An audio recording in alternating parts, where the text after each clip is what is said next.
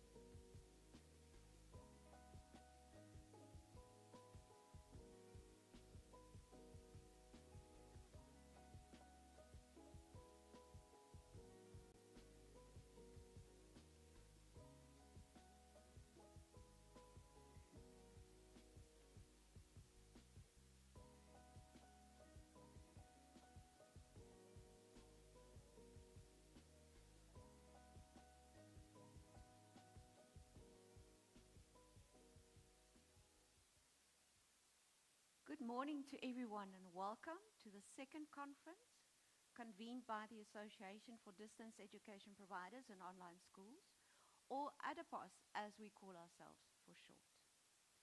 My name is Colleen Cronje and I'm the current chairperson of Adepos as well as a member as Brainline Online School.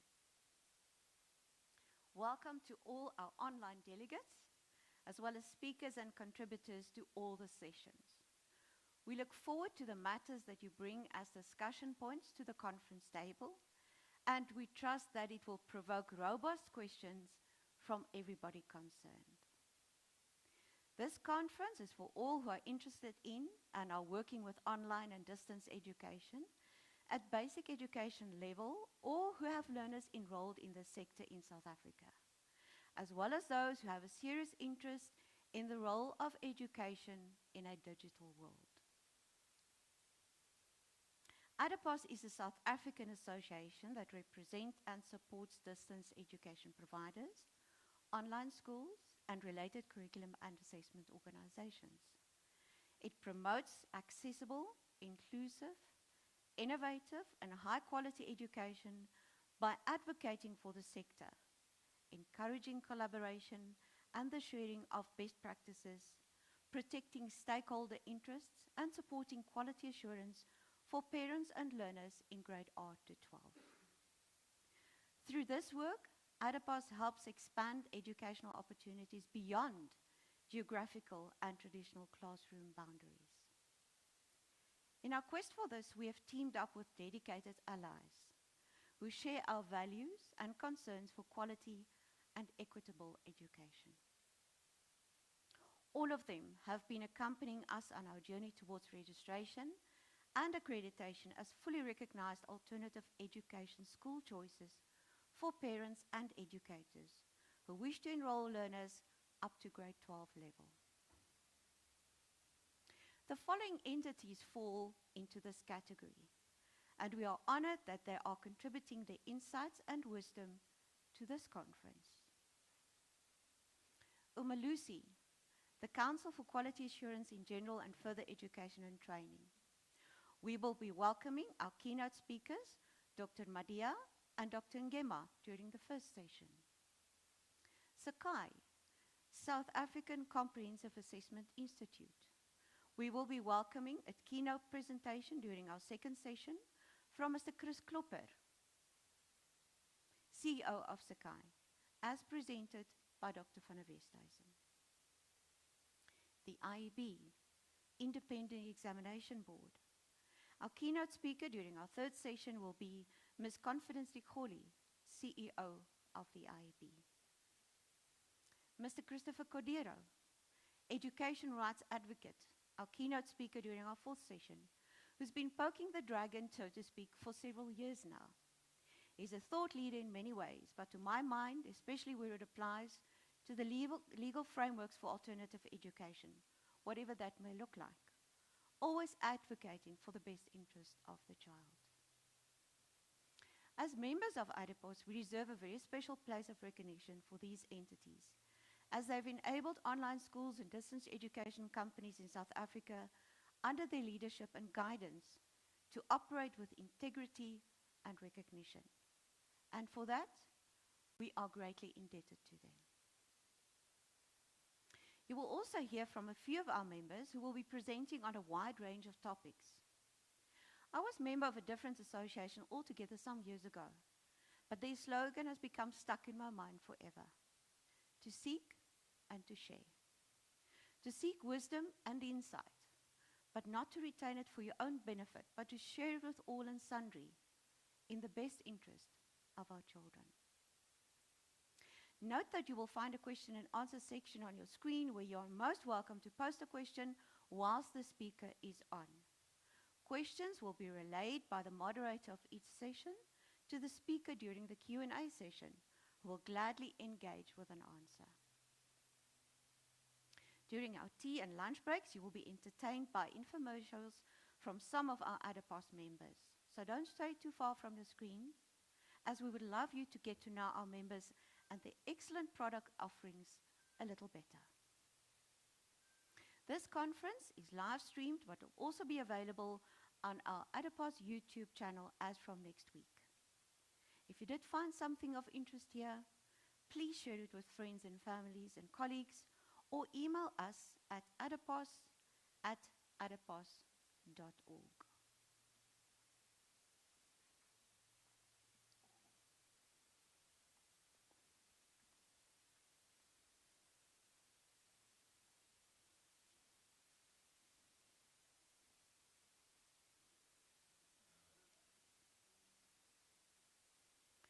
I would like to welcome our first keynote speakers during our first session, and this will be a combined presentation by Dr. Madia and Dr. Ngema.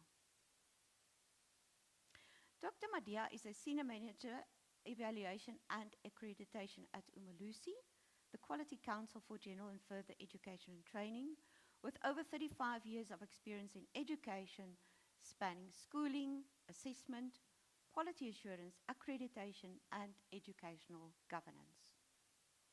In her current role, she leads the development, implementation, and monitoring of accreditation and evaluation processes for private education institutions and private assessment bodies.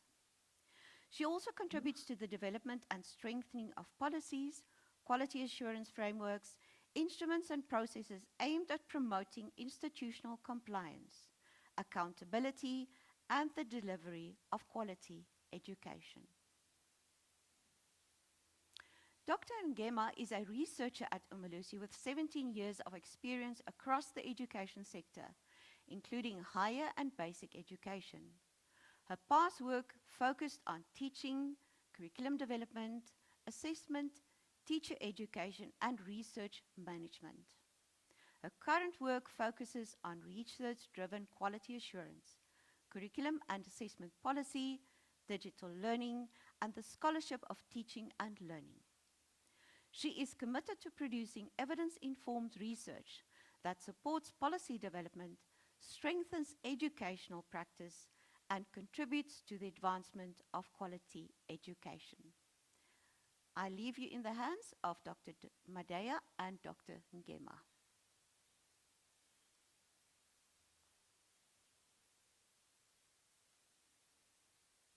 Good morning, Colleen, and good morning, colleagues. I hope you are able to see me. I just want to quickly show my face, and maybe I'll have to switch off my camera.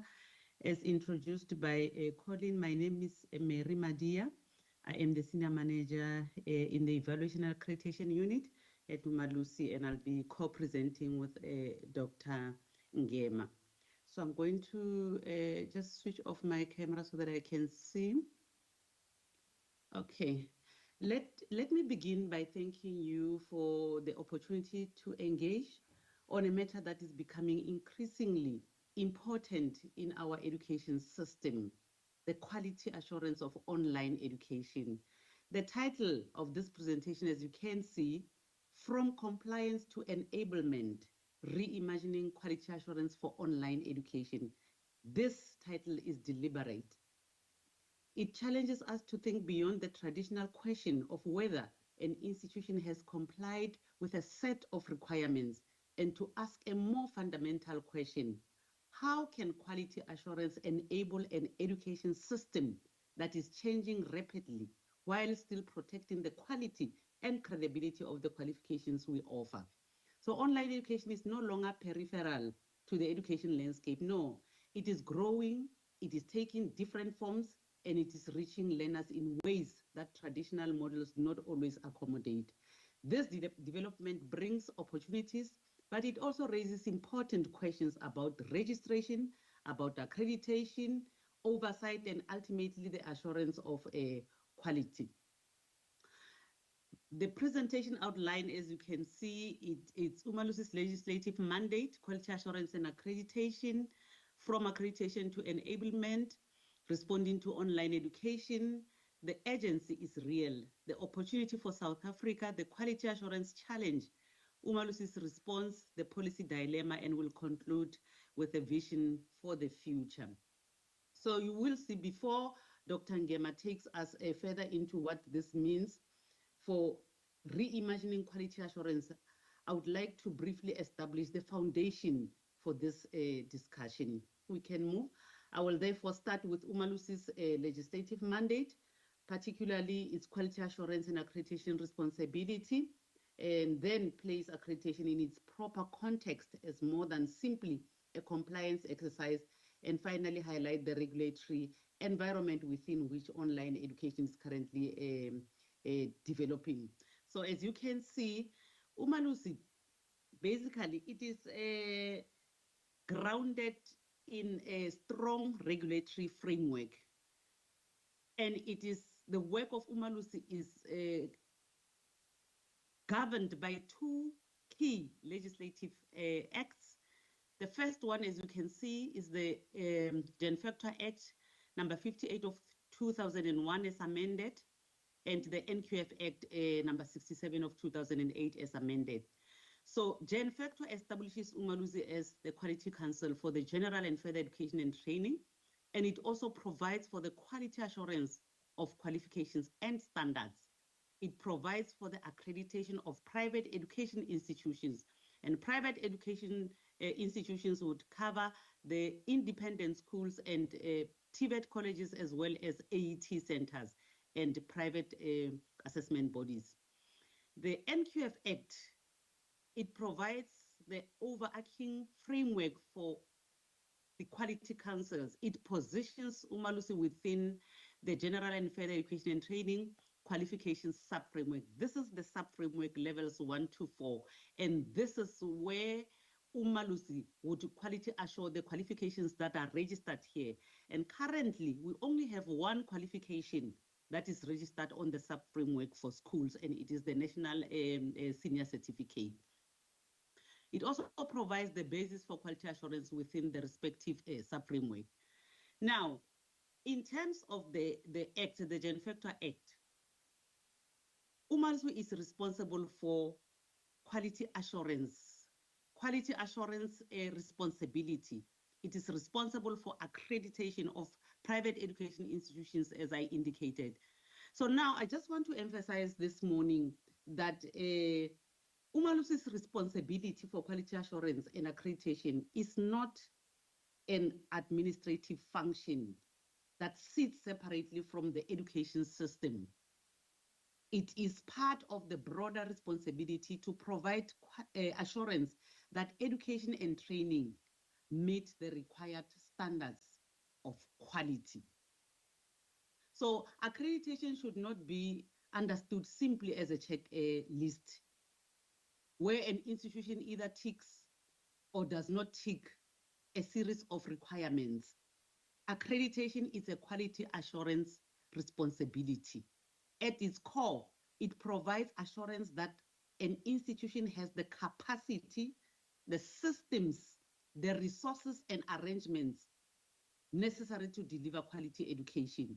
So the distinction between becomes particularly important when we consider online education, because the traditional indicators of institutional capacity may not always translate directly into an online environment.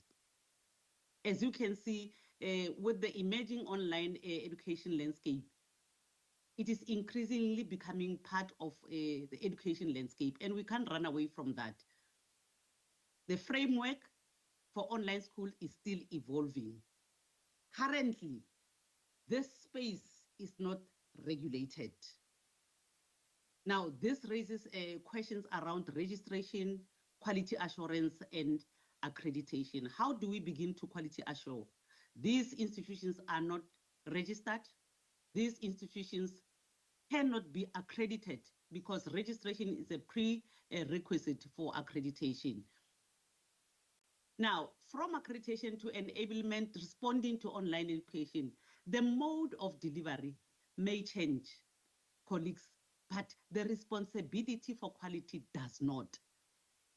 So if you look at the traditional education mode and the online education mode, traditional education, we're looking at physical learning environment, the face-to-face teaching and learning, the physical resources and infrastructure, the conventional assessment of pen and paper.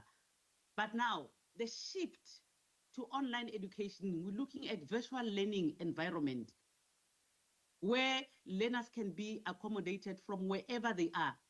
Digital teaching and learning, technology-enabled resources, and digital or online assessment. Now, the quality questions remain, colleagues.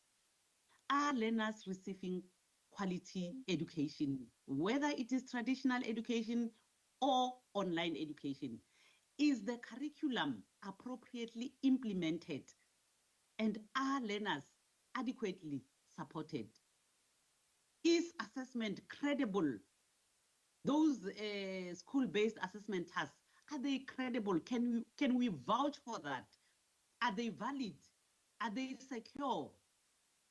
Can we confidently say that the qualification that these learners are receiving at the end, they are credible? Can quality be demonstrated and sustained? And these are important questions that we have to ask ourselves. The challenge, the big challenge is how can quality assurance remain responsive, effective, and fit for purpose in an evolving online education landscape? So it is important that we recognize the transition from compliance to enablement, reimagining quality assurance for online education.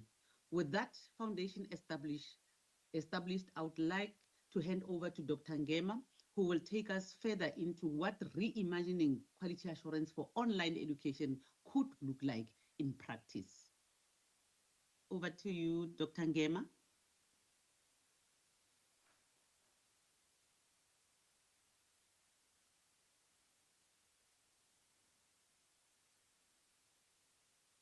Thank you, Dr. Madia.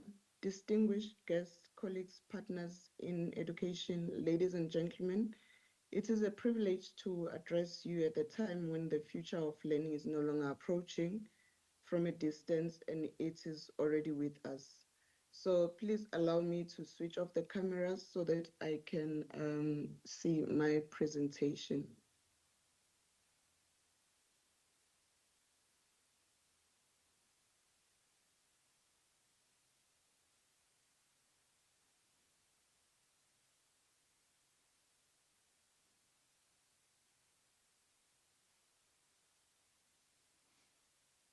So online and blended learning are no longer peripheral alternatives or pandemic responses or experimental models. They have moved into the mainstream of education provision. And advances in educational technology and artificial intelligence are accelerating demand for flexible learning at a pace few systems anticipated. And this demands our serious and collective attention. Importantly, South Africa is not alone in confronting the quality questions that accompany online provisions. Across the world, education systems are asking similar questions about standards, credibility, learner support, assessment integrity, inclusion, and accountability. We are therefore not behind the global debate, we are part of it. The defining question then is no longer whether online provision belongs in our system. The more urgent question is how we assure its quality, protect public trust, and ensure that innovation strengthens rather than weakens the educational experience of learners. Now, for South Africa, online provision represents far more than a technological shift. It offers a structural opportunity. It has the potential to expand access to learning in rural and underserved communities, improve inclusion, enable flexible learning pathways for different categories of learners, and also strengthen lifelong learning in a changing economy.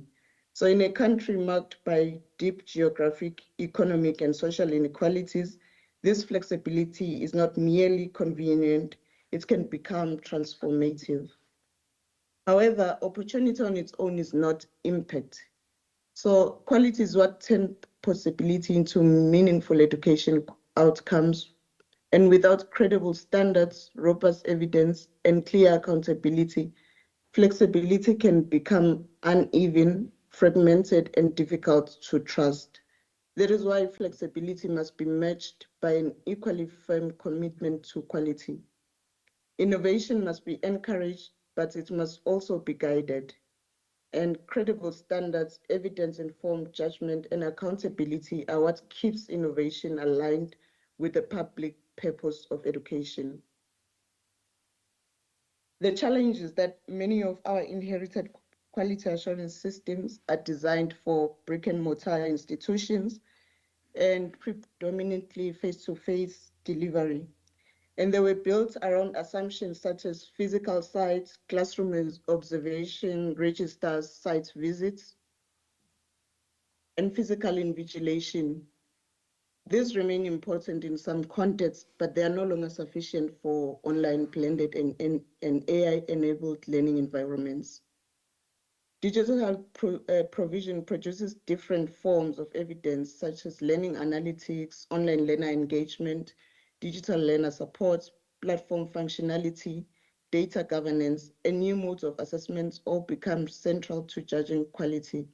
Yet much of this evidence sits outside traditional quality assurance models. So in other words, some of the richest evidence produced by digital schools is evidence our older systems were not designed to read. And our task is therefore not to abandon standards. It is to protect standards by developing tools that are fit for a digital environment. We must be able to recognize quality whenever learning takes place, while ensuring that every learner is protected by reliable, fair, and credible quality assurance mechanisms. So Umalusi's response to online provision. In responding to this changing education landscape, Umalusi has adopted an evidence-based, consultative, and forward-looking approach. And this approach recognizes that quality assurance in the digital era cannot be developed through assumptions alone. It must be grounded in research, informed by practice, and strengthened through engagement with those who understand the realities of this provision. So research grounds our understanding of online and blended provision within the general and further education and training context. And this is important because we are not simply importing assumptions from elsewhere, but we are building knowledge that speaks to our own mandates, our own learners, our own institutions, and our own policy environments. So engagement is central. We continue to consult with providers, policymakers, teachers, learners, assessment bodies, and other stakeholders as we navigate this space. This is essential because no single institution has the full picture alone, and the insights of the wider education system enable us to understand both the promise and the risk of online provision more clearly.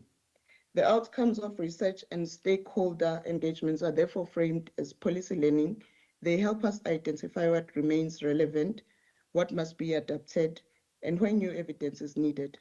And this is the kind of learning that allows regulation to remain credible while also remaining responsive. Our current progress on online provision, we have made important progress.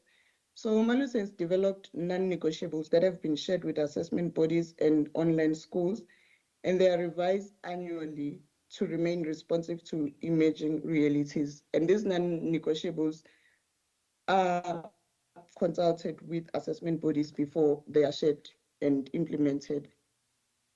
In addition, a literature review on the accreditation of online schools have been conducted, and this work informed development of a draft accreditation criteria for online schools, which have been piloted with selected online institutions. And the findings from this piloting process will be used to refine and finalize the accreditation criteria. And we have also conducted a scoping review on the regulation of online schools, and this has led to the development of a framework for online schools, which has been widely consulted with stakeholders. Together, the finalized criteria and the framework will inform the development of policy for online offering of the NSC. And this, ladies and gentlemen, reflects a deliberate sequence, which is evidence first, criteria second, piloting before finalization, and policy development informed by what has been tested in practice. This approach matters because policies and instruments must be fit for purpose, fit for context, and fit for the future. They must be strong enough to protect the integrity of the qualifications, but flexible enough to respond to the realities of digital provision. Our work does not stop on what I've explained. Umalus is also currently conducting a rapid literature review on AI governance and quality assurance standards within the general and further education and training context. The purpose is to inform the development of standards for responsible use of artificial intelligence. And once they are developed, these standards will be subjected to stakeholder consultations so that they can be refined, strengthened, and implemented in a manner that is both responsible and contextually relevant. Yet, even as this work progresses, we must acknowledge a central policy dilemma. Innovation is moving faster than regulation. Frameworks that have been developed for an earlier era may unintentionally limit innovation, not because they were poorly conceived, but because they were designed for a different educational environment. And this is not an argument for lowering standards. On the contrary, it is an argument for ensuring that regulation keeps pace with change. It calls for fresh thinking, not only about the content of policy, but also about the policy development process itself. We need processes that are agile enough to learn, consult, test, and adapt without compromising the credibility of the qualification. As we look to the future, we must begin to see quality assurance as a bridge, not merely as a gate. Because a gate asks where something may enter, but a bridge enables movement, connection, and progress while ensuring that the path remains safe, reliable, and trustworthy. This is the kind of quality assurance we need for online and blended learning. We need a flexible policy development process that can respond to technological change. We need inclusive policies that protect equitable access in digital learning spaces. We need continued evidence-driven quality assurance grounded in ongoing monitoring, research, stakeholder collaboration, and policy learning. The goal is clear. It is that of an education system that is resilient, innovative, and trusted. A system that expands access without weakening standards. A system that embraces digital transformation while remaining anchored in fairness, credibility, and public confidence. And if we get this right, online provision will not simply be another mode of delivery, but it will become part of a stronger, more inclusive, and more future-ready education system. Allow me to close with the often quoted words of Nelson Mandela that say, education is the most powerful weapon which you can use to change the world. In the context of digital transformation, these words carry renewed meaning that educational remains powerful, but that power must be guided by quality, protected by standards, and used in ways that advance equity and human development. So my call to action today is let us move beyond debating whether online provision has a place in our education system and instead commit ourselves to shaping the conditions under which it can succeed with integrity. Let policymakers create enabling and responsive policy environments. Let regulators develop standards that are firm, fair, and future-oriented, and let providers demonstrate quality through evidence, transparency, and accountability. And let researchers continue to generate the knowledge that informs sound decision-making. And let all of us place the learner at the center of every innovation, every policy choice, and every quality assurance mechanism.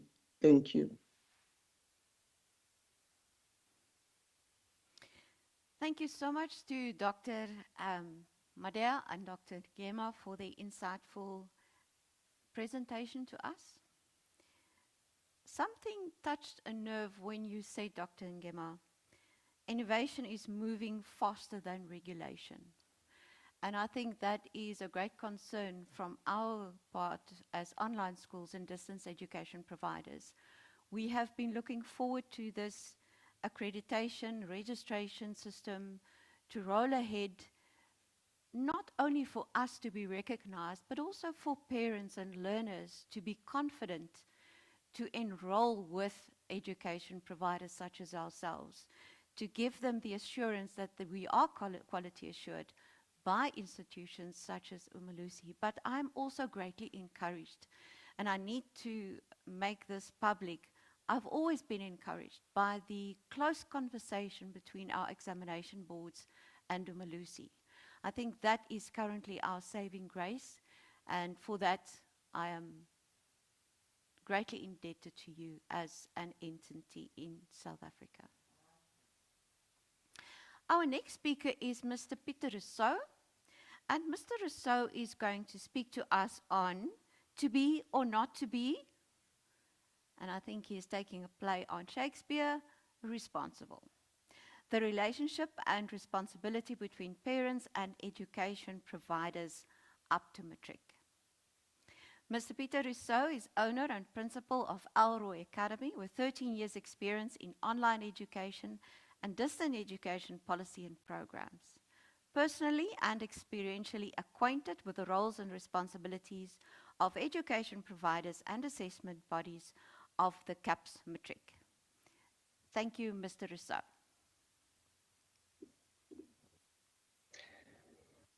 Good morning, colleagues. Great. I am very pleased to be with you this morning, colleagues, friends, parents, and no doubt even clients. Thank you very much for the invitation and the opportunity. I don't have a presentation, so you are going to have to look at this pleasant face for the next 30 minutes, and hopefully the information is insightful enough and meaningful. So there was a city, and this city eventually expanded its borders into a neighboring forest. And that was indeed progress, but it obviously came with consequences. So one day, the director of urban development and environmental planning came into his office, and there on his desk is a monkey. So he looks at this monkey on his desk and he asks the question, whose monkey is this? So after a little bit of research, I realized that this monkey is simply one of the monkeys displaced by the resulting expanding into their territory. But the question remained, whose monkey is it? So he decides it's an environmental matter and to give it to the environmental manager on the floor below. So he calls up the manager to his office. The manager sees the monkey, and first question is, whose monkey is it? And he's told the story, and the minister tells him, this is now your monkey. And so the environmental manager takes this monkey, reasons, well, it's a wild animal, so it must be the responsibility of the park superintendent 2 floors down. He'll deal with it. So he calls up the superintendent. The superintendent comes up to the office, sees the monkey, and obviously his first question is, whose monkey is it? And he's explained the story and told, this is now your monkey. Now, the superintendent thinks that he should actually give this monkey to the wildlife officer. But he's given this guy a few monkeys before, and he's proved to be useless the last time this happened. So he figures that, well, the monkey was found in the facility. So he's going to contact the facility manager from the building next to there. So the facility manager comes in, sees the monkey, and obviously his question is, whose monkey is it? And he's told the story and told, well, this monkey was found in your facility, so please take care of this monkey. It's now your monkey.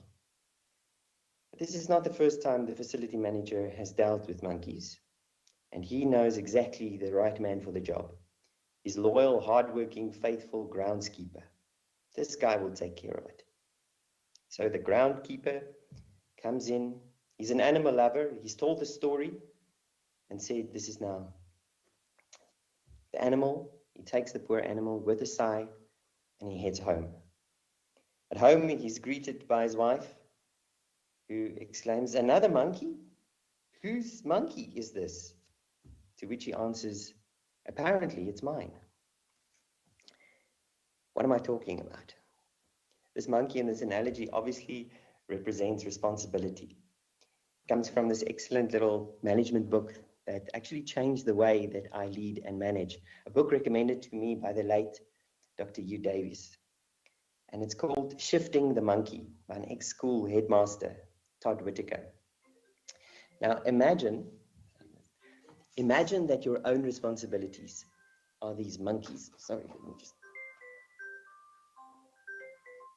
Apologies for that. Imagine that your own responsibilities, everything that you are responsible for, are these monkeys that are on your back. Now, responsible people, like educators, understand responsibility.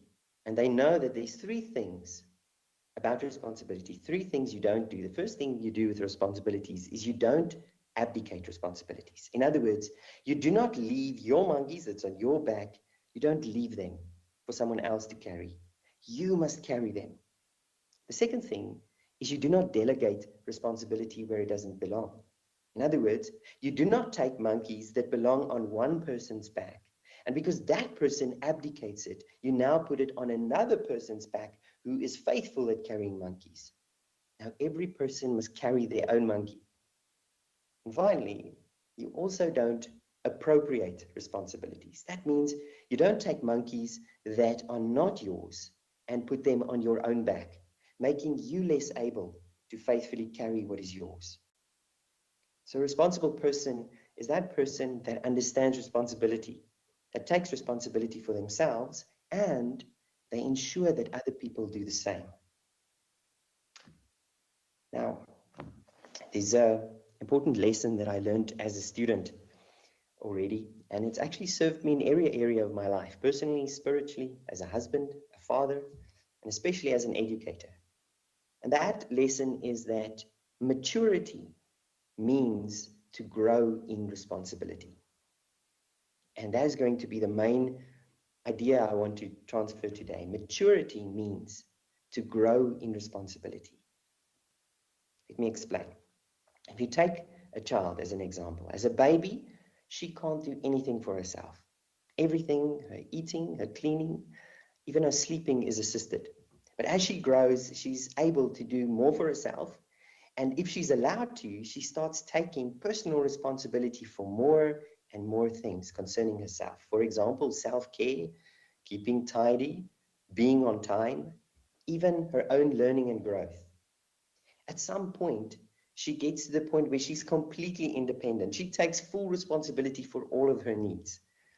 And at that time, she's ready to get married. And then she starts taking on permanent responsibilities for someone else, for her husband, and he starts caring for her. Until the point when she has her own baby. And now she takes full responsibility to care for a little life that can't do anything for himself. So, as one grows in your mental and your physical and emotional ability, you're able to carry more and heavier monkeys. Maturity is not the growing in your ability. No, maturity is the result of taking faithful ownership of them.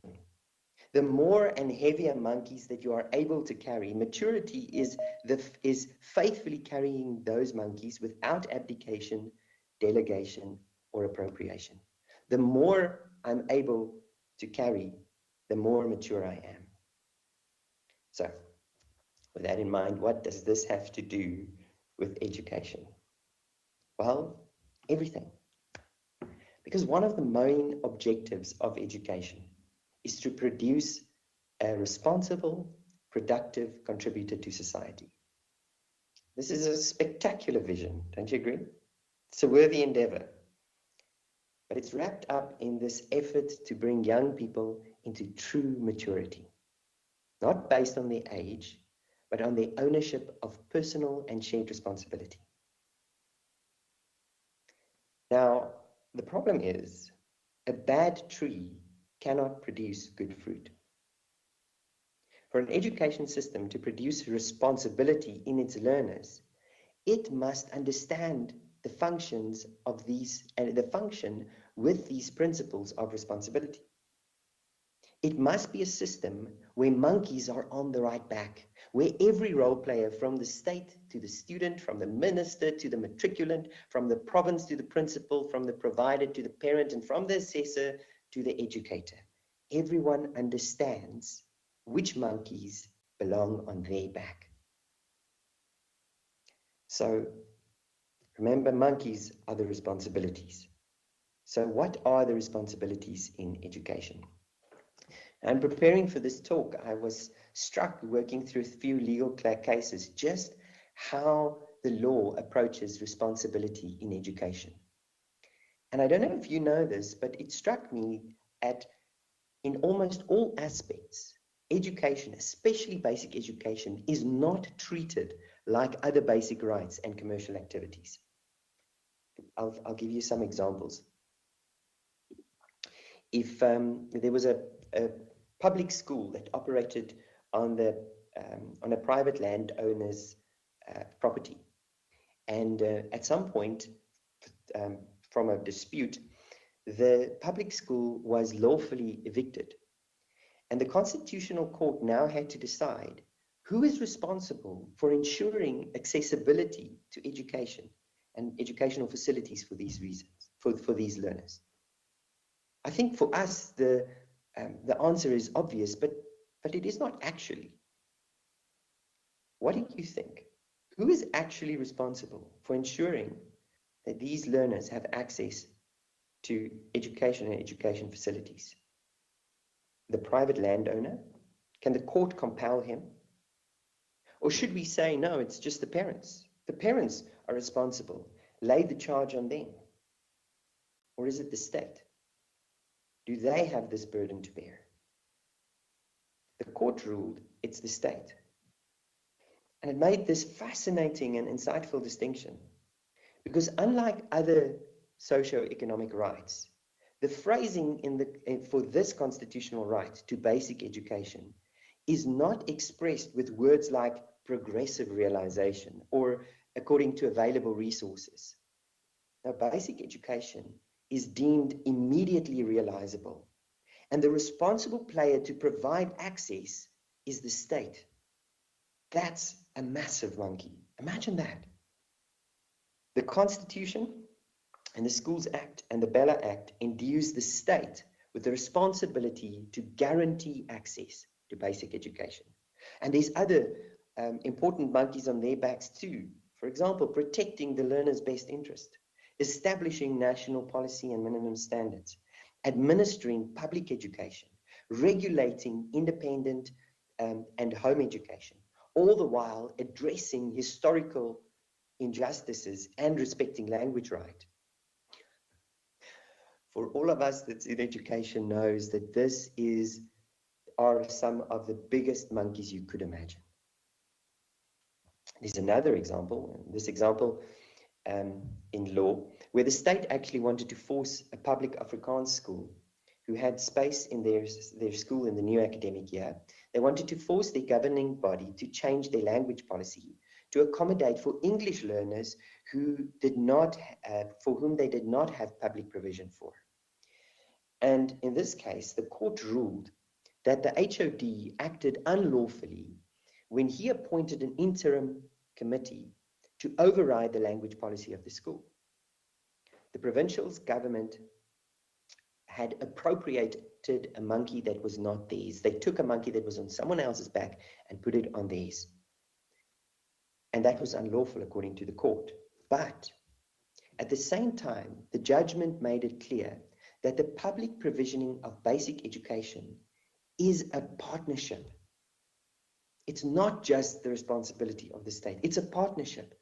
And the definite role partners with roles and responsibilities is the national government, the provincial governments, and the local authorities, such as the SGBs at schools.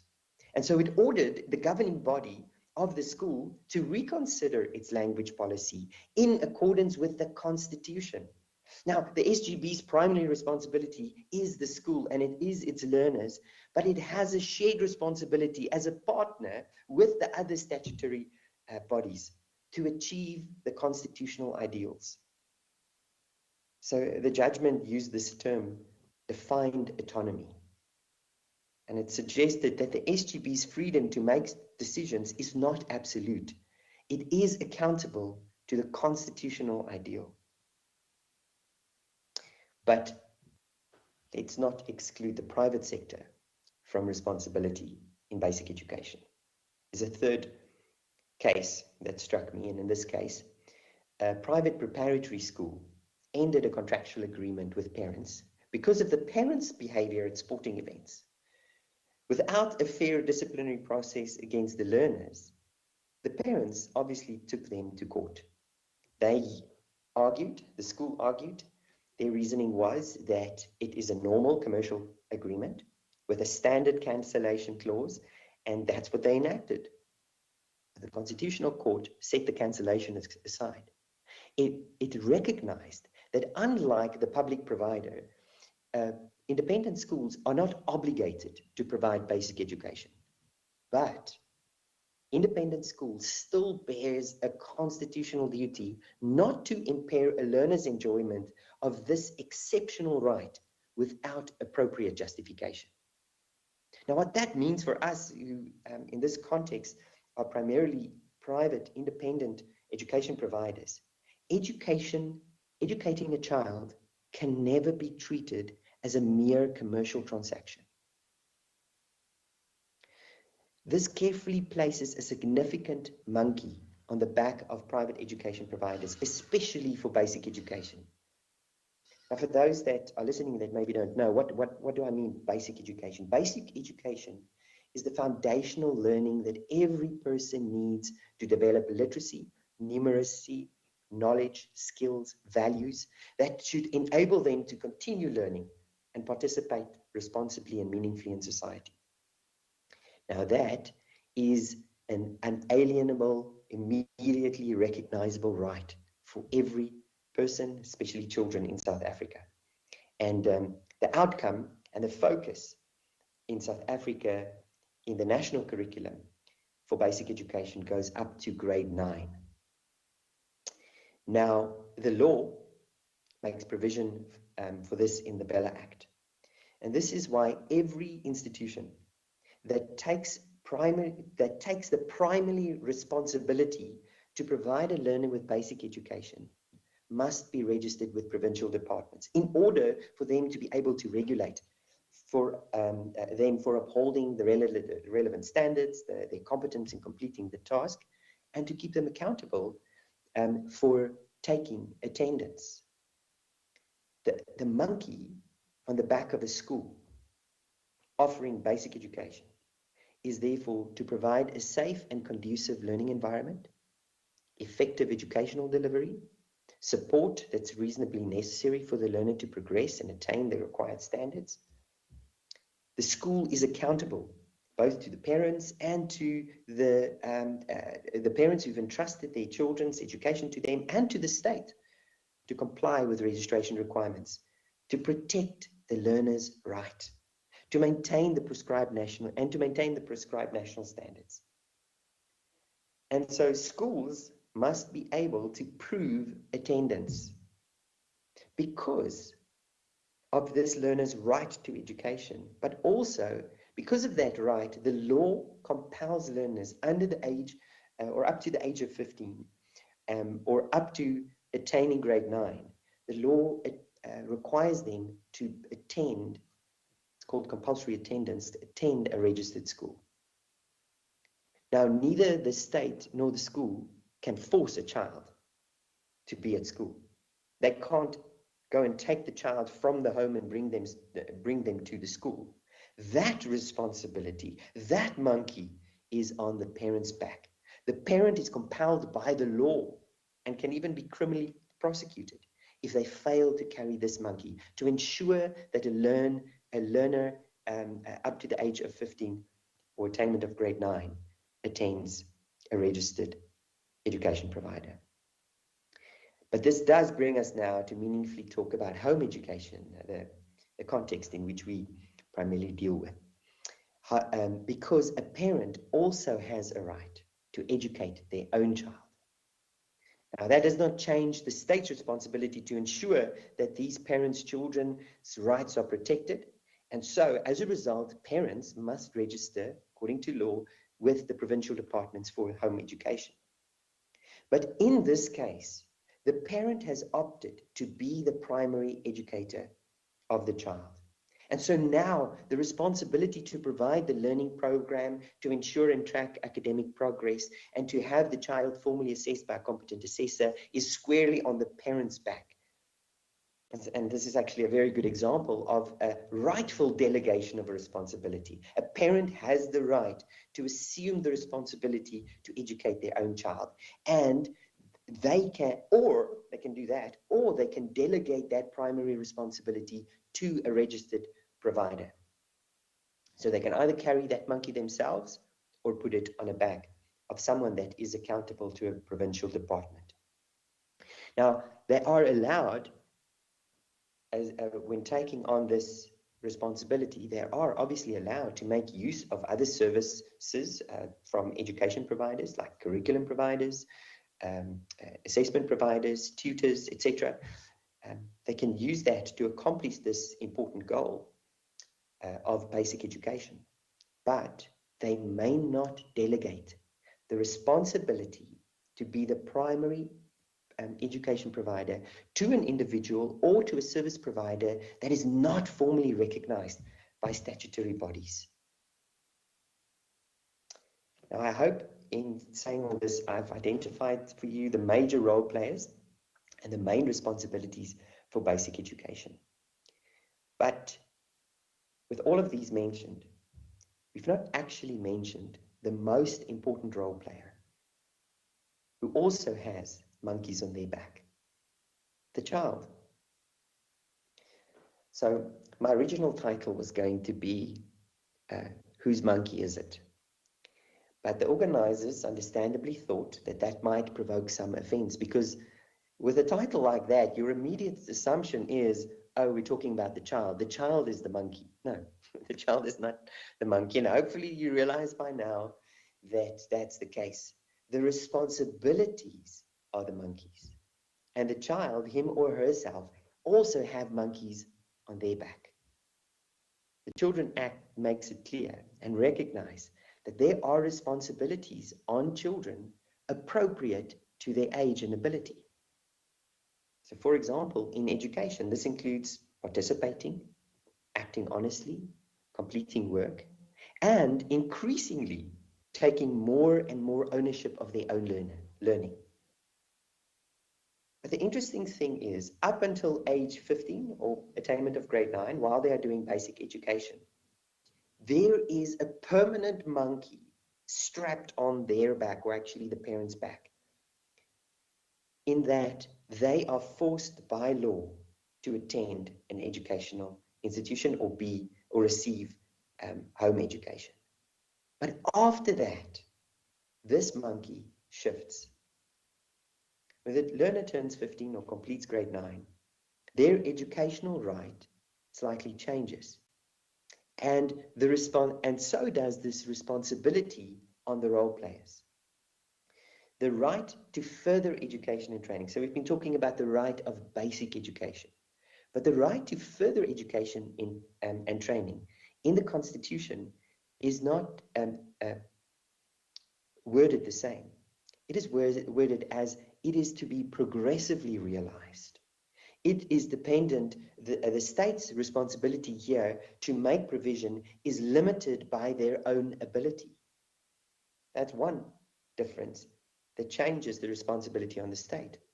The learner's attendance now at school is not compulsory anymore, which means that the parent is not legally responsible for ensuring that child attains the same way they are for basic education, nor are they responsible or required to register the child for home education with the state after grade 9.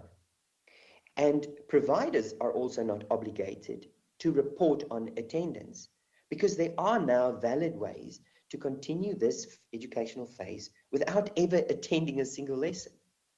So there's really a significant and a valid delegation of responsibilities that's taken place at that point. Where has this monkey been shifted? This monkey has been shifted to the child. The child has been given the opportunity to mature, to carry a monkey for themselves, and the stakes suddenly skyrocket. This phase is called the further education and training phase.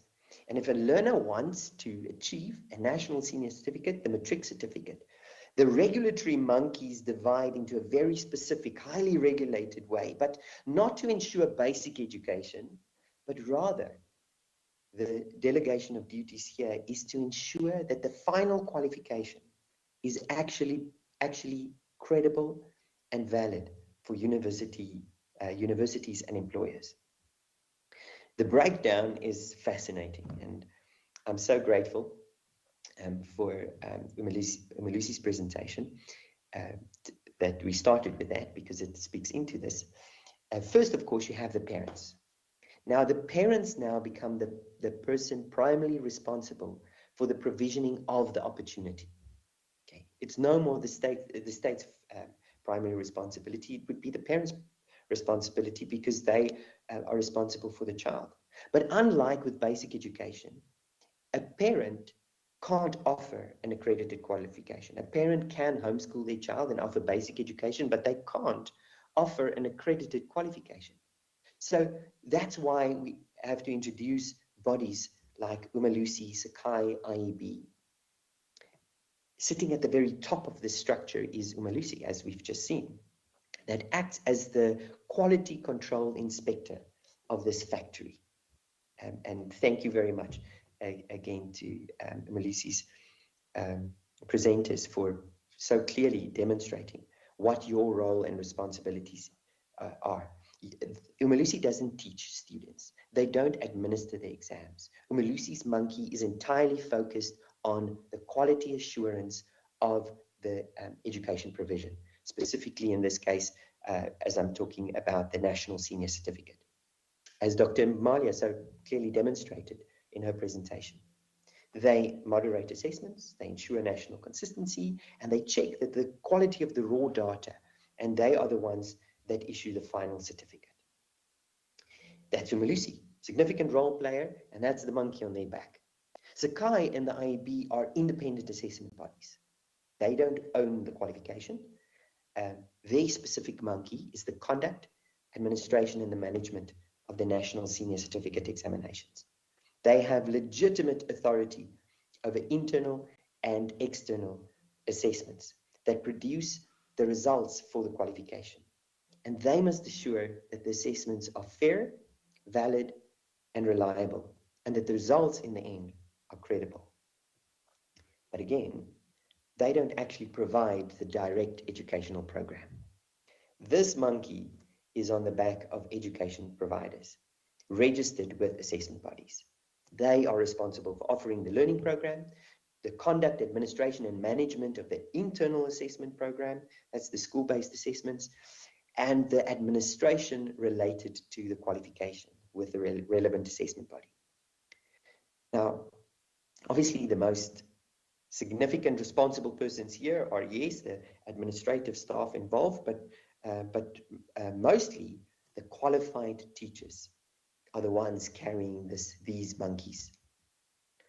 Now, there's obviously many other role players in this sector, but the other significant one I want to mention are the tutors, private persons or businesses that provide learners with additional educational support, such as tuition, guidance, and sometimes even a meaningful learning environment. Their specific monkey is the learner's academic attainment and well-being. Again, all of that being mentioned, we mustn't neglect the most important role player here and the important monkey on their back, the learner. The learner here has received a significant responsibility in that attendance to the FET, engagement in the FET, participation here is voluntary. It is their decision, together with their families, to be here And as a result, this is a monkey that should be squarely placed on their back. Their engagement, their participation, even their performance is their responsibility. And as I mentioned in the beginning, that is what we want to achieve, is responsible, producing responsible contributors to society. This gives us an opportunity for them to take a monkey and grow in their ability to mature. But there's a danger here, a danger to which educators are especially prone. We really care. We care about the students and we also care about the outcome. Educators in general are very responsible people. And as a result, we often take this monkey off of their back, not just the teachers, but every role player in this significant structure tends to take the monkey off of the learner's back and onto their own. Why do they do that? Because they care. So I do want to address three major failures in this monkey business.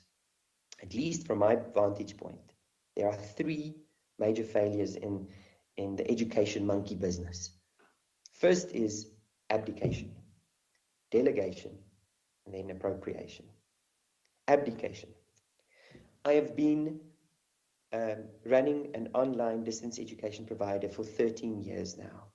And to date, the state has to date not yet produced a clear, timely, and workable regulatory framework for the modern alternatives to conventional brick and mortar schooling, particularly online schools, micro schools, cottage schools, but many other options that we've not even begun to imagine.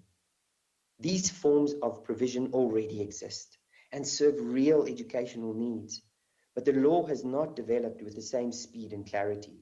And so when the state leaves this monkey as unattended as they have, it doesn't disappear, it simply moves down the system.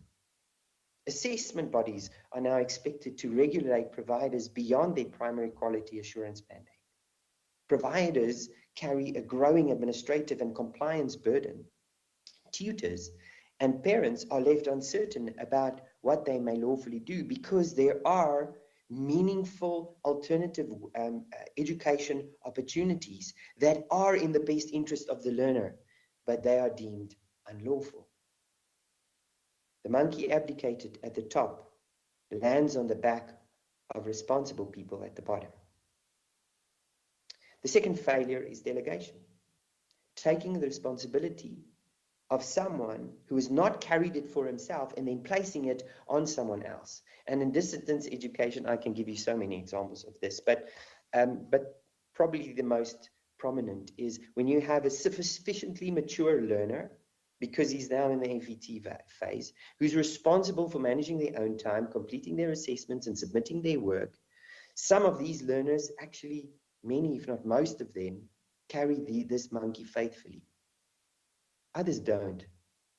But now instead of holding the learner accountable, putting the monkey back on his back, we as leaders in education, principals for example, frequently delegate that responsibility now to the teacher. The teacher must now send reminders, make calls, compile follow-up reports, repeatedly chase work, contact parents, all for a learner that is not taking responsibility. And so a faithful teacher is rewarded with more administration because another person is not carrying their monkey. And what's worse is that this teacher's time is taken away from teaching and from supporting the learners who are actually engaging. And a third failure is appropriation. Appropriation happens when someone takes the responsibility that belongs to someone else and puts it on their back. Especially, again, and this is my focus, is the responsibility that should be on the learner. Across education, our goal has gradually shifted from producing results. Across education, our goal has gradually shifted from producing responsible, capable citizens to producing impressive pass rates and bachelor passes. But the reality is an institution cannot earn a bachelor's pass on behalf of a learner. The state and the parents provide access. The assessment body ensures credible assessments. The provider and educators offer quality education, assessment, and support at the required standard. Tutors can offer additional support and guidance with parents who hold their children accountable. But ultimately, it is the learner's responsibility to attain the results that they intend. The learner must do the learning. The learner must submit honest work and earn their best result. So if we look at the results, it can definitely provide important evidence. But marks cannot determine whether an educational provision is inferior. And I say that because in distance education, we study under widely different educational, personal, and socio-economic circumstances. A lower pass rate does not prove poor teaching, weak support, or invalid assessments. When a system appropriates the responsibility of a learner's marks and picks up that monkey that belongs on a learner's back, it starts handing it down. Umalusi might put the requirement for higher bachelor passes to determine the quality of the education provision, put that bachelor pass monkey on an assessment body's back. The assessment body hands it back down to the provider, and the provider's leadership puts it back on the teacher. The faithful men and women who are responsible and mature. And just like that faithful groundsman, they take up the monkey and says, "It is mine." And this is the inevitable result of a system where the vision is a high bachelor pass rate. If instead our vision is to in education is to produce responsible, positive contributors to society, not doctors and lawyers and teachers, and that is a fruit of responsible contributors, yes. But if the vision is to produce responsible, positive contributors to society, then the system in its past and made up of its role players needs to be responsible contributors themselves. That means that each person and party faithfully and fruitfully should carry their own monkeys and keep monkeys on the right back, including on the learners, because it is exactly that, keeping the right monkey on the right back. If we do that with care, consistency, and dignity, that is what brings maturity. That maturity is what we need to see in the next generation.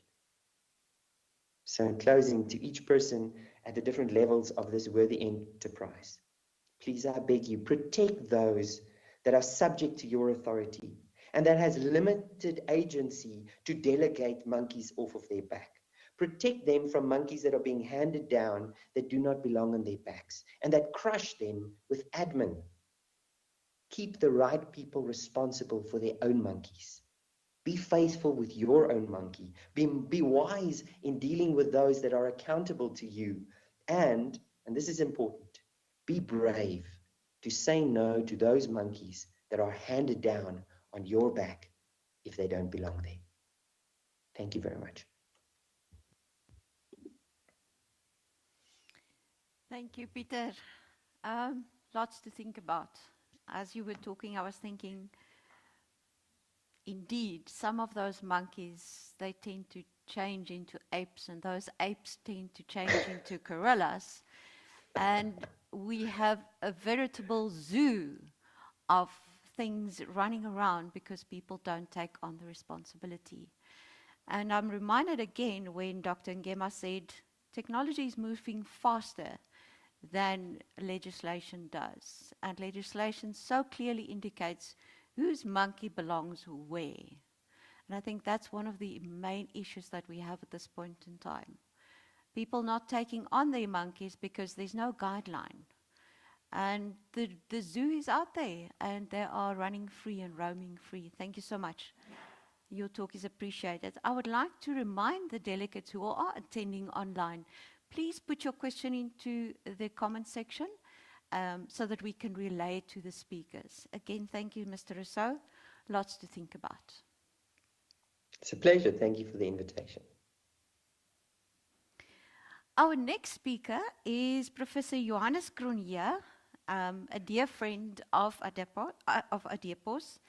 who has spoken to us previously.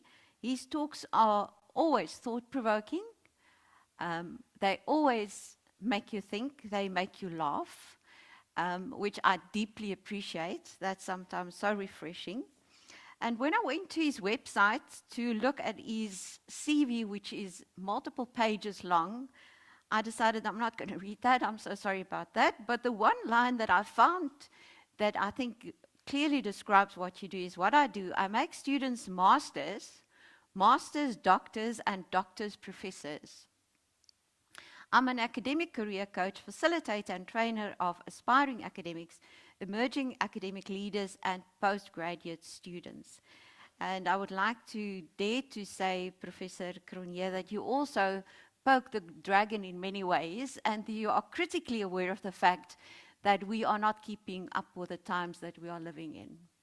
I'm leaving you in the hands of Professor Cronje, who is speaking to us on a theoretical basis for integrating AI in assessment, learning, and teaching, a rather scary monkey. Thank you, Colleen. It's actually quite an appropriate metaphor, but it was quite interesting. The keynote speaker. Okay, so let me start. When you went through your zoo, interestingly enough, the one animal that you actually missed is the one that's sort of right at the top of my tree, and that is not the monkey, it is the baboon. We live in Simonstown, and that is one of our biggest, what should we call it, points of interest in Simonstown is exactly the story that Mr. Leroux was telling. Simonstown was a tiny little town in the deep south. It expanded into the territory of the baboons, and now the baboons live in Simonstown. And it is quite an interesting phenomenon because we are wondering how we're going to deal with all these baboons in Simonstown. And we have three possibilities. And the one is the classic apartheid solution. We build a fence and we put them in a cage. And then there is an option. Then there's the options to relocate them completely, and then there's a third option that we're doing a whole lot of discussion about, and it's the one that on which side I am, and that is the option that actually lets accept the fact that actually the monkey belong, at least the baboons belong to themselves. And they were here first. And so what we're looking at now is an integrative approach in which we are planning to live with the baboons and not live in spite of the baboons, as it were. So watch the space. At some stage, we'll discover whether or not this works. So I'm going to share with you, Colleen, we started a bit, I'm starting substantially earlier than the plan was, if I'm not mistaken. But so I will have about half an hour if you see me looking all over the places, because I've got 4 screens looking at me and a clock up there. So I started at 10 past, I've got half an hour. So it'll be about 22 that I can pause. So I'm going to start by sharing the screen with you, and I'm going to share. Good gracious, if only I knew which one I was sharing. This one. So, yes, that's what I'm sharing with you. And I'm going to, what resonates with me now too, one is the baboon. Because, as I say, you looked at monkeys and gorillas and everything, you forgot the baboons. But anyway, so we're going to have a look at, I'm going to have a look at also what the keynote speaker spoke about, which is the fact that policy will always lag behind technology. And so I'm beginning to think that we need to, rather than try and wait for policy, we need to look at that thing which has always been with us, and that is theory. We know what good education looks like. We don't need the policy to tell us that. We've got years and years of educational theory to tell us what good education looks like.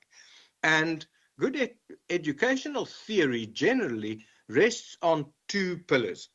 And the one pillar is the one that talks about, is called behaviorism. That is the pillar that talks about behaviorism, talks about the fact that our learners are clean slates, they know nothing, and it's our job to pour that knowledge into them. And what we're trying to do, the ideal in behaviorism, according to Benjamin Bloom, 1956, is to achieve automaticity.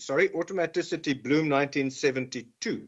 He wrote a beautiful piece called Automaticity, the Hands and Feet of Genius, where he explains how when you train somebody really well, like a concert pianist or something like that, that person functions completely. In fact, he uses the example of a gymnast. A gymnast working during a competition. You can have flash photography right next to that gymnast, flash their eyes, have speakers, have sounds going on. That gymnast is absolutely focused and automatically goes through the motions. So that is the ultimate goal, really, of behaviorist training. Drill and practice, drill and practice, drill and practice. On the other hand, we have the constructivists who say, no, no, no, no. Learning is constructed. Every individual constructs their own learning. And so the problem that we have is that these two are seen as polar opposites.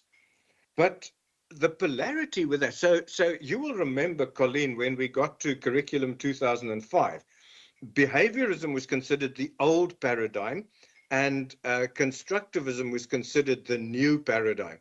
And it turned out that a behaviorist was what you called somebody you didn't like, and a constructivist is what you called somebody that you did like. But the problem with that opposition is that it does not explain the concert pianist. It may explain the gymnast, but it does not explain the concert pianist, because the concert pianist sits and does drill and practice 100% behaviorism over and over and over again. I know that because I'm trying to learn to play the piano. I cannot play the piano. I can play the first page of Mozart's Sonata number 16 in C major. I can only play things in C major because they don't have hashtags on those lines on which the notes sit. But I know about practice. You've got to practice scales, you've got to do your Hannons, and they are completely brainless exercises because they are designed to bypass the brain.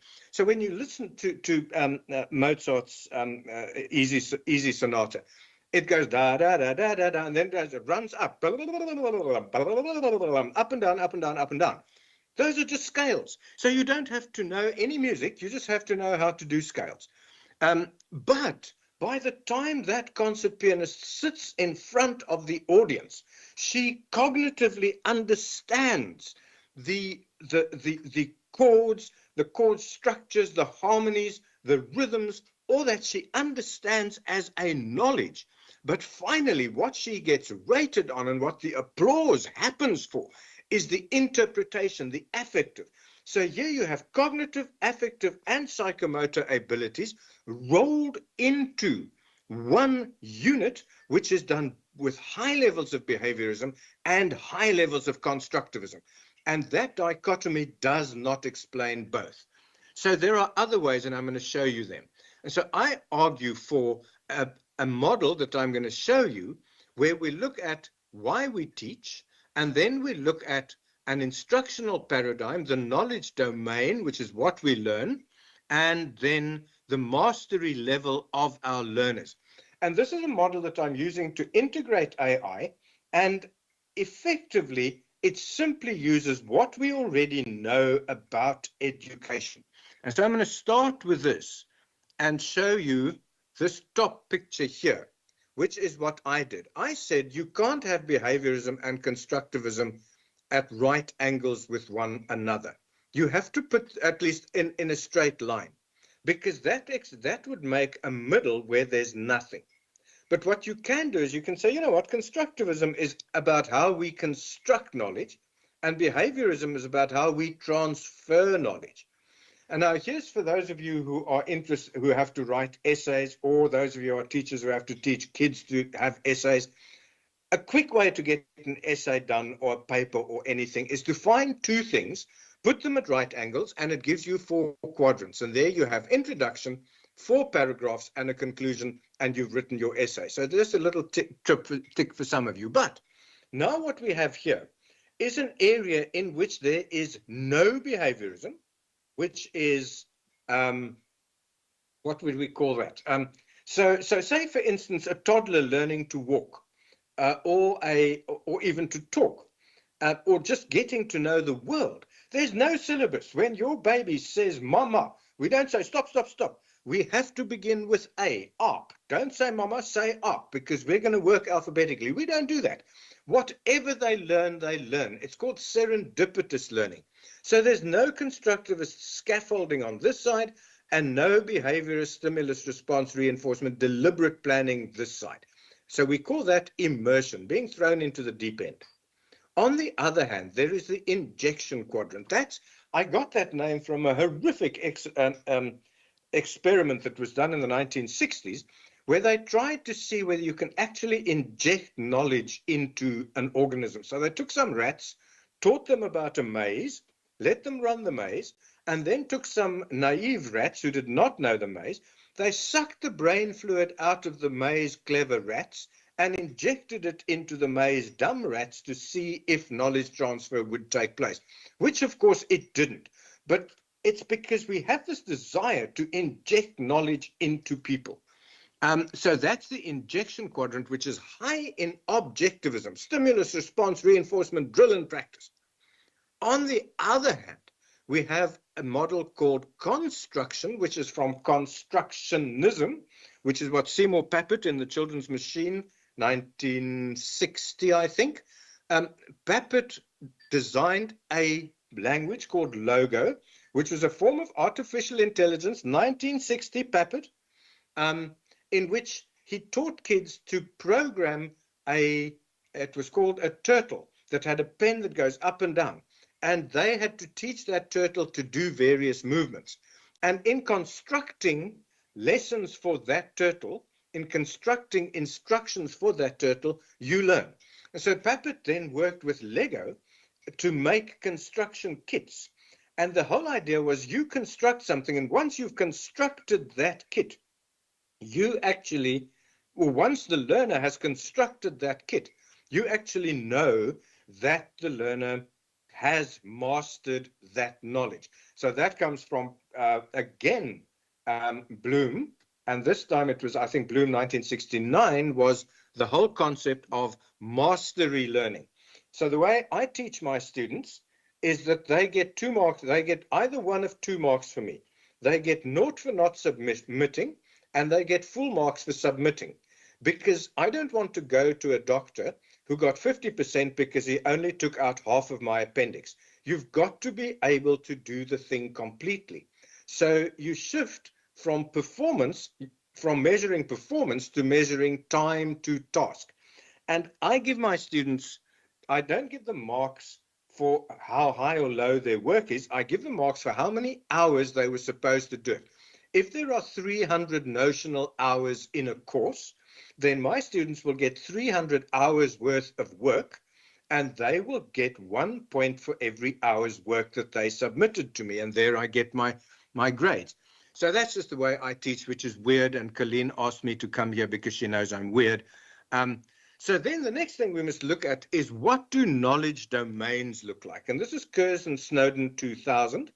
And they wrote their model months after I did mine, but it was spectacular to see what happens. I initially called this quadrant of mine the chaotic quadrant, or the chaos quadrant, and it maps onto their chaos quadrant. And you can see in that chaos quadrant that in the chaos quadrant, there's no cause and effect relations perceivable.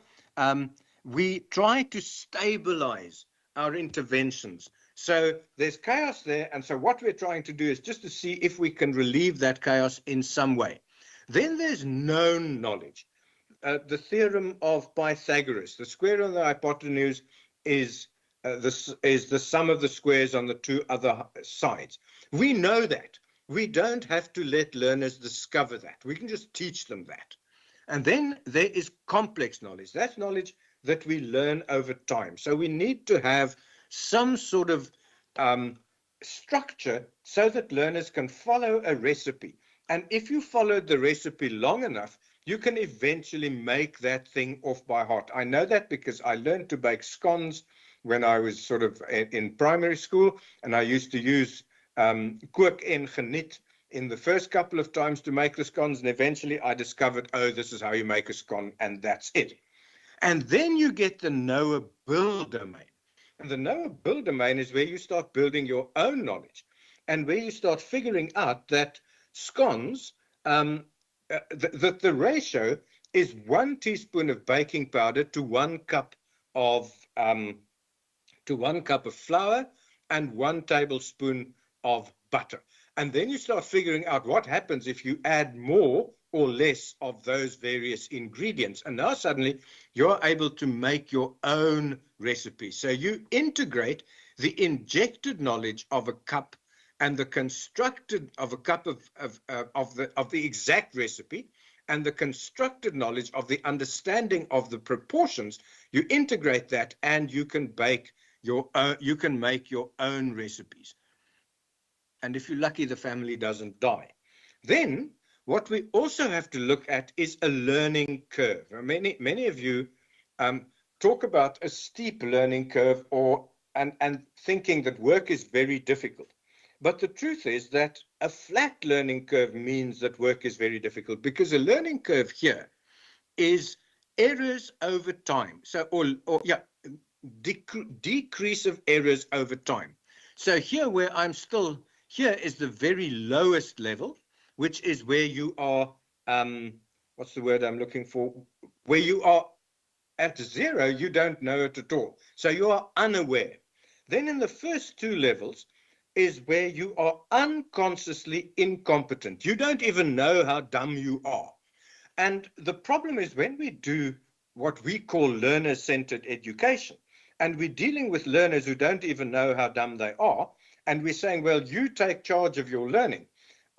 What will they do? They will learn whatever. And this is where the problem comes in. If we allow those learners to work on unguided artificial intelligence, then they will teach themselves rubbish. So then we get to this level here where the learner actually knows how little they know. And now you want those learners to experience in a safe space.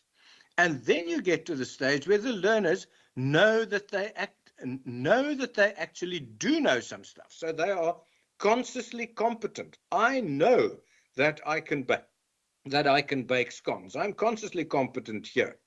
And then eventually you get to this level at the top here, where you are unconsciously competent. So you don't even know why you can do what you do. When I wanted to start playing the piano, I found a guy sitting in a supermarket, at least in a mall, playing at that open piano in the mall. And I said to him, will you teach me? He said, no, I can't teach you because I have no idea how I'm doing this. That means consciously competent. One of the big problems we have in academia is that many of our professors are unconsciously competent. And so consequently, they don't actually know how to teach. So that's the 4 things that we're going to put together. We're going to look at this model, we're going to look at this model, and we're going to look at this model, and we slap them all into one picture. And here we have it.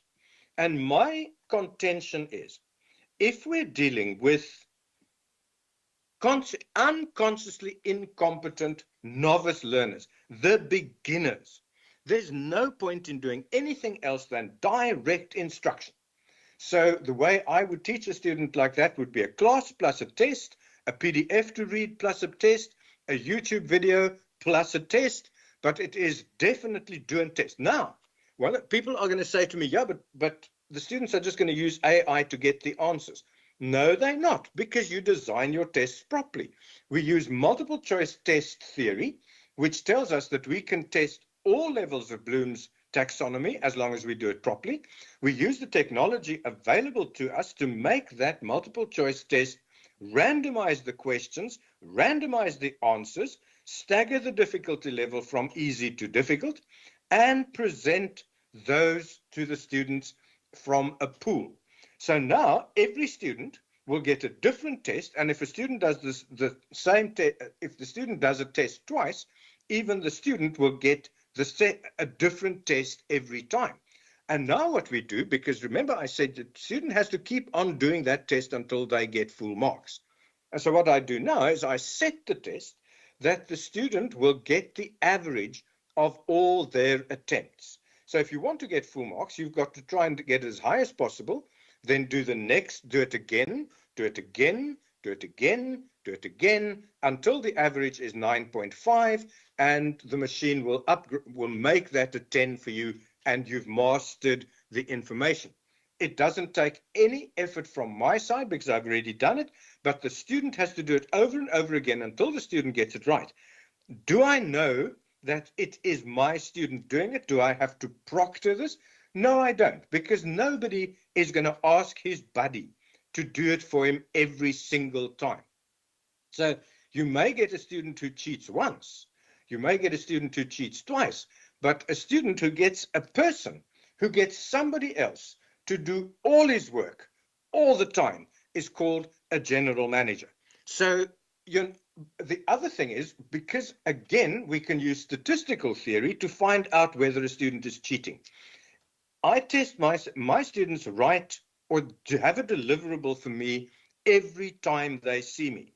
So the first time, so they have to upload an assignment for every time they see me. The first assignment the student has to do is write by hand why they are doing that course. And they write that in the form of a letter to their baby self, the earliest self that they can remember. So I take them back. I say, go back to when you were in matric, go back to when you were in Form 1, go back to when you were in grade 1, go back to the first time that you can remember yourself, that you exist. Now write a letter to that person, telling that person what you have done for her up to now and what you are going to do for her in this class. And then upload that. If you upload it on day 1, you will get full marks. If you upload it day 2, you will get 9, 8, 7, 6, 5, 4, 3, 2, 1. I do that as a calibration because I've discovered that when I get to the end of the year and I compare the result that the student got for that to the student's average, then there is a 100% correlation. So a student decides the grade that they want. Okay, so now we go on, and so we've done the multiple choice test. We can do various ways of ensuring that a student does their own work here. You can also do group work with flashcards. Students sit in groups of 4 or 5. They've got a pool of questions, with question in the front, answer at the back, and they ask one another. If you get it correct, you keep the question. You get it wrong, it goes back into the pool, and it goes round and round. And after a while, all the questions have been asked, and the students have made sure that their buddies have been able to master that knowledge. So that's another way in which we work in the injection quadrant when we have unconsciously incompetent learners. Now suddenly the learners have learnt some of the work. And what we do now is we say to them, play with this. So we throw them into the deep end. We say, look, I've given you this stuff now. Now go and experiment. Try it this way. Try it that way. What about this? What about that? If you look at a nursery school, that's what happens at the sandpit. Everybody everybody plays in the sandpit, and no, not the sandpit, on the playground. Everybody is in the playground, but some are in the sandpit, some are in the sandpit, and some are in various places where they want to be doing their playing, whether they're on the swings, the sandpit, playing with the clay, whatever they're doing, they are learning something. But it's unsupervised so that they don't have pressure on them in the immersion quadrant. Once that's done, we give them a project. And I'm going to take you, okay, we give them a project. And then in that project, they follow a recipe and they build what we want them to build. And then finally, we get to the integration project where they get the freefold assignment. Do whatever you like. Use any AI that you like. Use it in any way that you like, but show us your workflow. Here is where we're working on prompts. Here is where we're working on a workflow. What AI did you use for what purpose, when? And so this is where we've now looked at our theory. We looked at mastery learning. We looked at behaviorism. We looked at constructivism. And now we're going to have just do a little breakdown of each of those. So here's our injection phase, where our purpose is to inject foundational knowledge. AI will be the expert tutor providing information, and the type of prompts students or ourselves can use, break down into steps, make a quiz, check my work for errors. And here we can do intelligent tutoring systems. And the platform that I like to use for this is, of course, our friend Gemini Notebook. Then, okay, I'm going to go faster. We get to the immersion phase. The immersion phase, students must explore. AI is just a guide on the side, and they get open prompts where they just ask what if questions. And then the construction is where AI is a construction tool. They could use spreadsheets, and they can ask the AI to give them instruction. And then there's the integration phase. But I'm tired of the slideshow now. I want to show you some real stuff. So I'm going to go out of the slideshow. I'm going to stop the slideshow and stop the slideshow. And why is it not stopping that one there? I'm going to go escape. I'm out of that. I'm on this. I'm going to stop there. And I'm going to stop sharing so that I can reshare again once I've got myself together. I'm going to pause and look at comments. Colleen, are there any comments in the chat? Because I have about 7 or 8 minutes to go. Yes. So I'm looking for the chat. Are there comments? Yes, there are. It says such a valid insight, Johannes. Now, which ones were the insightful ones? The half appendix patients or the mice being brain transplanted? I'm not sure which comment was the insightful one. And it says here, will these presentations be available later? Of course, it will be on our YouTube channel. Yes. And there was a good laugh at the children who actually are general managers and seem to be quite good ones at that. And yes. then thanking Lucy for their presentation. So yes, good. All our delegates are enjoying your presentation a lot. Okay, good.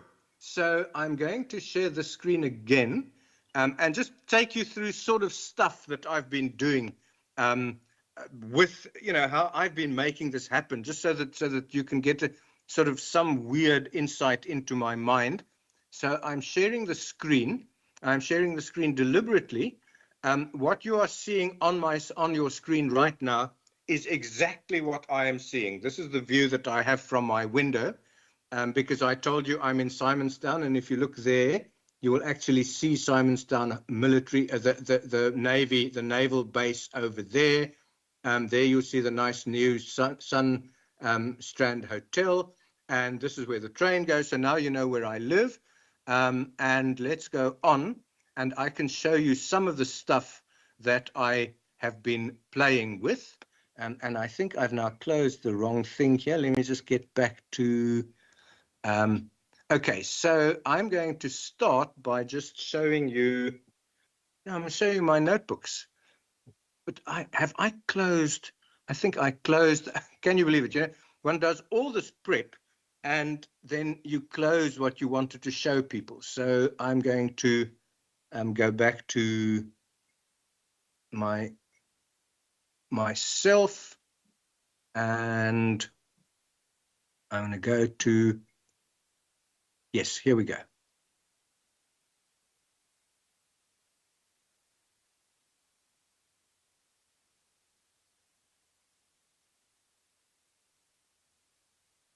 So I've got 2 Gemini notebooks that I'd like to share, that I'd like to show you. And Colleen, when I get myself back together again, I will let you have links to these notebooks.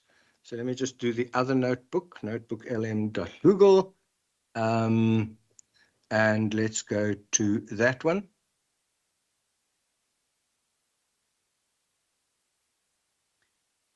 While you're rummaging around, Yes, yes. I had an experience a little while ago on prepping for this conference, with Right. Facebook, and I was Yes. thinking about the unease that people have with AI. You introduced Yes. me to Manus, and I'm a Yes. great fan of Manus for all sorts of things. So actually, I did the entire conference using Manus, Yes. preparing images, putting it on Facebook, and everything else that you can think of. Some of it you would have seen on WhatsApp, etc., etc. And in the end, Facebook blocked my Adepos Facebook page. Whoa. And when you Why? start rummaging around and querying this, Yes. they of course tell you they're not going to give you the reason for that. And it's Yeah. also an AI bot that speaks to you. But when you Yes. Google around and try to find out what this was all about, is if you use too many AI images in Okay. social media, Yeah. they consider that to be something that you either transgressing some of their policy rules, etc., etc. So I found that to be hugely irritating, but Yes. Yes. excessively interesting. So Yeah. AI doesn't cause discomfort only in education, but in lots of spaces Clearly. elsewhere where it becomes something that they're not quite sure what to do with us. Clearly, clearly. So what I did, I made a website for. So let me. I'm actually get you. I'll send you links later. So this is a website that I'm at least a notebook that I made about Simonstown. Ladies and gentlemen, if you do not know Notebook LM, or it's now called Gemini Notebook, then Google or go to YouTube and watch any video on how to teach yourself using Gemini Notebook. So what I went and searched for sources about Simonstown, and I found about, what's this, about 30 things about Simonstown. This is what happens in Simonstown. And then I uploaded all that, and then I started using the studio to make some things. So if I have for direct instruction of novice learners, I have any number of things that I can give them. This is a document that they can read. Learn this whole document about Simonstown. And then once you've learned this document about Simonstown, there is a test, a multiple choice test about Simonstown. So here's the multiple choice test, and we can say what is it that we're doing, what's the recommended. Yep, no, we go to the next question. Which of the following things are important? With the Southern train line, tickets must be purchased in foreign countries with no regular Sunday services. Direct trains only run from Fish Hoek to Simonstown. Special Sunday shuttle is required. There are no regular Sunday services, and I'm correct. So there's the multiple choice test. So we're talking now about the novice learners who know nothing about Simonstown. Then we go to the next one, which is our learners who now know a little bit about Simonstown, but we're wanting them to get somewhere with Simonstown. So then we say to them, why don't you make a table of what places there are that you might be able to visit in Simonstown and where it is. And so there is this whole table. And what I do there is I put learners in groups of 3 or 4, and I say, each of you will find us 2 places. And so you will use this table, and you'll tell us, why do you want to go to those 2 places? So each learner in this group of 3 has to select 2 places that they want to go to. So I'm immersing them in Simonstown. They all discuss everything about Simonstown, and then it's serendipitous learning. I just want them to be immersed in Simonstown. Once that's done, I say to them, right, now make me a tour guide, a Simonstown tour guide. So now make, and so they can make things like an infographic. This is just generally things to do in Simonstown. An infographic that they can do. There's just nuisance. There's the train. Of course, this is ridiculous because we don't have steam trains anymore. There are the penguins, and you can swim with the penguins on the beach. You can watch the whales. We don't have ancient ships here, and we do have cobbled streets, and we do have Cape Dutch revival style buildings, mainly done by Sir Herbert Baker.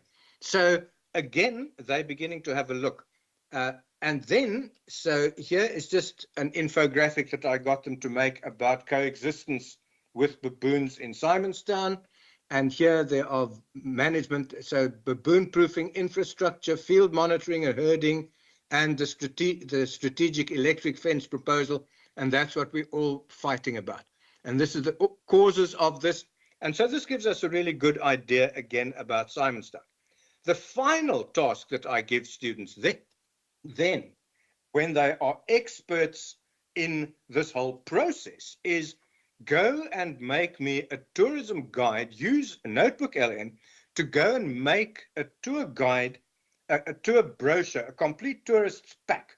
So a brochure, a costing system, a map, everything of any South African tourist attraction of your choice.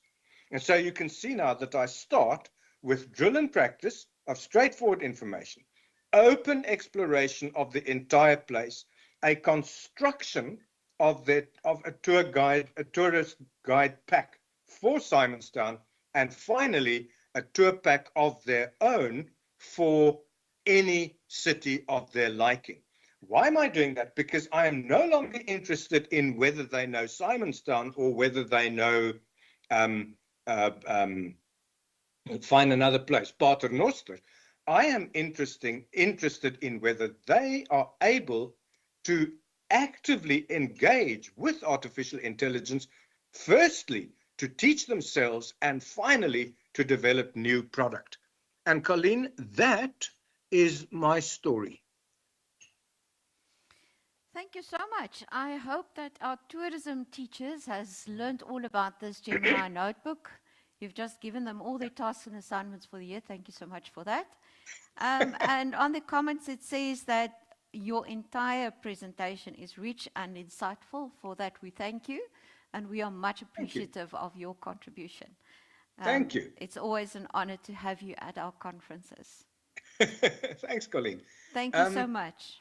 Good, thanks. I will send you a little an email. I'm about to go to the airport now, but when I'm settled, I'll send you an email with the slideshow and a link to my website where there are plenty of resources for people to look at.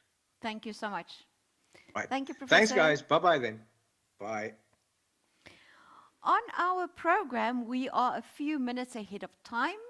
That is because we were not utilizing our Q's and A's. I put that down to the quality of the presentation of our speakers. They were clear, they were insightful, and everything else that one would like to have from a perfect speaker in a program. We are not going to deviate from the program. We will start our next session at 10:35. So we invite you to enjoy the infomercials of all of our Adepos members as we wait for our next session to start, which will be moderated by Mr. Imad Isaacs, our current Vice Chair of Adepos. So we will see you very soon.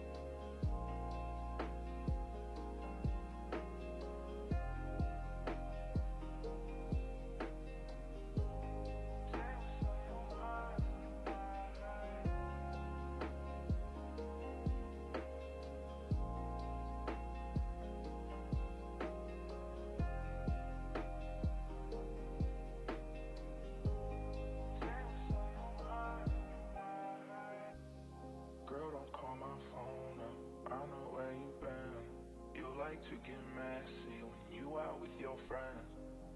I'm not scared to say that I'm insecure, but you're too scared to say that you want him more.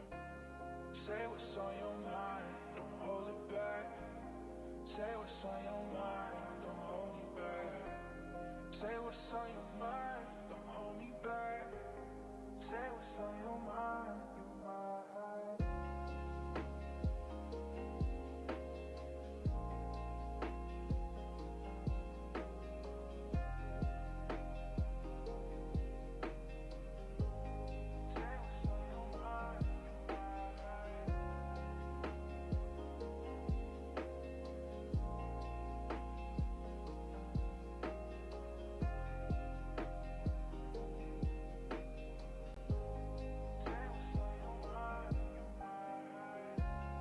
Girl, don't call my phone up, I know where you been.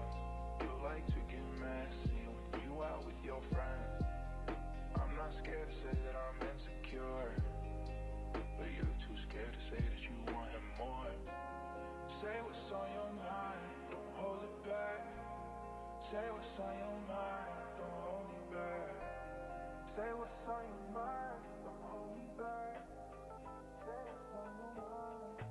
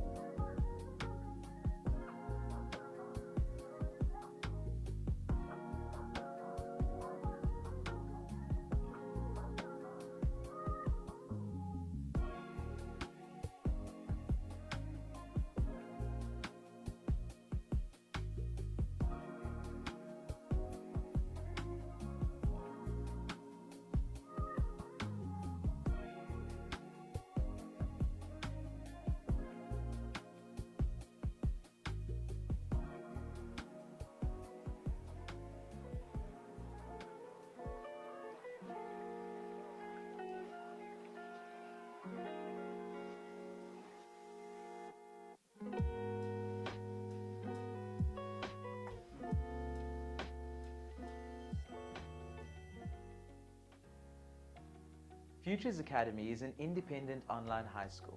Our solutions allow our students the time and the flexibility to pursue their interests beyond the classroom. Futures Academy is a response to a deep concern for access to quality education in South Africa.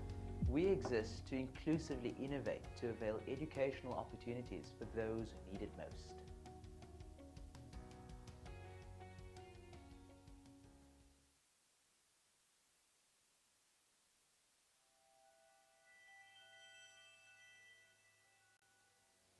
The Futures Academy model involves online content. This includes digital, video, and animations.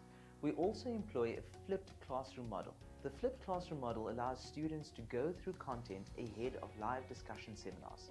These discussion seminars take place weekly and allow students to deepen their understanding with the guidance of a subject specialist. We also employ accountability coaches. Our accountability coaches work with learners to ensure that they remove the barriers to their success.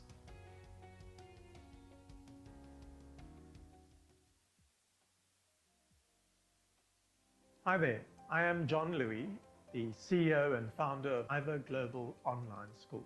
My career in education spans over 31 years, and it all started at the age of 15 when I decided to become a mathematics teacher. I studied at the University of the Witwatersrand, where I completed a Bachelor of Science degree majoring in mathematics, and I also completed my professional qualification in education. I was a mathematics teacher for 14 years, boasting outstanding results, before I became the founding head of Redham House in Bedfordview, South Africa. In 2010, I was appointed the Senior Deputy Head and Academic Director at the Oprah Winfrey Leadership Academy for Girls in South Africa. Over the last 5 years and 3 months, I've been overseeing, in the role of Academic Head, the academics, standards and practices across all of the Adepos schools in South Africa, Botswana and Kenya. Currently, I am a member of the Academic Council of FEDISA, a highly reputable fashion school in South Africa, and I am also currently the Mathematics National Examiner for the Grade 12 Matric exam under the Independent Examinations Board examination. I have been the Mathematics Examiner since 2006. IVA Global Online School brings you an offering that is progressive and aligned to the very best the world has to offer. My vast experience and global networks in education should give you peace of mind and security that your child's education is in very good hands. Choose IVA Global Online School if you're serious about your child's education. Ready to discover an online school where your child can learn and have fun? Hi there, I'm John Louis, the head of IVA Global, an online school in a 3D virtual environment. Imagine your child learning online while still experiencing the excitement of walking through the school gates and connecting with classmates in the courtyard. Imagine a world where physical barriers no longer confine learning, yet your child can fully immerse themselves in a classroom setting, engaging teachers and their fellow students directly. Your child's education should be your #1 priority.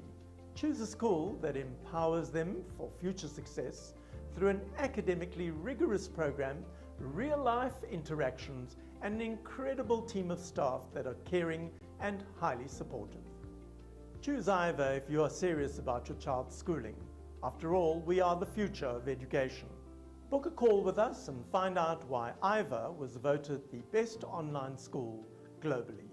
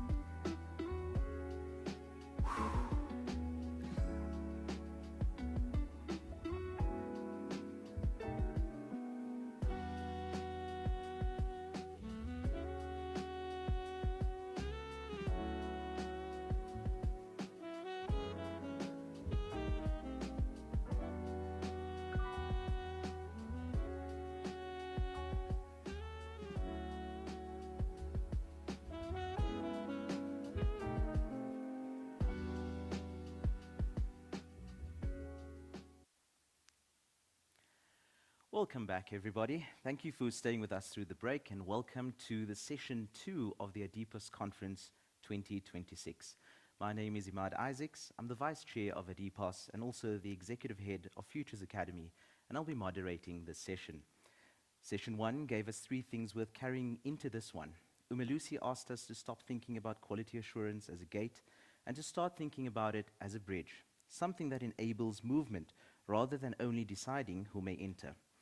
And they were candid about the problem that sits underneath it. Our inherited quality assurance systems were built to read site visits, registers, and classroom observation.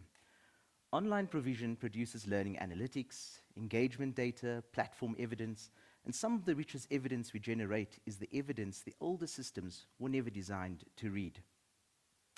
Their own sequence has been evidence first, criteria second, piloting before finalization, and they said plainly that innovation is moving faster than regulation. Mr. Rousseau then gave us monkeys. Responsibilities are monkeys, and they belong on particular backs. He named the first failure directly. After 13 years, we still do not have a clear, timely, and workable regulatory framework for online schools. And an unattended monkey does not disappear. It moves down the system, onto the assessment bodies, onto providers, onto teachers, and onto learners and parents who are left uncertain about what they may lawfully do. Professor Cronier made the argument that may matter most today. Policy will always lag behind technology. So rather than waiting for policy, we should return to theory. We already know what good education looks like. His warning was sharp. Put a learner who does not yet know how little they know in front of unguided AI, and that learner will teach themselves rubbish. We had 3 speakers and one line running through all of them. The framework is not here yet. The responsibility has not stopped.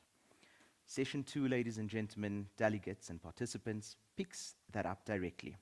We moved to the regulatory framework itself, then to the relationships that hold the FET phase together, and finally to the question of what all of it is actually preparing learners for.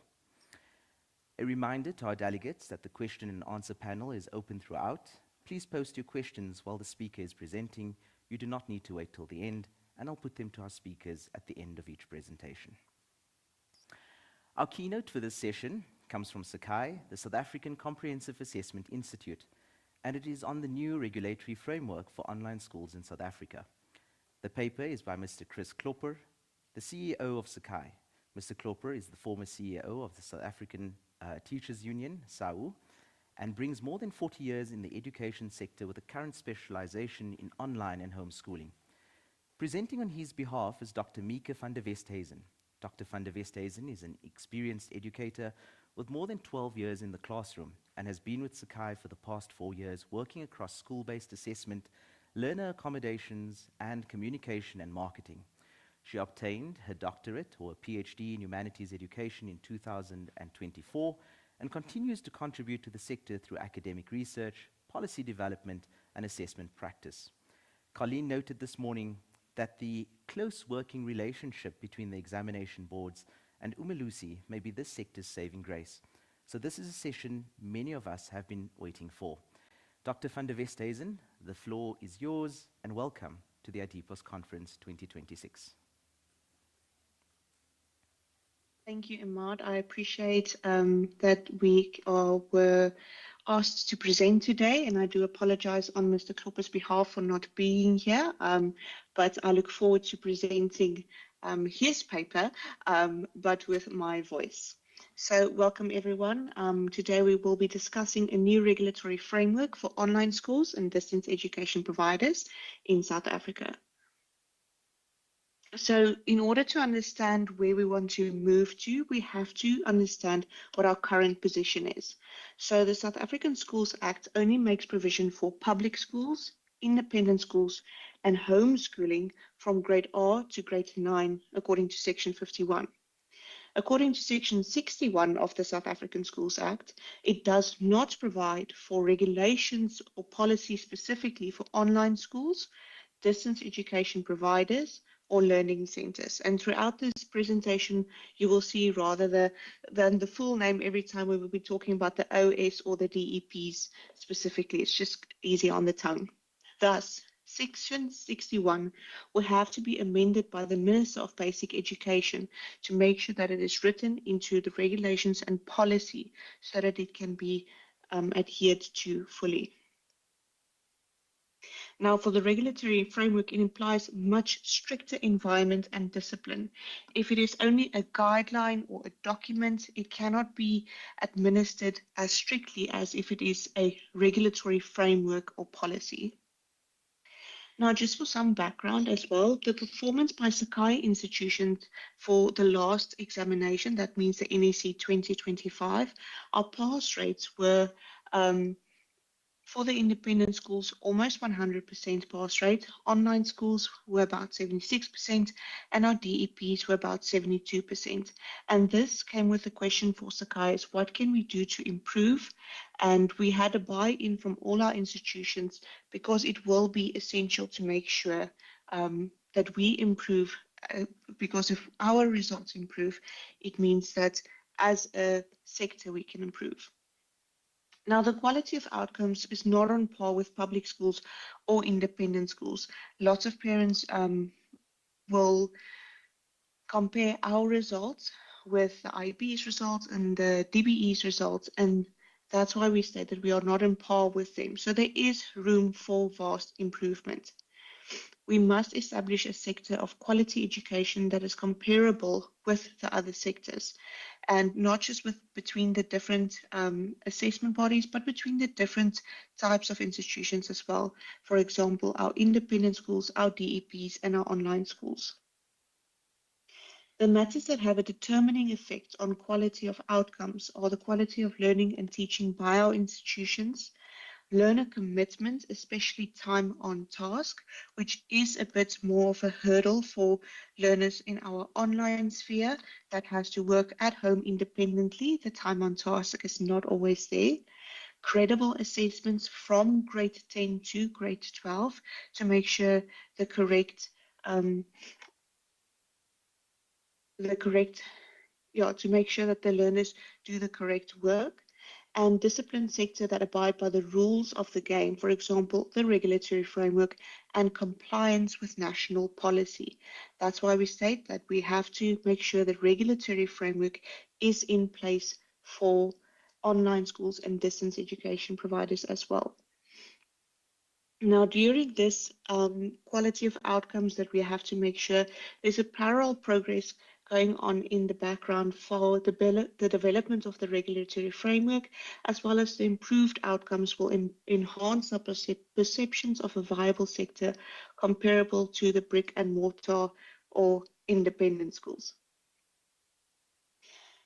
Now, just to compare, so the homeschooling in terms of Section 51 of the South African Schools Act for the GET phase, that means the General Education and Training phase, grade R to grade 9 is the compulsory phase. So if anyone tells you you have a right to basic education, that is the GET phase, grade R to grade 9. And there are 3 approaches that Sakai has identified.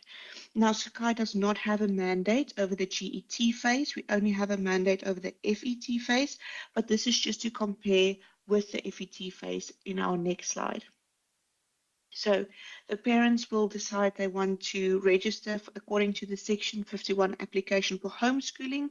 The home or the parent takes responsibility for all teaching. That means they are sitting at home, they have a timetable, they go through the work with their child, they take the full responsibility of the teaching and learning. And then at the end of the grade 9, there's an assessor's report, or at the end of each phase, there is an assessor's report that must be submitted to the Provincial Department of Education, but the grade 9 one is especially important.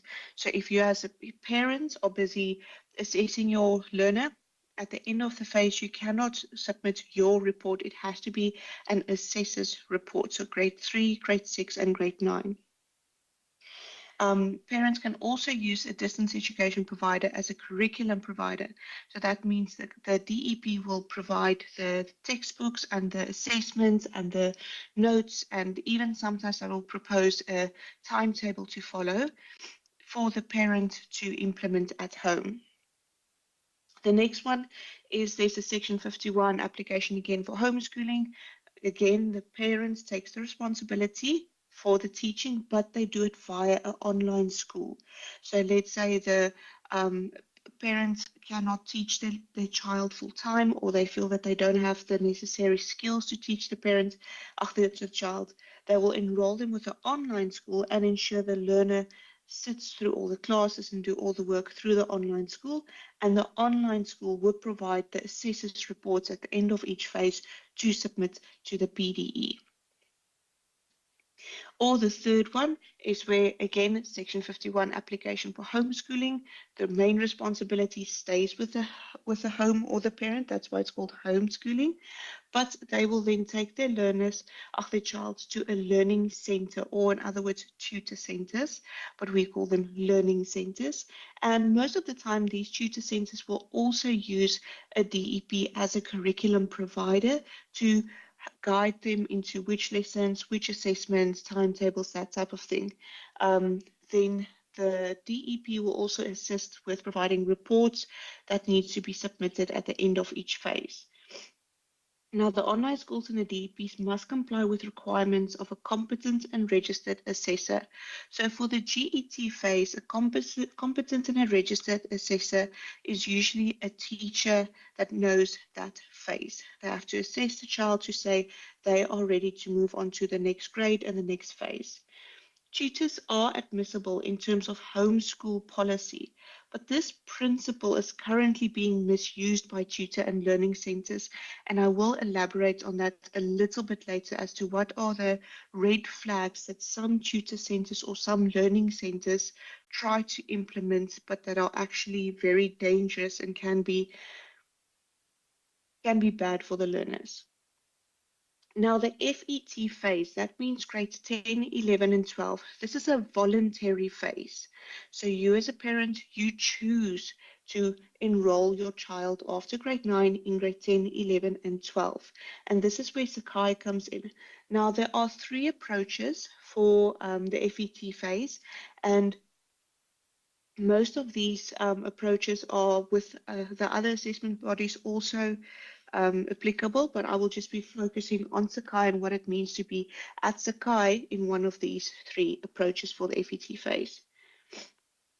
Now, the first approach is the learners registered at an independent school for grade 10 to 12. The institution then registers the learners with Sakai. They administer all the SPAs, including the common exams, and then it is moderated and recorded by Sakai via the independent school, and then the learner writes their final exams via Sakai as well. Most of our independent schools are accredited examination venues as well. So most of the times, the learners, if they are registered with the independent school, they will write at their school as well. It is just some of the independent schools that still have issues with their accreditation when they EMIS numbers. They will then not they will not be allowed to write at the school itself, but rather at our examination venues. The second approach is the learner registers as an online school. So again, the institution or the online school will register the learner at Sakai. The institution will administer all SPAs, including the common exams, which will be moderated and recorded by Sakai via the online school, and they will write their final NEC exam via Sakai at a designated examination writing center. Our examination writing centers are sourced by Sakai, they are run by Sakai, and then they are approved by Unga Lucy as well. So it is a year-long process to get the venues approved and to make sure they are on par for the NEC exams at the end of the year. And then the learner can also register then the third approach at a DEP. The institution registers the learner at Sakai. The DEP can then be either a curriculum provider via a learning center, or the learner can um, uh, learn by themselves at home and just go for single tutors. But all the SPAs, again, including the common exams, are administered by the DEP, moderated and recorded by Sakai via the DEP, and then the learner writes the final exam via Sakai at one of our distance education, at one of our designated examination writing centers. Now, at the end of the grade 9, going into grade 10, the quality of the assessor's report, if it is questionable, that means it is procured not by a registered institution or a school like a DBE school or IEB school or an institution that is registered with Sakai that we know of. Sometimes it can be questionable because it can be a unregistered or a questionable learning center that provides the report. So it is a questionable report, and that is why Sakai has proposed a baseline assessment for those learners wanting to enter the Sakai stream in grade 10, but we don't know whether they are actually ready for grade 10. Then they write our baseline assessment. If they are on par, then they can be allowed into grade 10. But this is a different discussion that we are busy finalizing with our institutions. Now, what are Umulusi's concerns? Their concern is the credibility of the assessment. That means what is the quality of the assessment? And now we're talking about the SPAs, the June exams, the internal exams, PATs, orals. What is the quality of that task? What was the conditions that the task was completed, and how was it marked and moderated? Who marked and moderated it? That is Umulusi's main concern. One of their concerns are also there's no correlation or limited correlation between the SPAs and the grade 12 NEC results. That means when a learner goes to the grade 12 NEC exams, they go with the SPA mark, let's say for mathematics, and we've seen this, they have a SPA mark for mathematics of 70%. Then they write the NEC, which is an externally set, externally approved, externally marked, externally moderated exam. And then they mark out on a 30 or 40%. And that is a big concern because why and how did the learner get to a 70 for SPA? But then when everything is externally and unbiasedly set and approved and marked and moderated, how does the learner then only get 30 or 40%? The range that Umulusi works with a statistical moderation is 5 to 10% different. So if the SPA is 70, but the exam mark is 60, 65, they say that's a credible range for the SPA to fall within the exams. But if it's more than 10%, it becomes questionable about whether the SPAs is a true reflection of the learner's ability or not. And Umulusi is also concerned with the compliance of policy as stated by the NPPR, the National Protocol for Progression and Promotion Requirements. That means in grade 10 to 12, learners that want to do various subject changes, more than policy approves, or promotional requirements, learners that want to be condoned, learners who have not yet failed grade 10, but they want to be promoted to grade 11. And compliance with that policy must be 100% according to what is required. Most parents still think that because it is grade 10 to 12, they can change. Just as an example, we had a learner a month ago sending in a request that he wants to do a subject change in June of his grade 12 year. He wants to do a subject change. That the reality of that is it just cannot happen. And then another concern that Umulusi has is that learning centers that position themselves as an independent school, that means they look like an independent school, they want to do things like an independent school, but they are not registered as an independent school. And later on, I will elaborate on this more when I get to the red flags. learning centers that are not competent to assess. Again, a learning center may have qualified teachers that give the tutoring. But again, if I am a qualified teacher in the FET phase, let's say for business studies, that does not mean I'm competent to assess mathematics or physical science, or even tutor those subjects. So that is where it becomes a concern as well.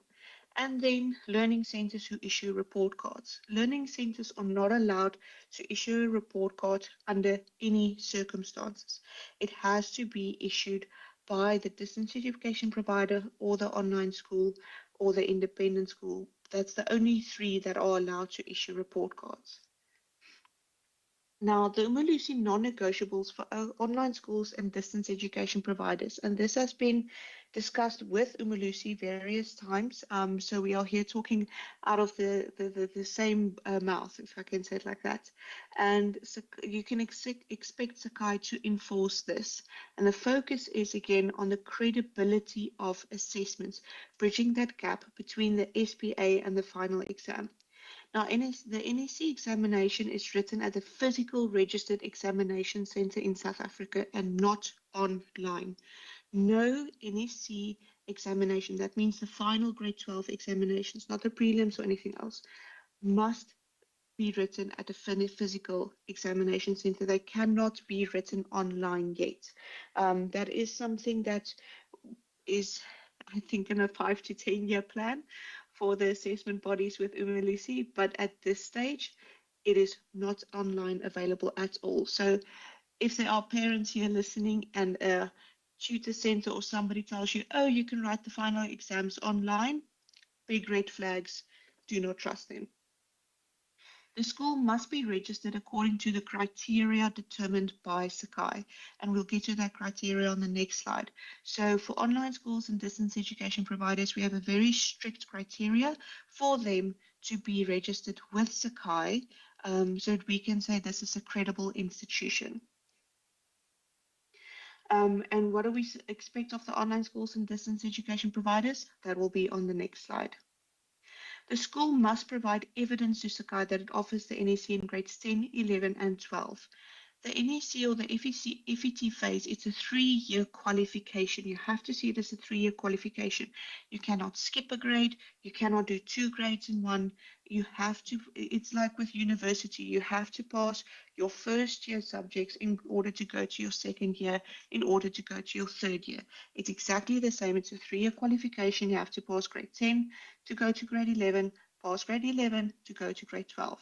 The school must ensure that the learners register for NSC examination, that the learners have actually passed those grades, and it is implied that they have passed grade 9 when they enroll for grade 10. The school must ensure that candidates are placed at the designated examination centers approved by Sakai. They must ensure that the SPA marks submitted to Sakai are credible, and Umalusi may require Sakai to provide evidence of the SPA marks. So that means all of our online schools and distance education providers have to keep the portfolios of the learners to submit for Sakai, not just for moderation, but in case a learner's marks are questioned as well. The school also has the responsibility to ensure that the Umalusi requirements for quality assurance and assessments are adhered to at all times as communicated by Sakai. All assessment developed and conducted for online schools and DAPs must adhere to CAPS, obviously, and the related assessment policies.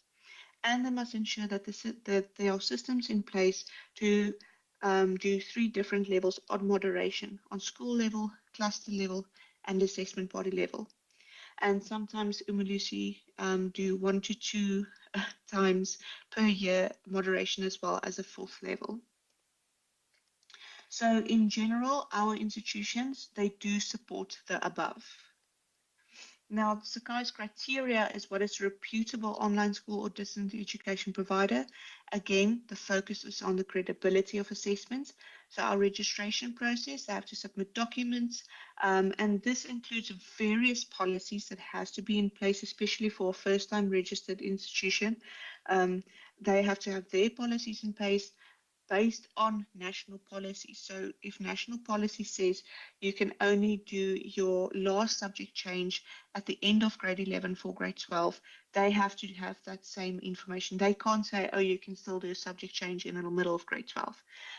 So they have to submit policies that is based on national policy, that they will, just to make sure they understand the policies themselves as well. And then Sakai also do on-site visits, especially for independent schools, but for our online schools and DEPs as well, just to see where they run their business.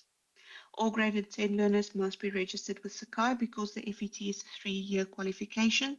So they can't have grade 10 and 11 learners not registered at any assessment body, and then suddenly in grade 12 they have 200 learners that they want to register, because then the question is, where were they in grade 10 and 11? Were they doing reputable assessment? All those things, all those criteria. So they have to be registered with an assessment body. If it's Sakai, then it has to be Sakai, for all 3 years in order to be registered for grade 12 as well. They have report on that identity and the geographical locality of all credible learning centers to Sakai. And later we will talk about the learning centers again. And they assume, so the online school and a DVP assume full responsibility for the quality learning and teaching. They determine how the curriculum must be delivered, implementation and management of the SPAs of all learners.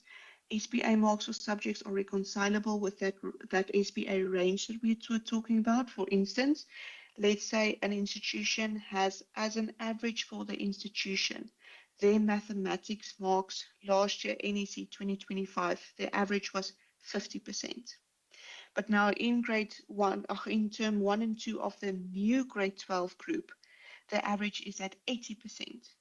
We will question them and say, okay, how did you jump from an average from a 50 to an 80 to ensure that these learners are, that their expectations are managed correctly? Are they really on an 80%? Fine, because they can prove that they did extra classes, they did extra support, the learners are putting in the time, it is under the correct strict measures written, the people marking it, moderating it, all those stuff are in place.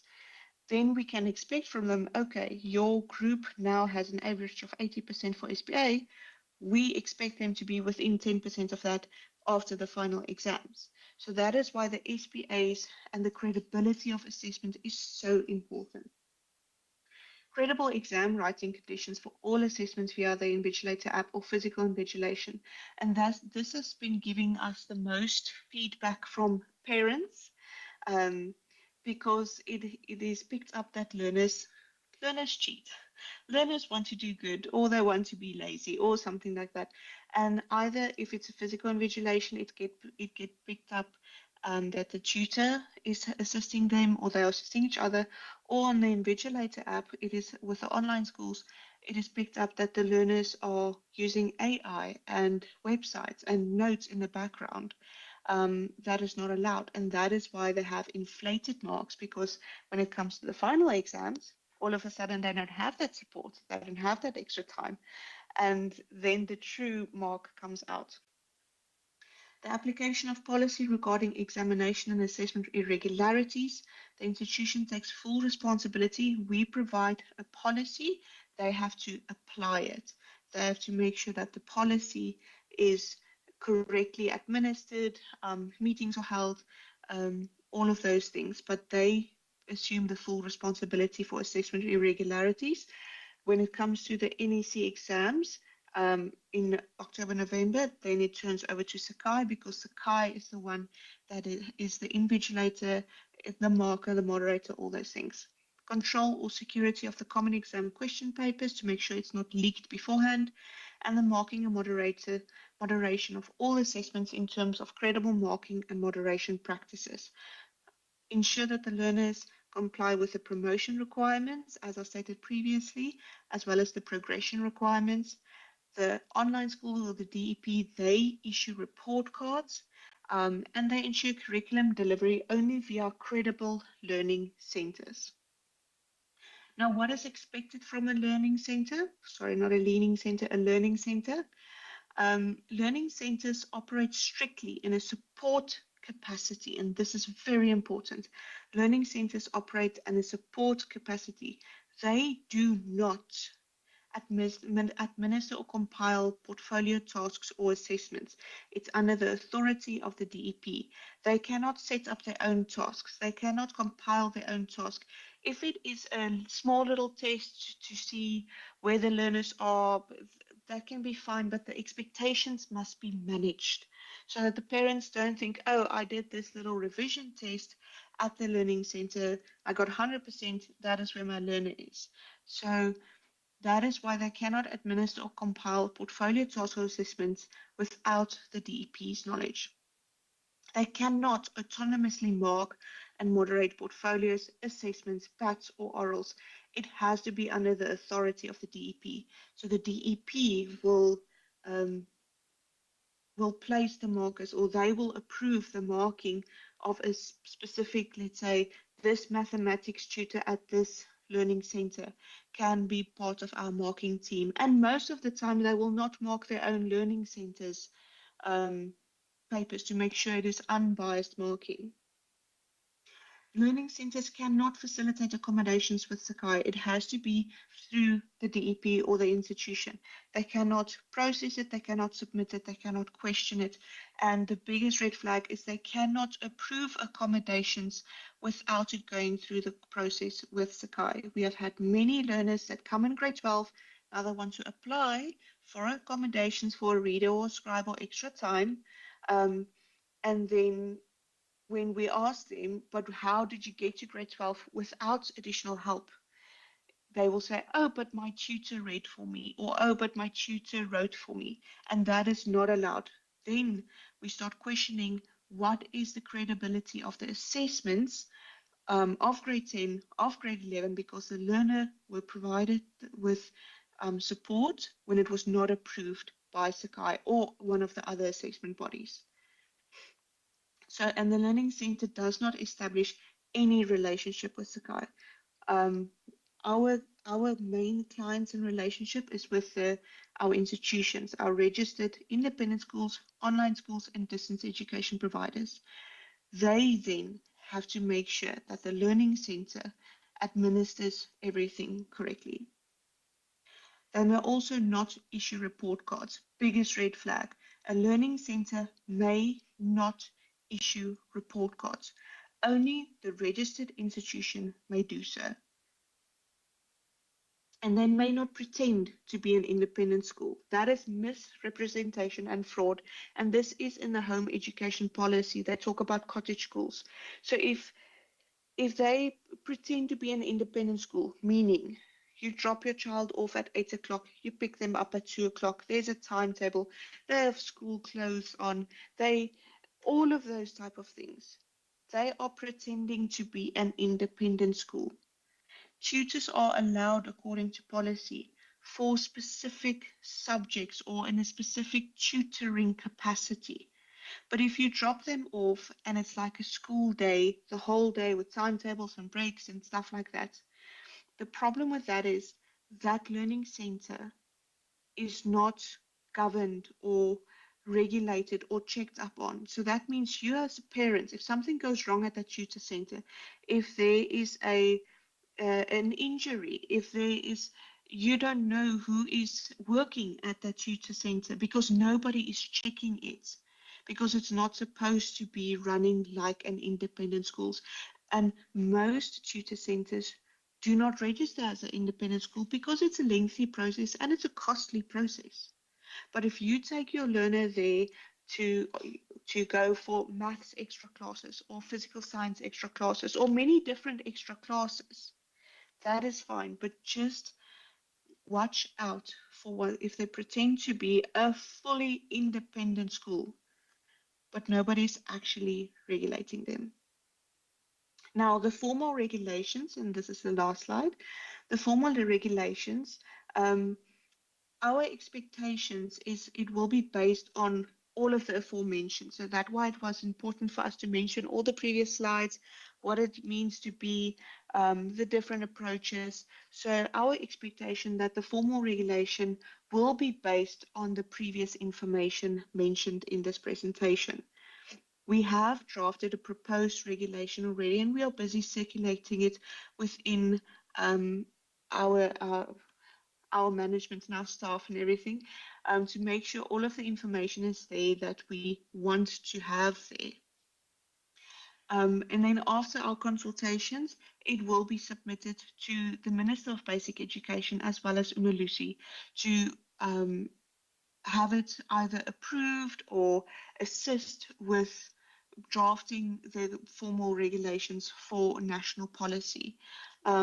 At Sakai, we feel that we are in the unique position of having a wide variety of online schools and distance education providers together with our independent schools. So we have one of the best understandings of what this whole sector works like and what does not work. And that is why we want to draft and propose regulations for online schools to ensure that we can keep on having this having this service for our online learners. I feel that there is so much potential for the online just to grow even more in South Africa, and that is why as a company, that is our main focus at this stage as well. Thank you very much. Thank you very, very much to Dr. van der Westhuizen for that insightful presentation. It was quite a lot for the sector to absorb, and I suspect that it will keep surfacing throughout the day.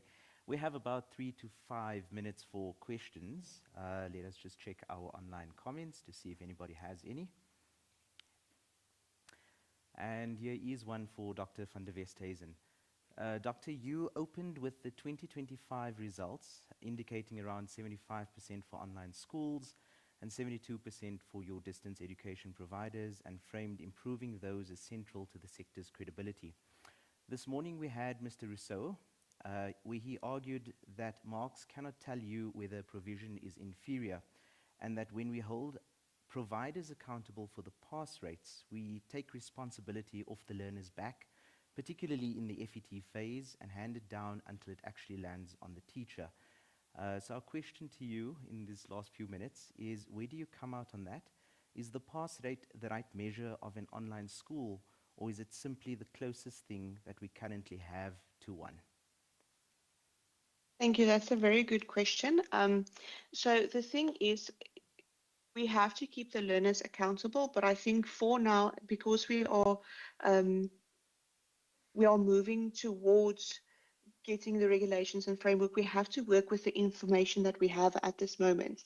So even though the pass rate is not always a 100% reflection of an institution, of a teacher, of a learner specifically, we can work with that and start the conversations, and see if we, for instance, if we see that, let's say, a certain specific subject, the pass rate is 40%. We know, okay, there's something wrong with the subject. Then we can start investigating.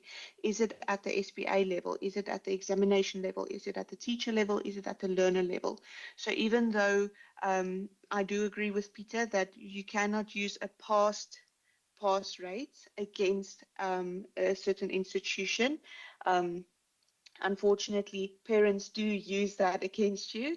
And in social media, that is one of the main questions we get asked in the beginning of the year as well. It's like, why is our pass rate so much lower than the IEB or the DBE? But we can use that to start the conversations and start the investigations into where does the problem actually lie. Thank you, Doctor. Thank you very, very much for joining us today. And please pass along our thanks to Mr. Klopper and the Sakai team. And we appreciate Sakai taking the time to join us today. Thank you. Thank you very much, Imad. Good luck for the rest of the day. Thank you very much. Ladies and gentlemen, our second speaker is Ms. Vicky Moraitis, the Chief Operating Officer of Think Digital Academy, which is one of South Africa's largest online schools, serving more than 14,000 learners locally and internationally. Vicky leads the strategic direction and the day-to-day operations of a rapidly growing digital education ecosystem, driving innovation across curriculum delivery, across educational technology, assessment, learner engagement, and operational excellence. She is passionate about preparing learners for a world transformed by artificial intelligence and champions practical, human-centered approaches that combine technology with critical thinking, creativity, and real-world skills. She will be speaking on the relationship between the parent, the online school provider, the examination board, and Umalusi in the FET phase, which is grades 10 to 12. This morning, Mr. Rousseau set out who should be carrying which responsibility in that chain. Vicky is going to tell us what it looks like when 14,000 families are actually living inside of that. Vicky, joining us in studio, we welcome you, and over to you.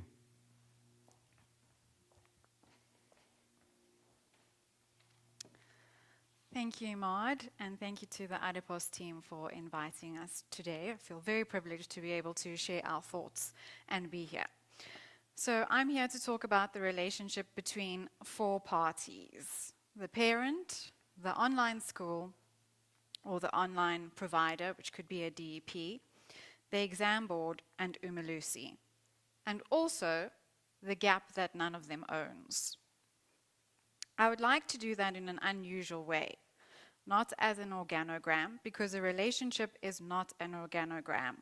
A relationship is what actually passes between people, in what order, over time.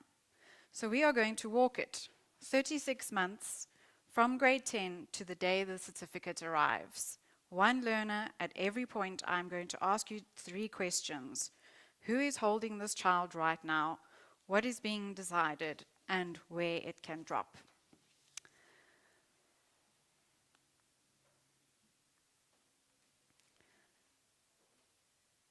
So a question that we face almost on a daily basis, especially when parents call us to find out more about online schooling, is your school accredited?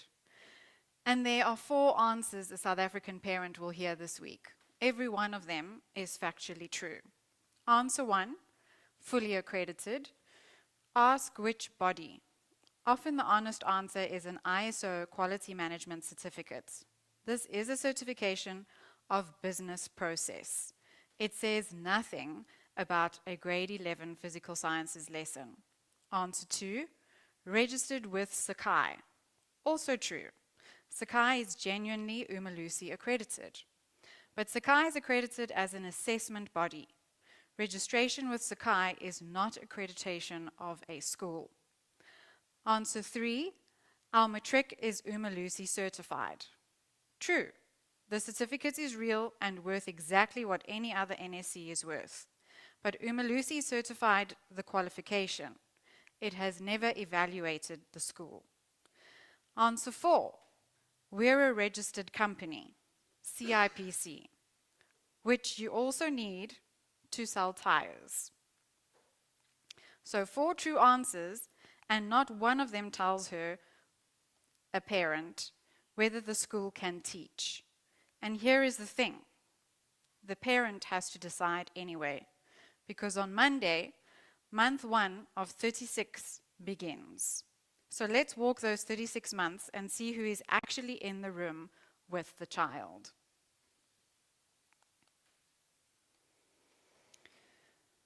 There are 4 hands. Let's be exact about what each is for. The parent. The parent chooses, pays, monitors, and carries all of the consequences. And importantly, has no public register to check anything against. The online school delivers the whole curriculum and sets, marks, and internally moderates all of the school-based assessment. That is a quarter of the final NSC mark generated inside the school. It also registers the learner with the assessment body, the exam board, Sakai or IEB, who sets and marks the external paper, appoints markers and invigilators, and externally moderates a sample of the SBA. A sample, and it registers centers against its own criteria. And finally, Umalusi, They accredit institutions, but only the 3 categories in law. Accredits assessment bodies, quality assures the exam, standardizes, approves release, and issues the certificates. Hold one thing lightly for now. Nobody in that row is mandated to ask whether the institution can actually deliver the curriculum. And we'll come back to what that costs.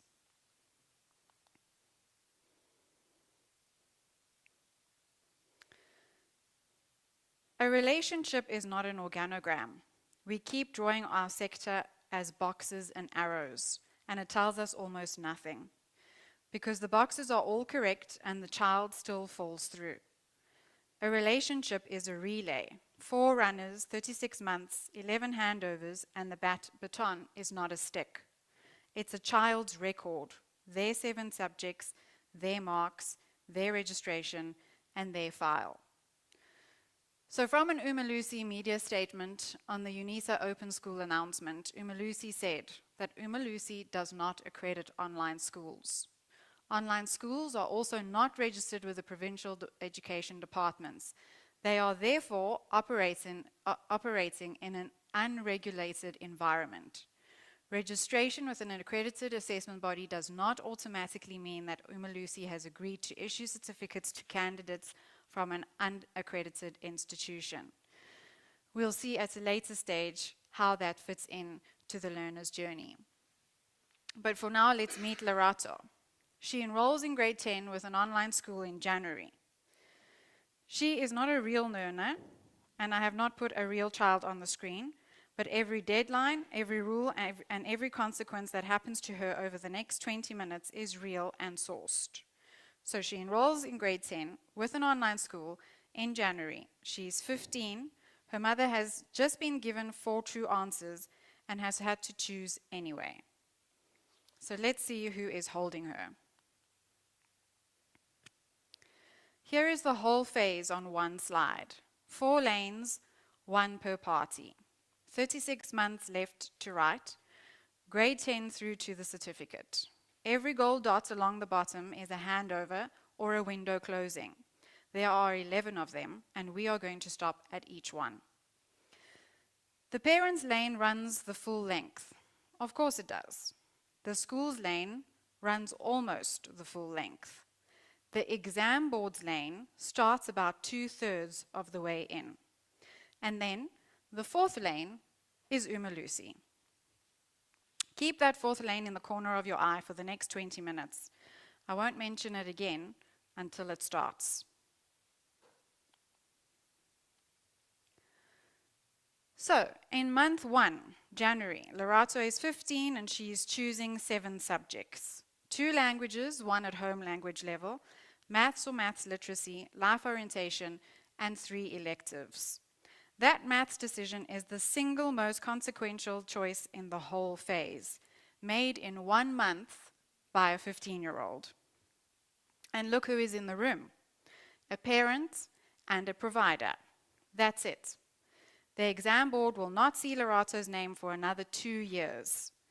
Umalusi has no idea that she even exists. So if that provider's subject advice is weak or commercially convenient or just careless, nothing in the system catches it. There is no second opinion. There is no moderation of subject counseling. The consequence surfaces in 3 years at a university admissions office. Month 6, June of grade 10. 2 windows close on the same day and almost nobody notices. The first is subject changes. Only 2 are permitted before the 30th of June. The second one matters more, accommodations. Extra time, a scribe, a reader. Applications should be lodged at the start of grade 10. And at the 3rd dot, the exam board appears for the first time in this relationship. But look at that dot, it's hollow. The board receives the application, but only through the school. It has no direct line to this family at all. So let's have a look at where it can drop. This is what we call the accommodations trap. No new grade 12 applications are accepted with the exception of meritorious cases and conversions. A learner first identified in matric has, in assessment terms, been identified far too late. And here is the part I find the hardest. The parent is not told the window exists. She usually finds out about it in grade 12, when it has been shut already for 2 years. Month 11. If she doesn't make that, there is a fallback called progression. But promotion and progression look almost identical on a report card. They mean very different things. A learner can be progressed through grade 10 and progressed through grade 11 and arrive in grade 12 nowhere near a national senior certificate. Because progressing is not passing, and the grade 12 bar does not move to meet her. And notice the parent's dot, half filled.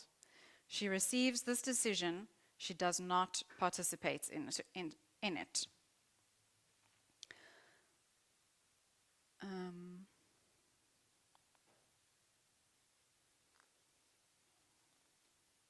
Sorry.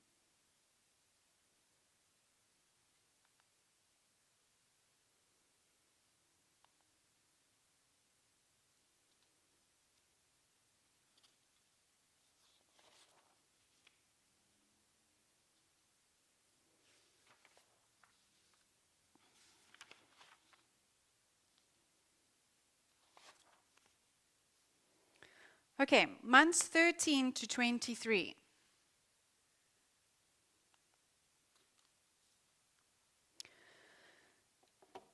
The year the marks start to count for real. Look at the runners. The school is alone with a baton. The exam board is not looking. Umalusi has never heard of the school, and the parent's dot is half filled because she's receiving the marks, but she has no way to calibrate. The school sets, marks, and internally moderates every task under the standard weighting. School-based assessment is 25% of the final NSC mark.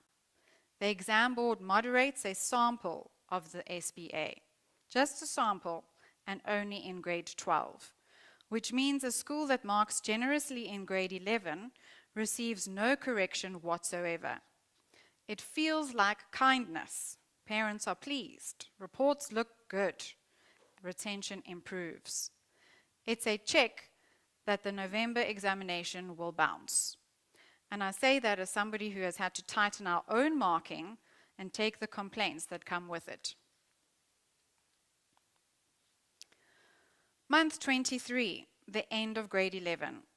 And I'd like to flag this one because nobody ever does. This is the last honest off-ramp. If the fit is wrong, if the teaching isn't landing, if the marks feel too generous, if the school has gone quiet, November of grade 11 is when to act. Because the school-based assessment record can still be rebuilt inside a single year. Moving grade 12 and you are moving an incomplete SBA record mid-cycle.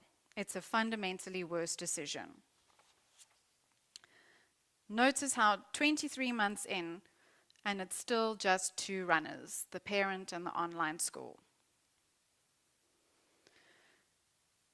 Grade 12, month 25. January of grade 12, and finally, the exam board enters the relationship. 25 months in, out of 36.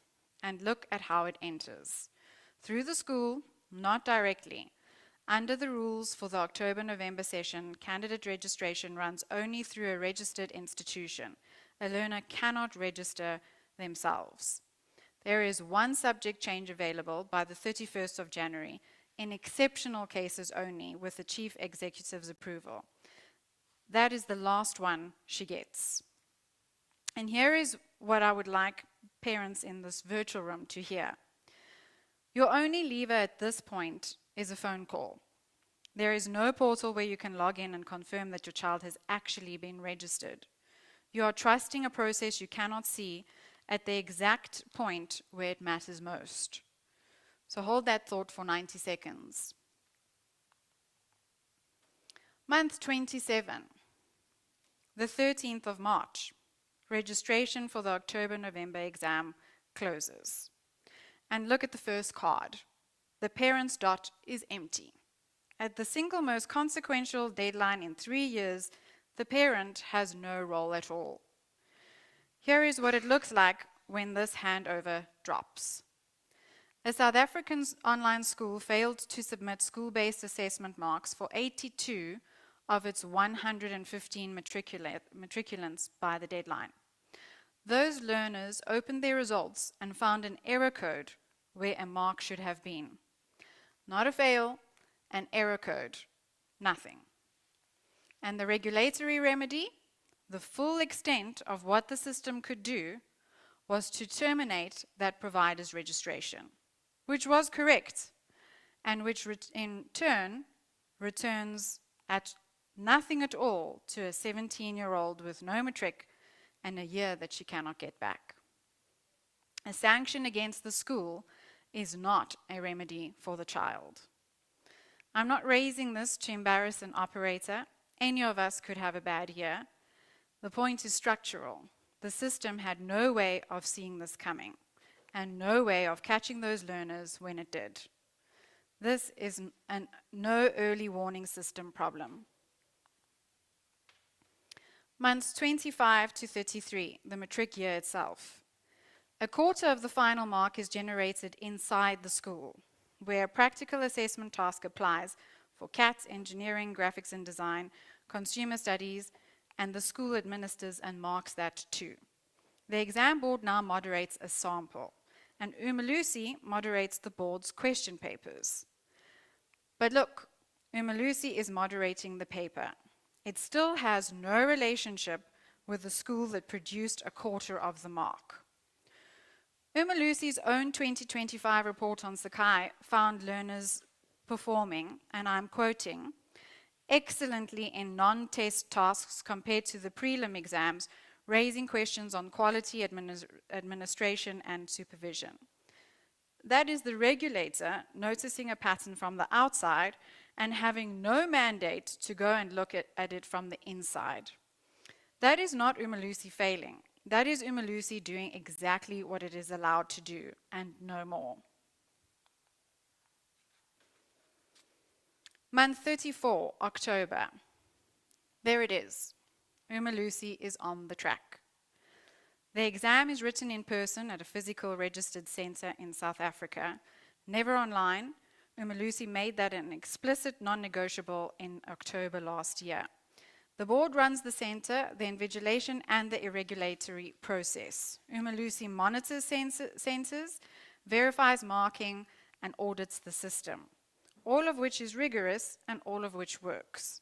But think about what this day is for an online learner. For many of them, it's the first time in 3 years they have sat in a room with an invigilator, other candidates, a clock on the wall, and no pause button. A provider that has never rehearsed, that has taught the curriculum and not the examination. And there is no way to tell the difference until the day itself. Month 36, results day. And notice now who is not in the room.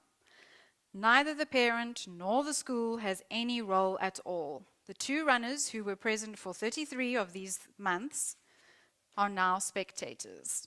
Umalusi standardizes. Subjects are accepted at raw marks or adjusted to hold the standard constant year to year. And where the school's internal mark deviates materially from what the learner does in the external paper, the school-based assessment is adjusted toward the examination because the external paper is the standard. In November 2025, Umalusi accepted 82.4% of the department subjects at raw marks, 81% of the IBs and 37.5% of Sakai's. Now I want to be careful, Sakai's cohort is around 6,000 candidates against the department's 900,000, overwhelmingly distance-based, weighted towards repeaters and part-timers and learners with barriers. A meaningful part of the gap is cohort composition, not quality. But here is what it means in a kitchen in January. This is the phone call we take every year. She had 68% for the year and 41% in the final. Nothing has gone wrong, The system is doing exactly what it was designed to do. It's simply the first time in 36 months that anyone has told this family the truth about marks. Roughly 6 months after the results, the certificate arrives. And it's worth saying clearly because somebody in this room is worrying about that. That certificate is issued by Umalusi and carries full national standing, regardless of who taught the learner. Nothing in this talk doubts that. First, results come about 2 months after the exams, and the Umalusi certificate follows about 6 months after the results. Families applying for universities, bursaries, or immigration paperwork routinely assume it arrives with the results. It does not. Second, on a Cambridge or international pathway, there is no Umalusi certificate at all. University access runs through a matriculation exemption certificate from the Matriculation Board at University South Africa, which is a fifth party with its own subject groups, its own minimum grades, and its own 2-sitting role, all of which have to be planned in grade 10. Then the relay ends, and notice who it ends with. A party this family has never once spoken to.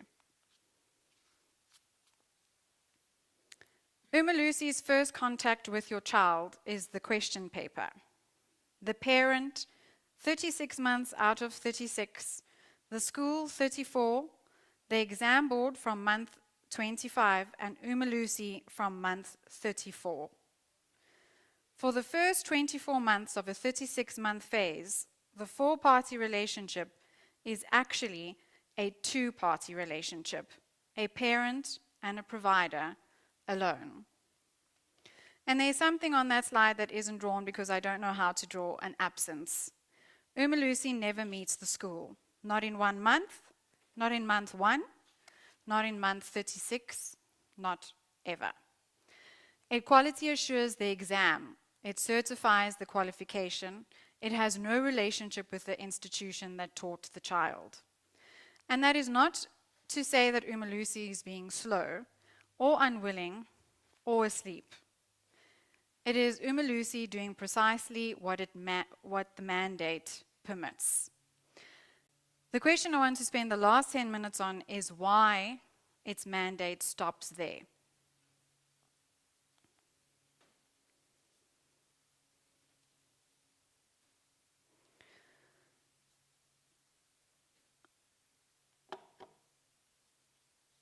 So, where does the drop actually land?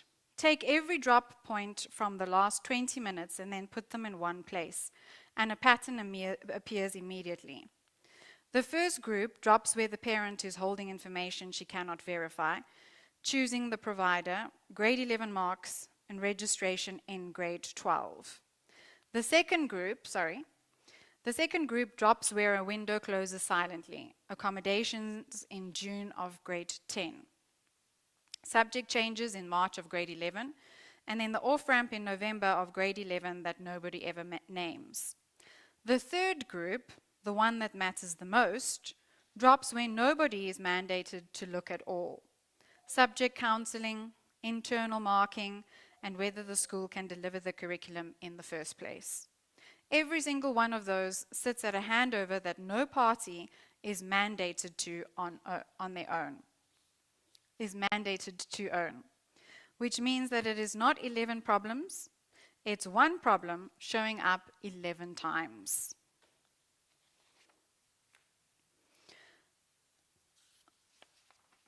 So why does the 4th lane start in month 34? Why does Umalusi never meet the school? Because there is no lane to put us in as online schools or DEPs. And I can show you exactly where it is written. So that quote, only in the case of an officially declared state of disaster or state of emergency may a school offer the curriculum using an online mode of delivery. That is version 12 of Umalusi's standard operating procedure for accrediting independent schools, dated the 20th of March 2025, and it's on their website today. Read what it does. It permits online delivery in precisely one circumstance: a declared state of disaster or emergency, for learners already registered at a school that already has a premises. And it is locked in 3 places. A school must be registered with the province before it can seek accreditation. The application must match the premises it is registered at. And accreditation requires on-site tuition on those premises. We have no premises. We cannot satisfy the first and cannot reach the second and are defined out of the third, which means that in South African regulation, online schooling is legally a disaster response only, not a delivery mode, not a sector, an emergency measure for buildings that had to close. This is not an obstruction. In October last year, Umalusi's own chief executive publicly asked the department to enable provincial registration of online schools so that accreditation can become possible. The regulator has named its own trap. This is a drafting problem, not a willingness problem.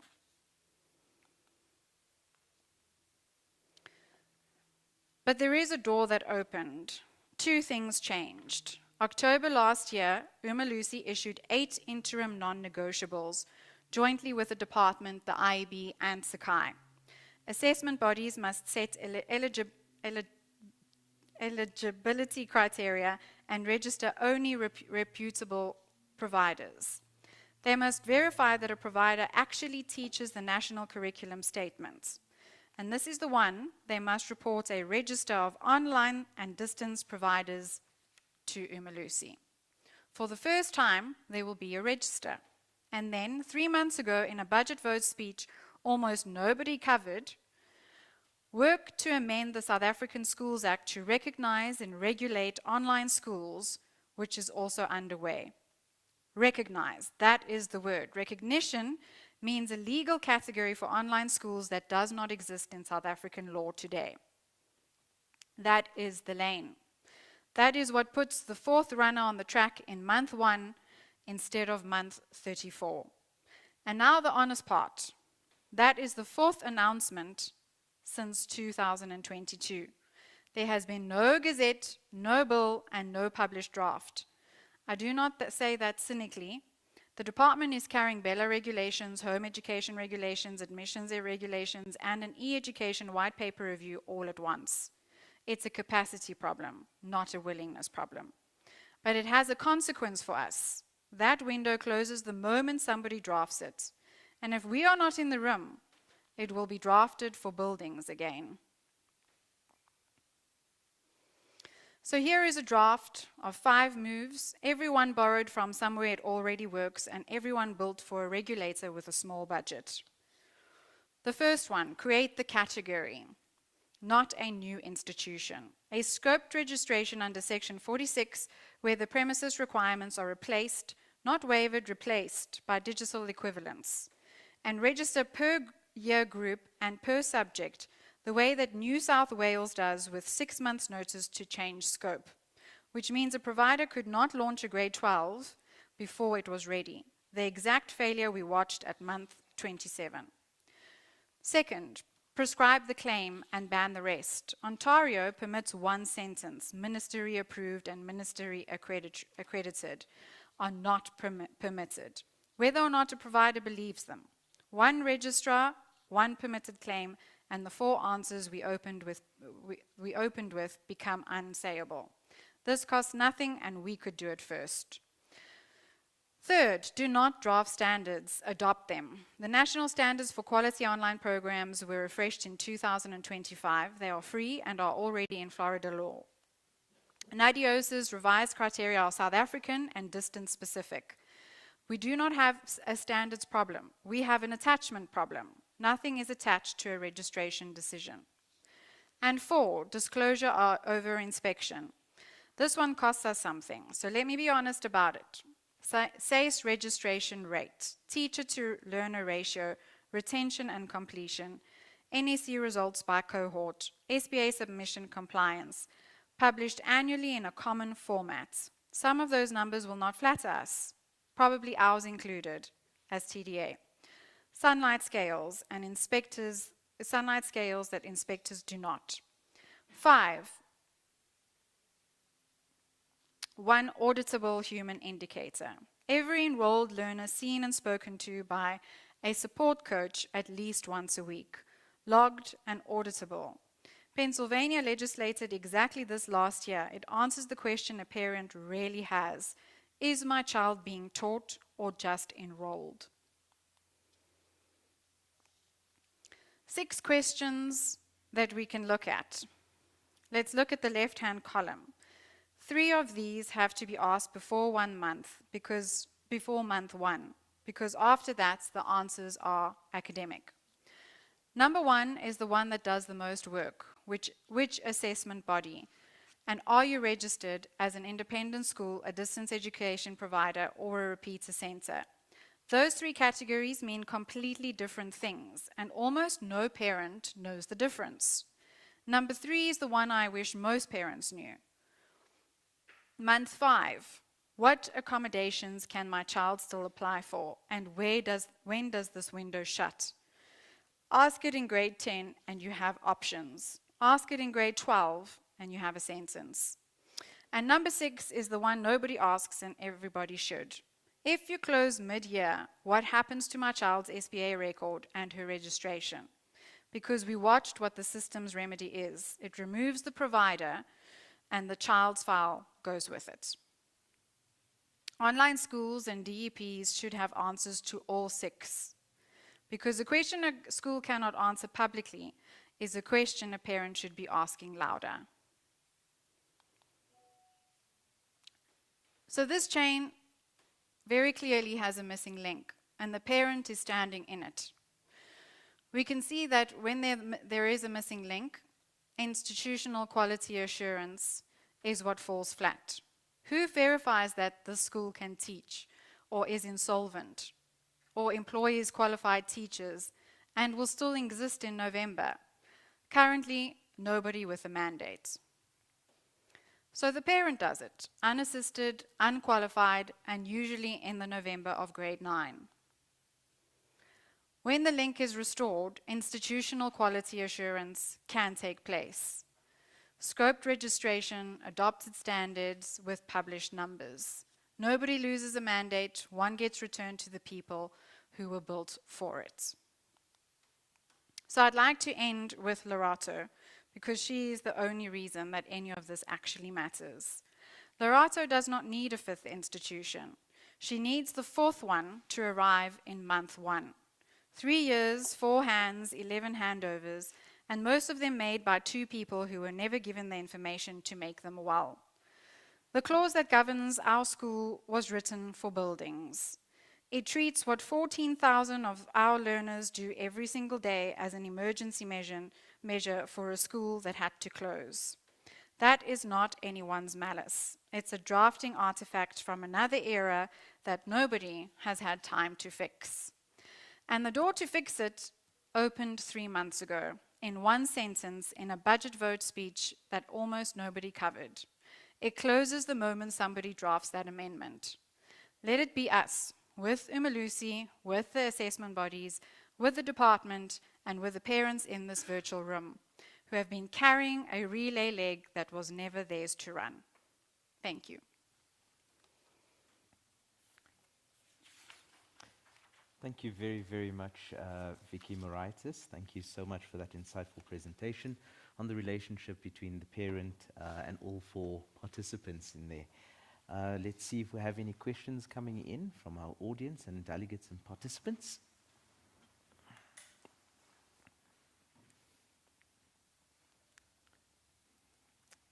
Let's double check this here from our moderation. Okay. Vicky, can we give you a loaded one? Okay. Loaded. We've got a few minutes. This one says that you called the November of grade 11 the last honest moment, the last point at which a family can move without carrying an incomplete SBA record mid-cycle. You also said generous marking feels like kindness, parents are pleased and retention improves. And so we have 2 things here in direct attention. Telling a family in November of grade 11 that they should probably leave is a provider acting against its own revenue. And this morning Peter argued that responsibility keeps landing on whoever is willing to carry it, and that we need to be brave enough to refuse the ones that aren't ours. But this is actually the opposite problem. This is a monkey where we have every commercial reason not to pick up. But does anything in the 5 moves make a provider have that conversation, or does it stay really a matter of individual conscience? So, as a provider ourselves, we constantly have that conversation. We constantly have discussions on how we can improve our own processes to reflect a very accurate, or as accurate as possible, SBA results. When I refer to the marking feeling like it's an act of kindness, I'm not necessarily referring to our own institution, but to the literature that I have come across in the past, and I'm sure many online schools and DEPs have. So a common pitfall is that students go into the final exams with very high SBA marks, feeling like they are very prepared. And the reason for the very high SBA marks is because the marking prior to that year was marked very generously, with a lot of kindness. And so perhaps not on the same standard that the marking at a Sakai external level takes place. And so when they write the final exams and they come out of that exam with a much lower mark or a lesser mark, they do get quite a big shock. And so I think it's both the responsibility of the provider, but also the parent. And in the same breath, to answer the second part of the question, or rather, I think it was the first, I think parents need to do their due diligence as well. And why grade 11 is the off-ramp is because you can still, it's not ideal, but you can still exit a provider. The provider might not make the recommendation, but as the parent, you should be able to do your due diligence, be aware of be a part of your learner's journey, but with meaning, not just on the sidelines. I did show the whole journey that reflects the parent being a part of that journey, but perhaps some parents are more on the sidelines than in the front. So be a part of that learning journey in a meaningful way. So if your child is struggling with a particular subject, or perhaps they are not at the right provider or at the right institution because the delivery of the content is perhaps not falling correctly for your particular learner, you can still make an exit and change your provider. And perhaps grade 11, the end of grade 11 is the last time to do that, where you can carry over your SBA and it all is not lost. But making the change in grade 12 is quite diabolical. You have to catch up a lot of work from the prior years. You need to recalibrate from the start. Right. Thank you so much once again, Vicky. And it was really useful to hear from someone that has to make that chain work for thousands of learners at scale rather than just in principle. Thank you once again. Ladies and gentlemen, we now move to introducing our third speaker. And our final speaker before lunch is Mr. John Louis, who is the founder and the CEO of IVA Global Online School. Before starting at IVA in 2021, John was the head of academics for the group of schools under AdvTech. He has been an IEB examiner in mathematics since 2006, and he still is today. He's going to take us beyond subject knowledge and skills to the learner attributes deemed essential in the workplace today.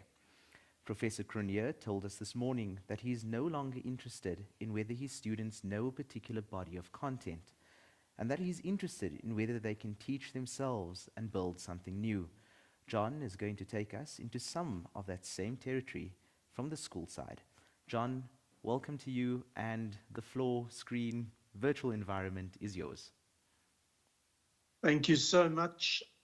It's been a great morning so far, and I have something that I can share with you that is going to be of value too. I just want to make sure that I'm okay here from a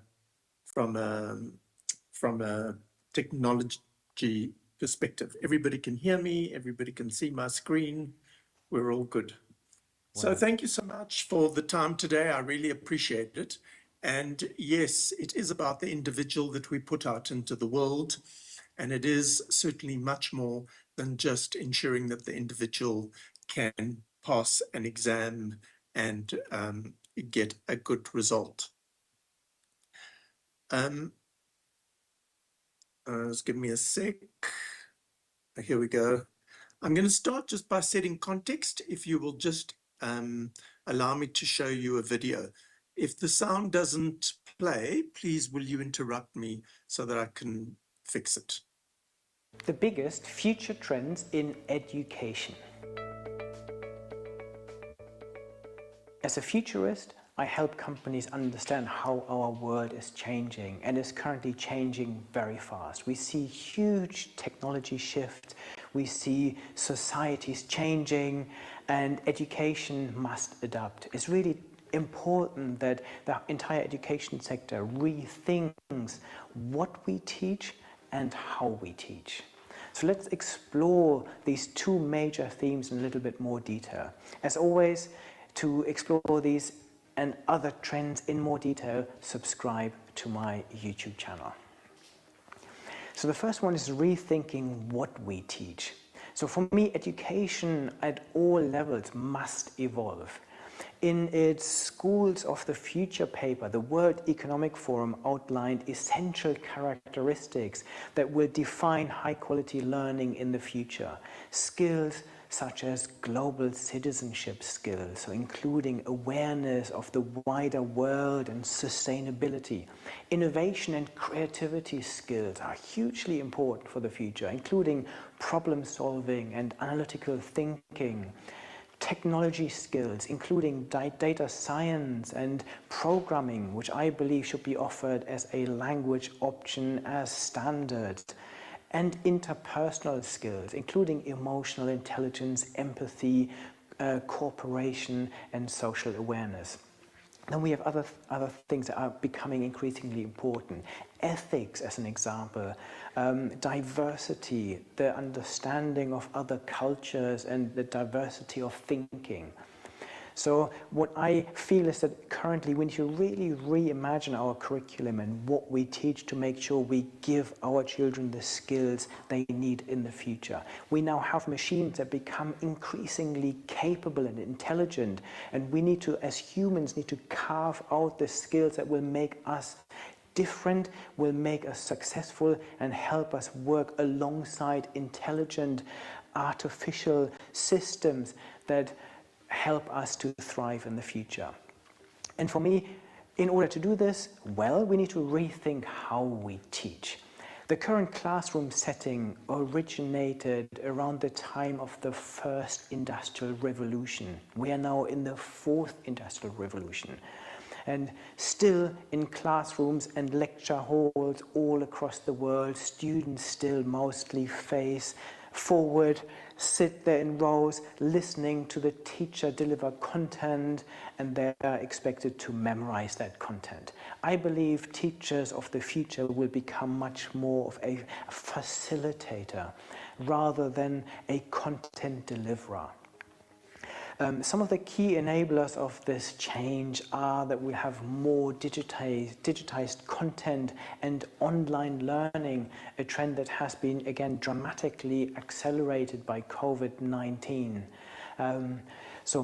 We will also see more personalized, self-paced and self-directed learning, in which learning becomes much more flexible and is paced to suit the needs of each student.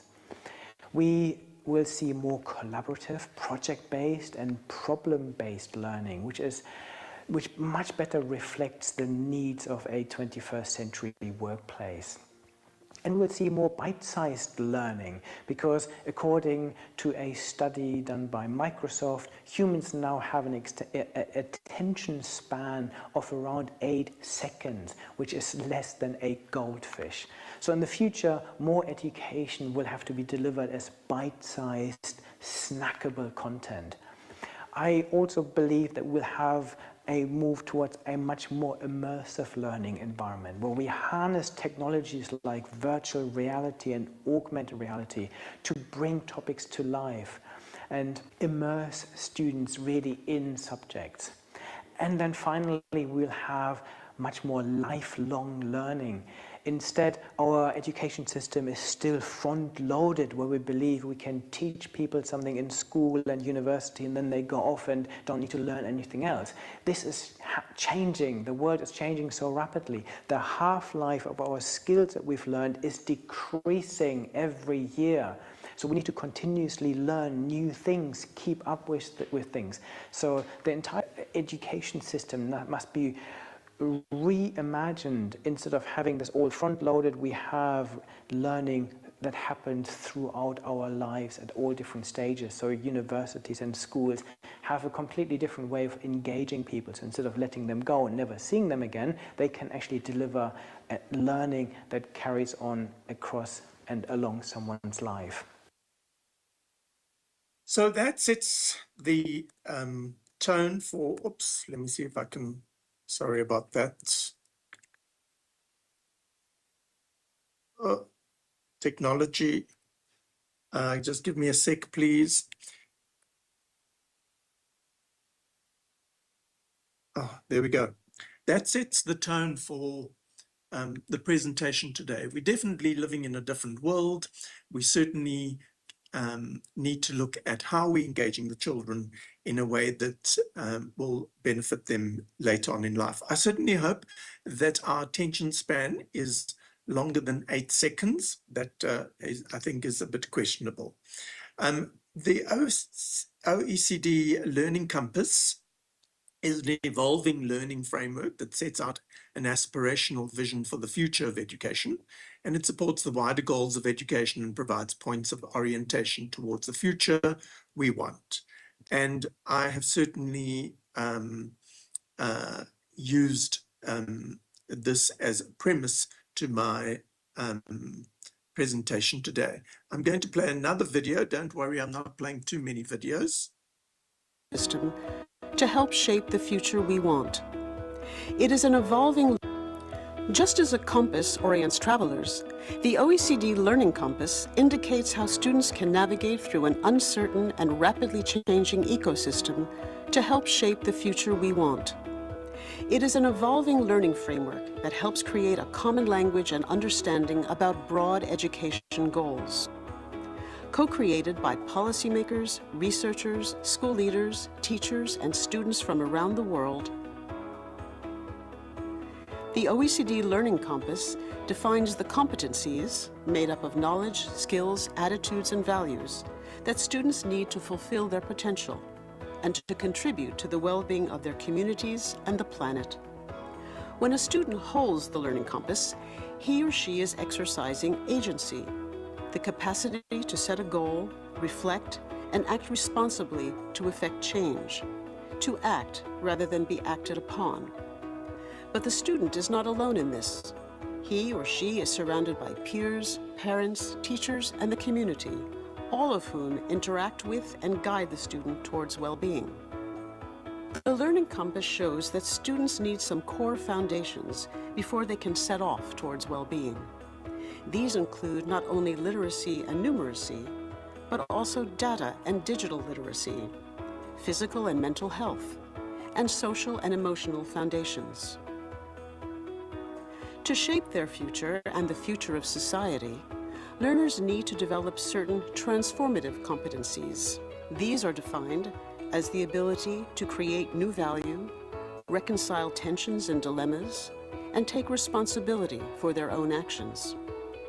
These competencies are developed through a cyclical learning process, anticipating, acting, reflecting.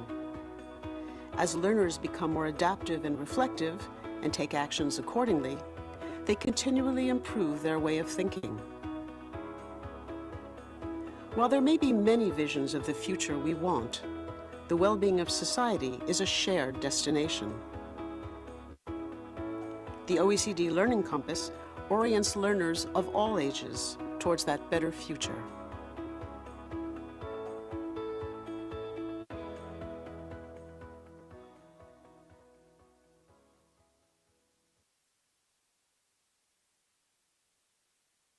Sorry, technology again. Trying to make sure I can go on to the next slide. Orients learners Sorry. of all ages towards that better Apologies. future. Learning Compass orients learners of all ages towards that better future. Just as a compass orients Sorry, everyone. travelers, I the do OECD apologize. Learning Compass. Let me switch the sound off.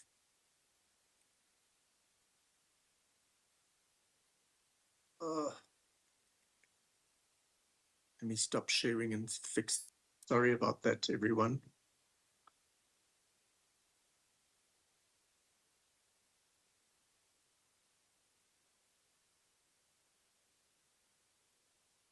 Okay, let's try again.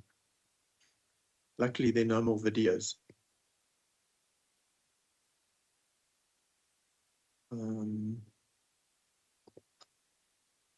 It's not sure from current slide. What is going on with me today? There we go. Right. So I also looked at the Future of Jobs report put out by the World Economic Forum.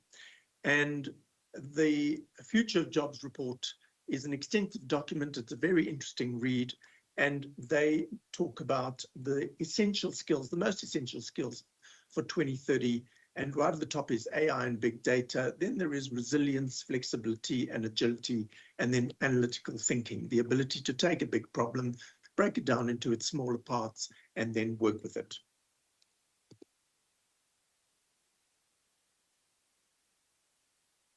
Sorry. And then also there was UNESCO. They put out an AI competency framework for students. This publication aims to help educators integrating artificial intelligence learning objectives into official school curricula to prepare students to be responsible. It was updated now in January of this year, and also a very, very good read. If you look at that table, which summarizes the framework for students, you see agency, where children have a lot of choice. You see ethics. You see application, you see creating, you see global citizenship in there. So a lot of those skills and those elements coming in. And then also just drawing on for this presentation, some of our experiences at IVA and previously, and also some of the work that we engage with the International Curriculum Association. So the topic today is all about learner attributes and beyond subject and content. And so what is a learner attribute? Well, knowledge is what we know, skill is what I can do, and the attribute is who I am when I'm approaching challenges, who I am approaching relationships, decisions, and opportunities. So what do we hope a learner can still do at 25 when the facts they learned at 15 are outdated? So many people, you know what I'm talking about. Oh, I learned, they're 25. I can't remember what I learned in the maths classroom. It was important for the exam, but I can't remember any of it. Learn something unfamiliar without being told every step.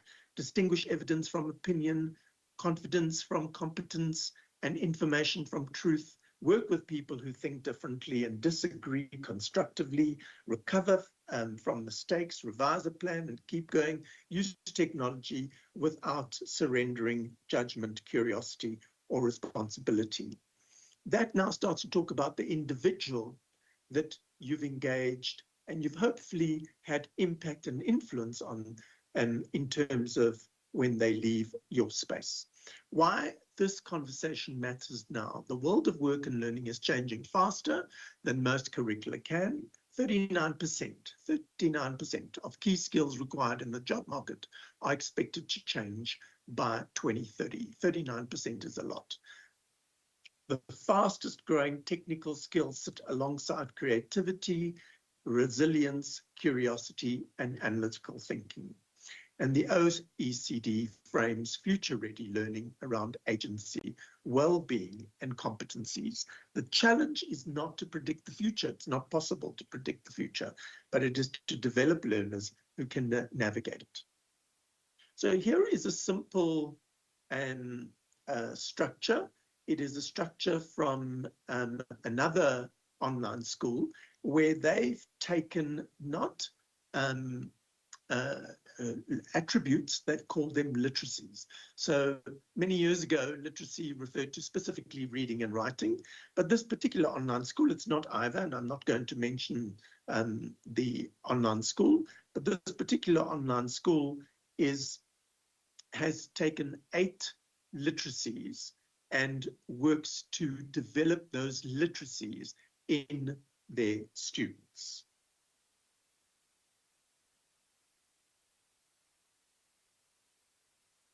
I'm not sure what's happening to, here we go, sorry. I'm not sure what's happening to my PowerPoint printer. It feels like the end is at the beginning. Here we go. So this is based on the World Economic Forum's report, UNESCO's report, and the OECD stuff. The 10 attributes worth deliberating and thinking about are these here on this page. I showed the other slide that was supposed to come much later, but it's somehow at the beginning there. I apologize, but that was just an example to show that these vary and they're entirely up to you as an institution to decide what they need to be. But curious, asks, explores, keeps learning, critical, creative, adaptable, collaborative, communicative, self-aware, agentic, agency in terms of making decisions and taking responsibility, AI and digitally literate, empathetic and globally minded. And I'll go through very quickly each one of these. The learner who asks why and what if is less dependent on being taught. Curiosity turns information into investigation. Strong learners do not merely collect answers, they generate better questions. The OECD PISA 2022 found curiosity, openness, and persistence were positively associated with creative thinking. Parents and teachers can reward thoughtful questions, not only correct answers. Try this at home. What made you curious today? You've got to try and understand how you develop curiosity in a child. My subject is mathematics, and there's no way you can do problem solving if you're not curious about a solution. Critical thinking and judgment in an information rich world, the scarce resource is not information, it's discernment.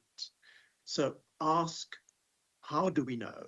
Compare sources and viewpoints, look for missing information and alternative explanation, notice bias, including our own, make a decision, explain the reasoning, then be willing to revise it. A good answer is useful, a justified answer is more powerful. Creativity, from right answer to valuable possibilities.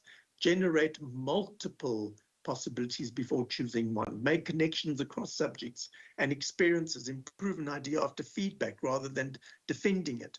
Become comfortable with ambiguity, experimentation, and productive failure. Again, PISA 2022 measured creative thinking as the ability to generate diverse and original ideas. Creative thinking is not only linked to the arts. You can be creative in any discipline or area. Teacher-parent prompt, just something there that kind of says, how do we build creativity? Make students think differently about a solution. Give me 3 different ways to solve the same problem. Adaptability, resilience, and productive struggle. The goal is not to make learning easy. It is to help learners become capable of handling difficulty. Adaptability, the plan changed, what now? Resilience, the setback is information, not identity. Persistence, I can try another strategy. Growth mindset, I am not finished learning this yet. Avoid rescuing too quickly. Replace, let me fix it for you with what have you tried? What could you try next? I'm sure many of you have watched lessons, especially if you're online and your lessons are recorded. You've watched lessons where the teacher will say, who would like to have an attempt at answering the question, and somebody will raise their hand, they'll have an attempt, and the teacher will say, that's not quite right, somebody else. And then somebody else gives the right answer, and then we just go on. We have to kind of engage those difficult moments, and we have to engage we have to work with those students' responses rather than rescuing them too quickly. Work with them to get to the solution. Communication and collaboration, knowing how to work with other minds is a capability, not a soft extra. So listening is very important. Understand before responding, ask clarifying questions, notice what is not being said, contribute, bring ideas, evidence, and effort. Do not confuse collaboration with consensus. Disagree well, challenge the idea without diminishing the person, repair relationships after conflict. A strong collaborator can lead, follow, negotiate, give feedback, and receive it. Self-awareness and self-regulation. Before learners can manage learning, they need to notice what is happening inside them, recognize strengths, gaps, emotions, habits, and triggers, set realistic goals and monitor progress, manage attention, time, and distractions, know when to persist independently and when to ask for help, reflect what worked, what did not, what will I change next time.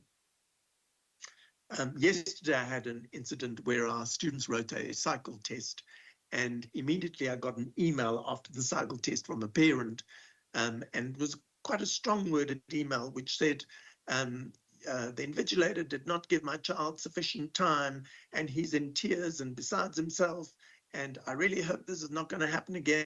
Anyway, I investigated, turned out the time was given. I then took time to sit to chat to the student and have a meeting with the student. And the student then said, actually, we were given enough time, but I just worked too slowly and I never finished within that time. So that's very different. But the default position is not to sit back and kind of understand where you're at, understand the inside of you, but rather to kind of like make it somebody else's problem. Agency, moving from compliance to ownership. OECD describes agency as the capacity to set goals, reflect, and act responsibly to influence one life and world. Offer meaningful choices, topic, method. Give the children a space to have agency, to have choice. Let learners experience the consequences of their decisions. Use projects where the learner has something real to produce, improve, or solve, and shift the question from did you do it to what did you decide and why. Digital and AI literacy with ethics. Future-ready learners need to use powerful tools without outsourcing their judgment. Know what AI and digital systems can and cannot reliably do. Verify outputs. Distinguish plausible from accurate. Protect privacy, identity, and intellectual property. Understand biased representation and the consequences of automated decisions. Use AI to extend thinking, not to replace thinking. Empathy, values, and global-mindedness. The future needs capable people who can also use their capability responsibly. Encounter viewpoints different from your own. Learn to disagree without dehumanizing. Consider short and long-term consequences and connect personal choices to community and planetary well-being. So before I move on to the next little bit where we tell you what we do in terms of putting our assessments through AI to check that the learning attributes that we work to develop in our children are actually part of that assessment. Now I'm going to come back to the exam because the reality is that there is so much that we want to do with our children, but there is already a very tight and busy timetable. And so the work that we want to do with our children around those learning attributes has to happen within those classes. There is a lot of work that has to be done with students. Don't assume that students will automatically engage in these things because you told them once to do it. there has to be a proactive approach by the school to say these attributes are important. This is the learner profile that we want to put out into the world, and that has to be a whole school initiative that is brought in by the teachers. And when they are delivering classes, when they are facilitating discourse in lessons, these things are important to create opportunities for developing those attributes. So when it comes to exams, what we do, because we want to make sure that the way that we are asking questions, we are doing it in a way that is also drawing out as many of those attributes as we can. So I didn't take one of our exams, but I took the IEB NSC. I just chose business studies, November 2025 examination and their marking guidelines.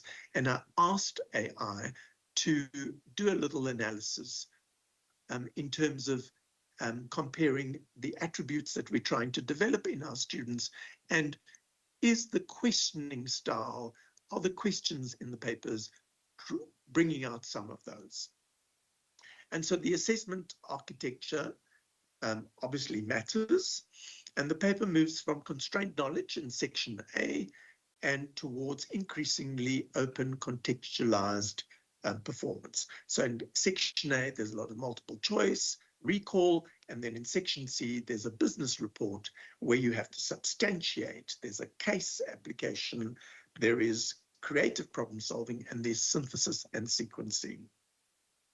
So when we look at the question design that activates those attributes, we see that, and these are just 3 examples, there were many more examples, but just to show you the power of AI in putting your papers through AI and asking them to, in a way, analyze and moderate those papers to make sure that those learning attributes that you're talking about as a school and that you're putting out into the marketplace and saying, we develop these attributes in our students, that you can actually, by way of just, I'm not talking in terms of the engagement in the actual lessons or the source material that you provide and the resources, but just, I took an example of the exam paper.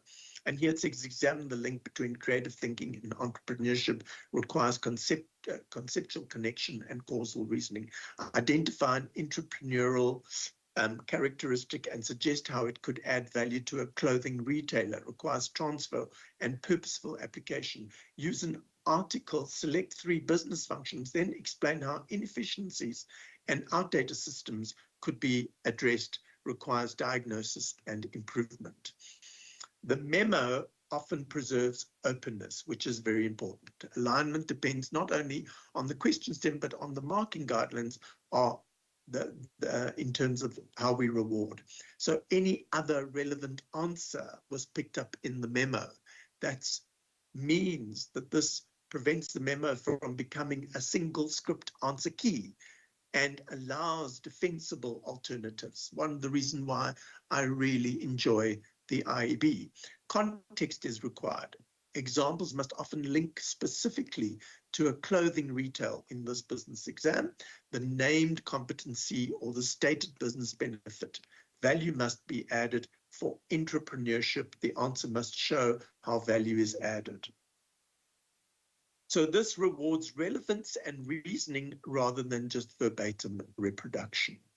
The clearest alignment with the learner attribute framework was in section C, where there were more higher order questions. And in question 7, the learner becomes a human capital consultant who must design a hiring process, consider risks of poor selection, and discuss creative strategies to motivate and retain employees. This is an authentic role-based decision task rather than a simple content dump.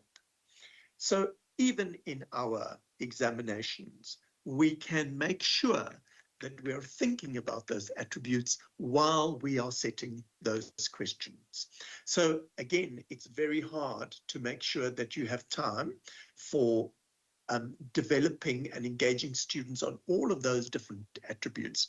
Those are 10 attributes that perhaps as a school you hold dear and you want to put out students that um, uh, are strong in those attributes. To find the time is not easy, especially when you've already got a jam-packed timetable. So the work has to be done by teachers in their lessons, and the work by us who are leading in those institutions is with the teachers to make sure that they're comfortable in their space and in their classrooms. But even I wanted to show, because often people will say in an exam, it's time constrained, it's very hard to bring these attributes into it. It's not true. Where the exam, here's where it says where the alignment is weakest and why. I'm just watching the time as well. Some attributes cannot be demonstrated convincingly through this assessment format. Curiosity, the paper asks all the questions. Child doesn't have the opportunity to ask questions. Collaboration, learners write individually. Self-awareness, there is no reflection such as what changed in your thinking after you've received feedback. You don't have a second attempt at it.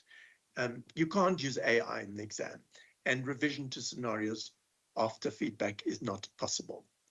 An exam is most future ready when it asks learners not merely what do you know, but what can you do with what you know, and can you justify it? So what can teachers do? I've listed a whole lot of things there. I will hopefully the presentation is made available to people, but just little things like name the attribute. Be very proactive about engaging students in the attribute and let them know what the attributes are that you're trying to develop through your engagement and your lesson planning. Design tasks that require the attribute.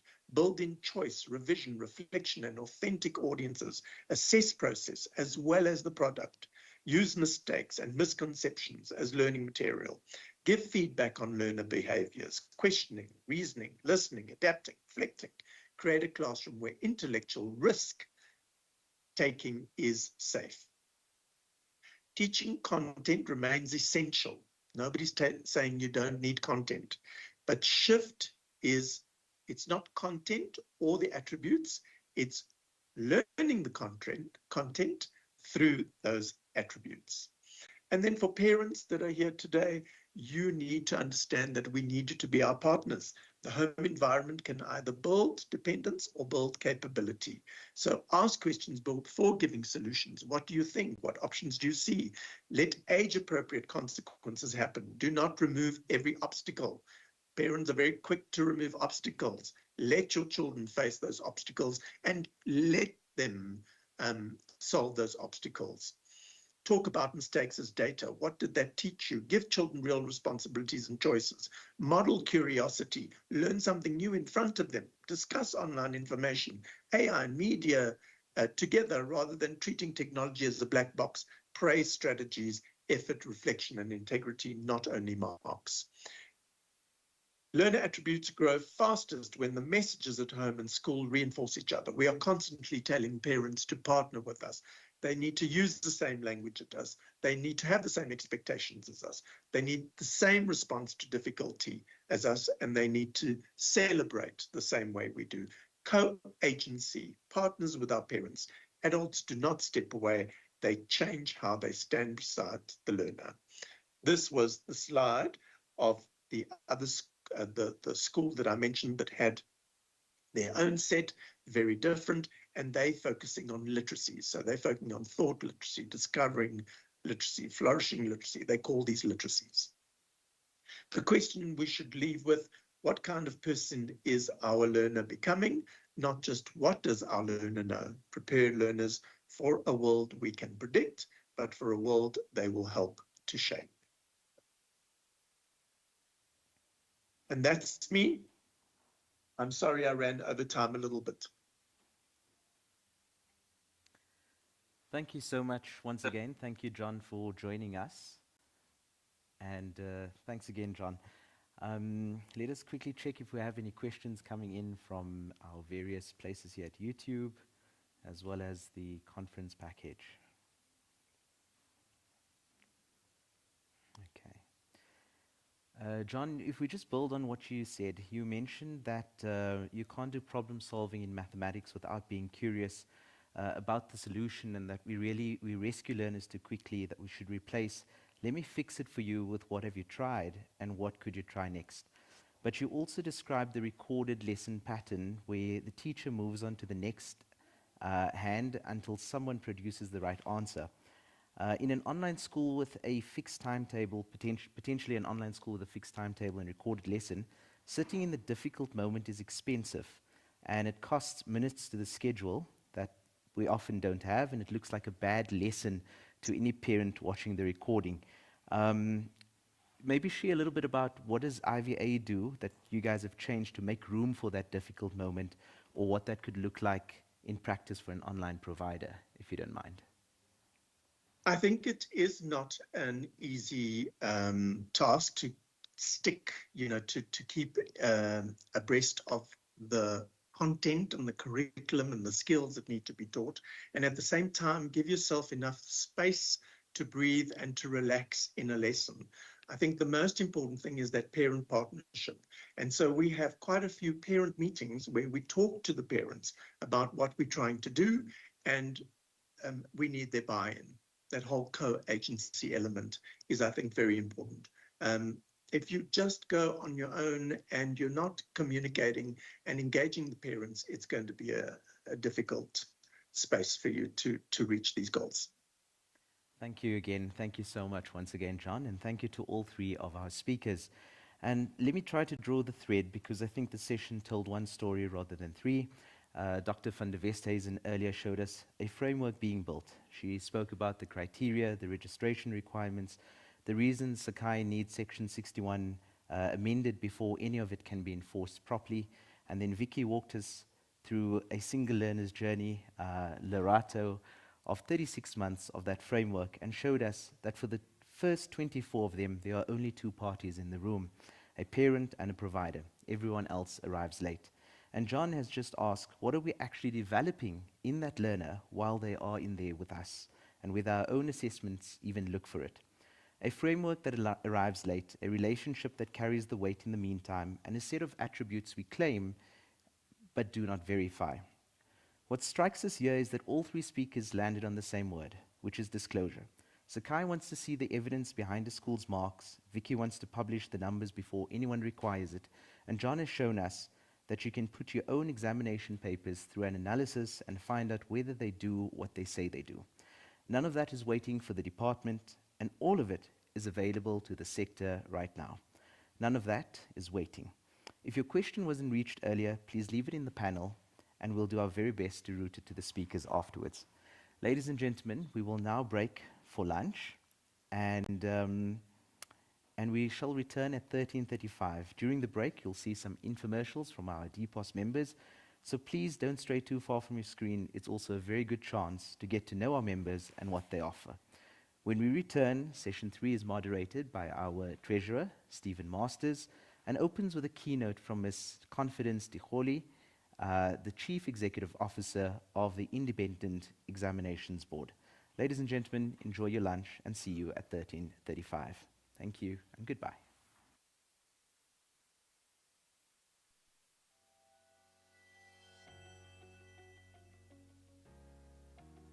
Futures Academy is an independent online high school. Our solutions allow our students the time and the flexibility to pursue their interests beyond the classroom. Futures Academy is a response to a deep concern for access to quality education in South Africa. We exist to inclusively innovate to avail educational opportunities for those who need it most.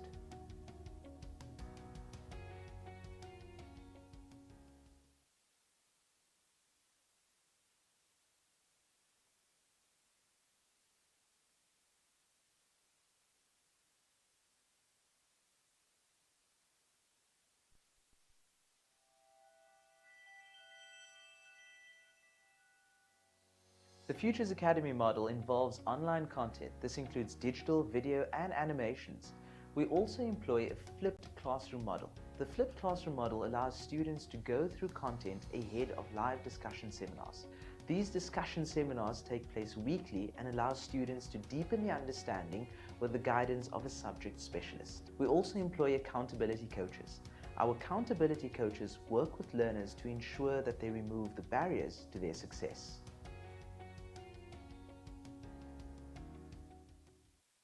Ready to discover an online school where your child can learn and have fun? Hi there, I'm John Louis, the head of Iva Global, an online school in a 3D virtual environment.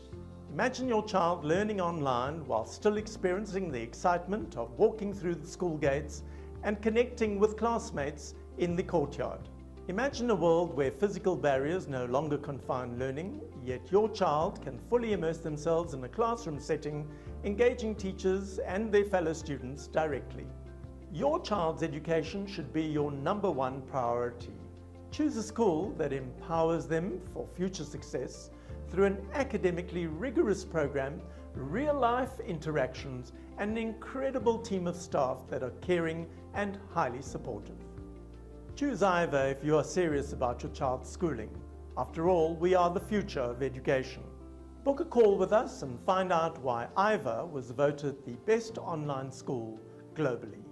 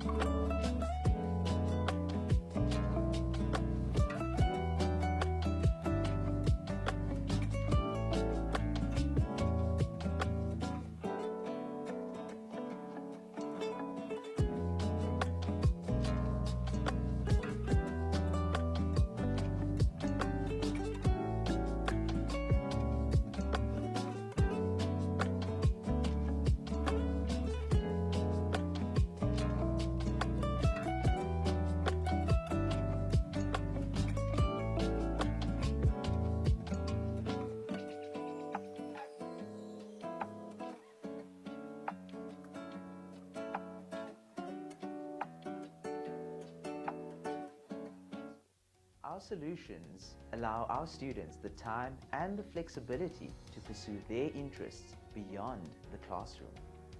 Futures Academy is a response to a deep concern for access to quality education in South Africa. We exist to inclusively innovate to avail educational opportunities for those who need it most.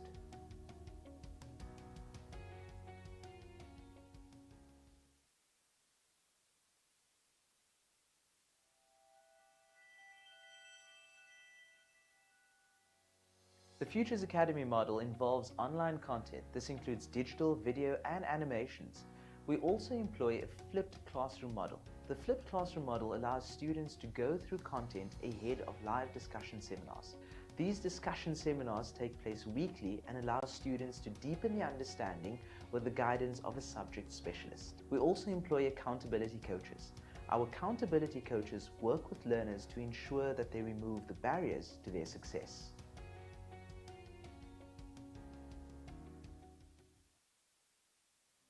Hi there, I am John Louis, the CEO and founder of IVA Global Online School. My career in education spans over 31 years, and it all started at the age of 15 when I decided to become a mathematics teacher. I studied at the University of the Witwatersrand, where I completed a Bachelor of Science degree majoring in mathematics, and I also completed my professional qualification in education. I was a mathematics teacher for 14 years, boasting outstanding results, before I became the founding head of Redham House in Bedfordview, South Africa. In 2010, I was appointed the Senior Deputy Head and Academic Director at the Oprah Winfrey Leadership Academy for Girls in South Africa. Over the last 5 years and 3 months, I've been overseeing, in the role of Academic Head, the academics, standards and practices across all of the ADvTECH schools in South Africa, Botswana and Kenya.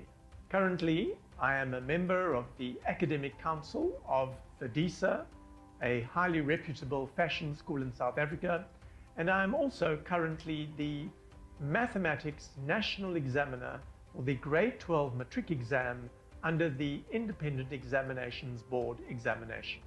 I have been the Mathematics Examiner since 2006. IVA Global Online School brings you an offering that is progressive and aligned to the very best the world has to offer. My vast experience and global networks in education should give you peace of mind and security that your child's education is in very good hands. Choose IVA Global Online School if you're serious about your child's education. Ready to discover an online school where your child can learn and have fun? Hi there, I'm John Louis, the head of IVA Global, an online school in a 3D virtual environment. Imagine your child learning online while still experiencing the excitement of walking through the school gates and connecting with classmates in the courtyard. Imagine a world where physical barriers no longer confine learning, yet your child can fully immerse themselves in a classroom setting, engaging teachers and their fellow students directly. Your child's education should be your #1 priority. Choose a school that empowers them for future success through an academically rigorous program, real-life interactions, and an incredible team of staff that are caring and highly supportive. Choose IVA if you are serious about your child's schooling. After all, we are the future of education. Book a call with us and find out why IVA was voted the best online school globally.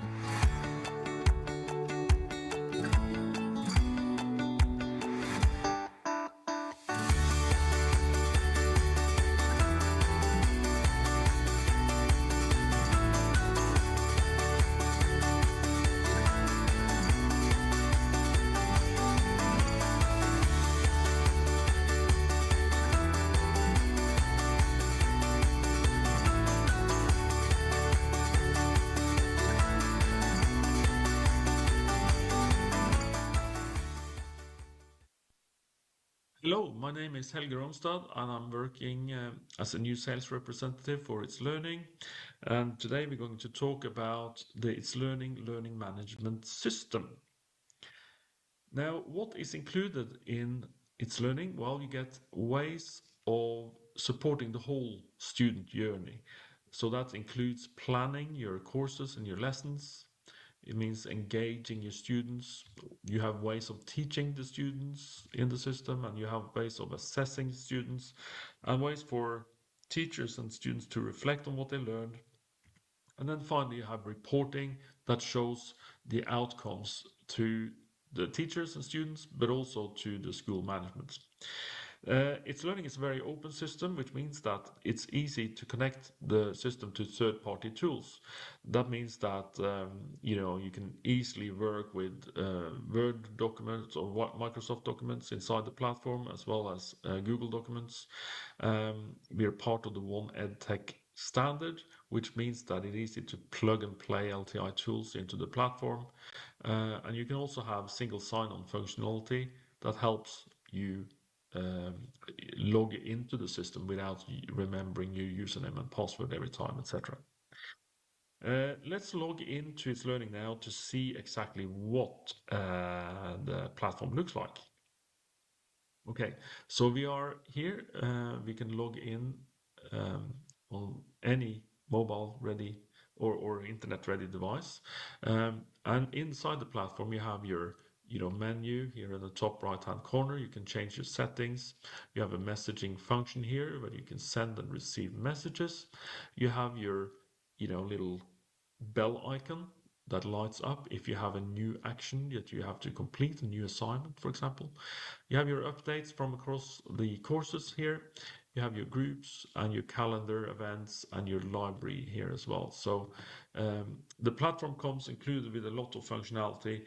Obviously, the course cards here at the front shows you the latest development in all the courses. If you log into a course, you can have a view of your plans, and there's a new stream. There's a follow-up tasks here and your events.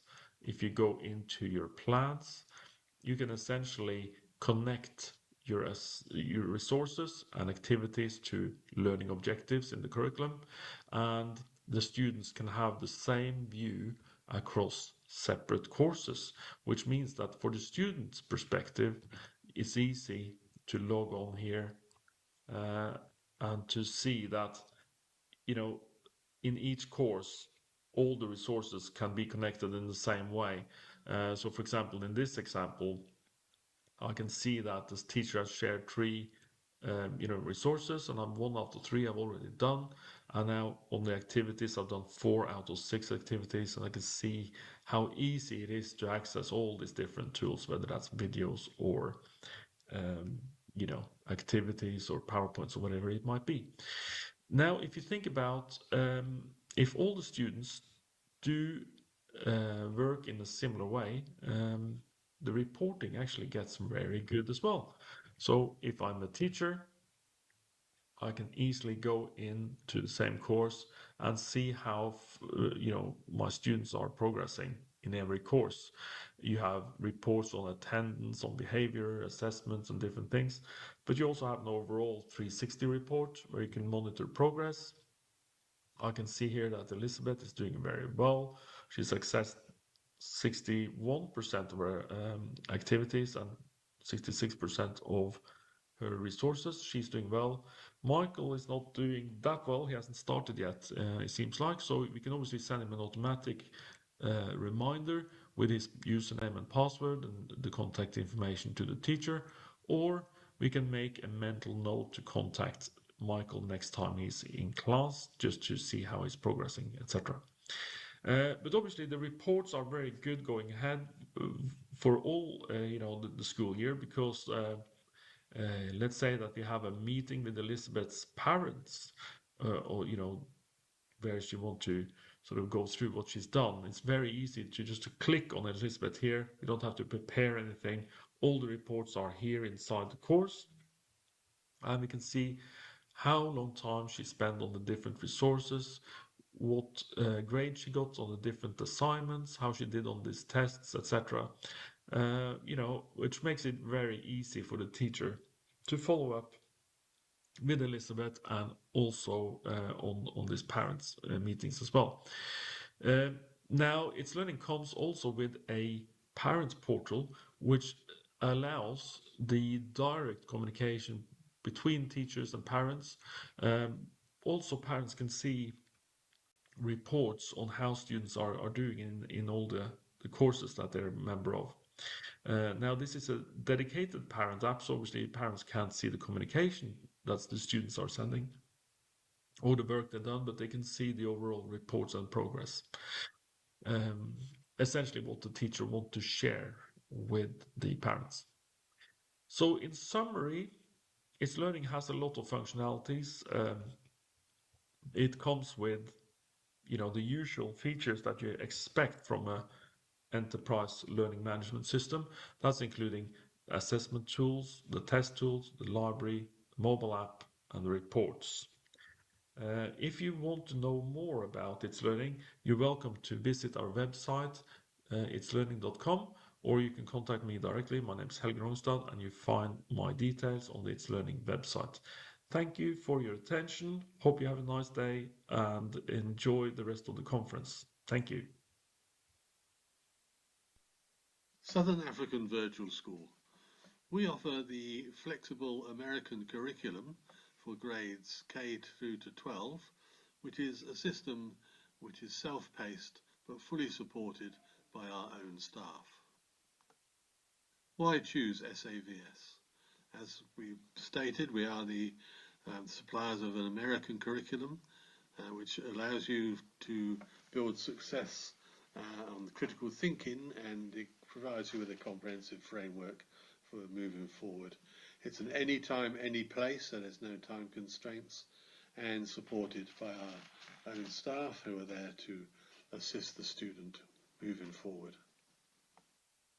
It is empowering the student to work at a method that suits them best, tailored for all the grades through to K to 12.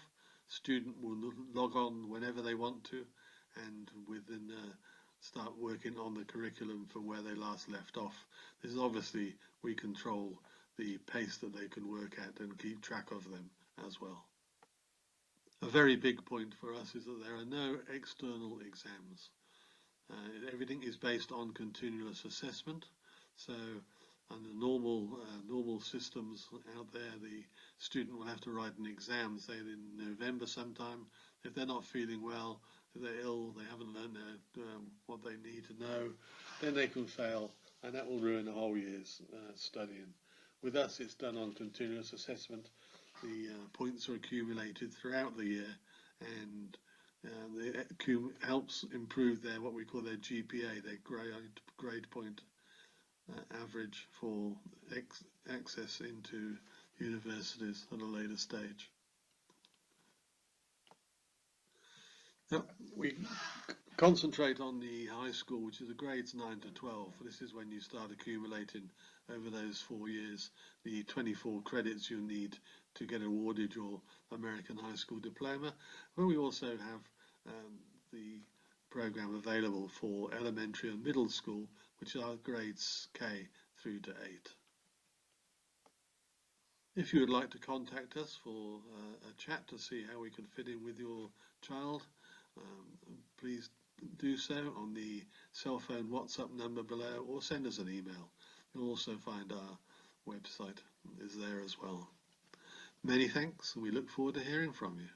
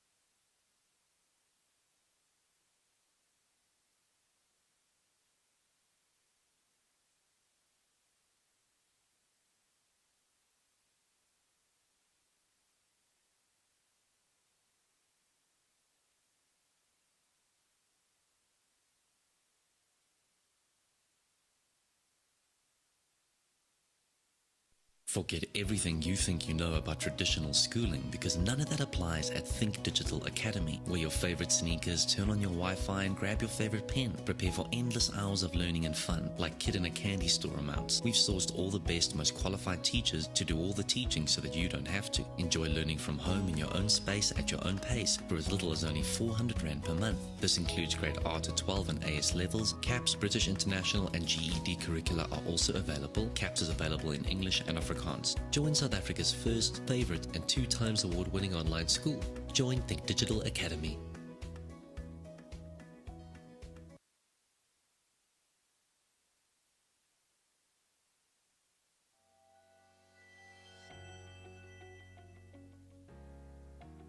Futures Academy is an independent online high school. Our solutions allow our students the time and the flexibility to pursue their interests beyond the classroom. Futures Academy is a response to a deep concern for access to quality education in South Africa. We exist to inclusively innovate to avail educational opportunities for those who need it most.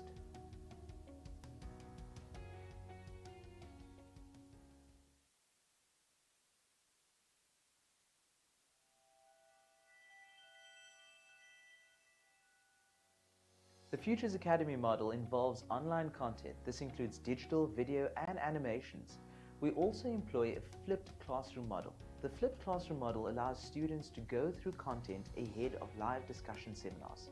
These discussion seminars take place weekly and allow students to deepen their understanding with the guidance of a subject specialist. We also employ accountability coaches.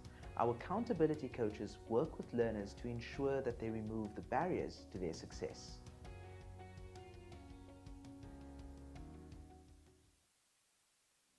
Hi there, I am John Louis, the CEO and founder of Iva Global Online School.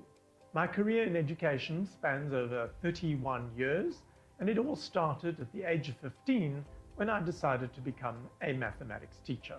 I studied at the University of the Witwatersrand, where I completed a Bachelor of Science degree majoring in mathematics, and I also completed my professional qualification in education. I was a mathematics teacher for 14 years, boasting outstanding results, before I became the founding head of Redham House in Bedfordview, South Africa. In 2010, I was appointed the Senior Deputy Head and Academic Director at the Oprah Winfrey Leadership Academy for Girls in South Africa. Over the last 5 years and 3 months, I've been overseeing, in the role of Academic Head, the academics, standards and practices across all of the ADvTECH schools in South Africa, Botswana and Kenya. Currently, I am a member of the Academic Council of FEDISA, a highly reputable fashion school in South Africa, and I am also currently the Mathematics National Examiner for the Grade 12 Matric exam under the Independent Examinations Board examination. I have been the Mathematics Examiner since 2006. Iva Global Online School brings you an offering that is progressive and aligned to the very best the world has to offer. My vast experience and global networks in education should give you peace of mind and security that your child's education is in very good hands. Choose Iva Global Online School if you're serious about your child's education. Ready to discover an online school where your child can learn and have fun? Hi there, I'm John Louis, the head of Iva Global, an online school in a 3D virtual environment. Imagine your child learning online while still experiencing the excitement of walking through the school gates and connecting with classmates in the courtyard. Imagine a world where physical barriers no longer confine learning, yet your child can fully immerse themselves in a classroom setting, engaging teachers and their fellow students directly.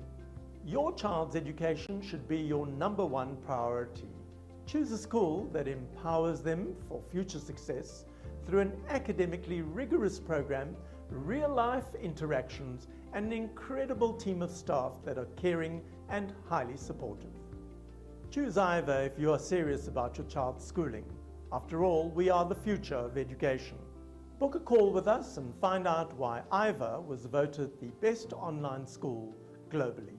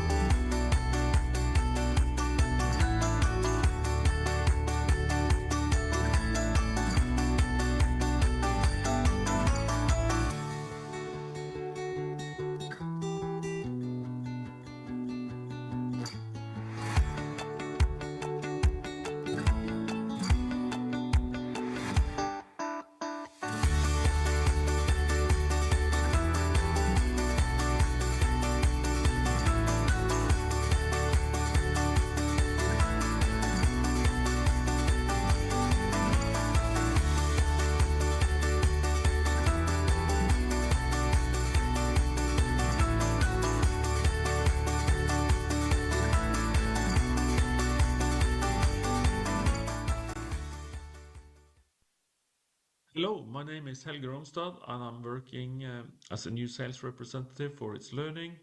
And today we're going to talk about the It's Learning learning management system. Now, what is included in It's Learning? Well, you get ways of supporting the whole student journey. So that includes planning your courses and your lessons. It means engaging your students. You have ways of teaching the students in the system, and you have ways of assessing students, and ways for teachers and students to reflect on what they learned. And then finally, you have reporting that shows the outcomes to the teachers and students, but also to the school management.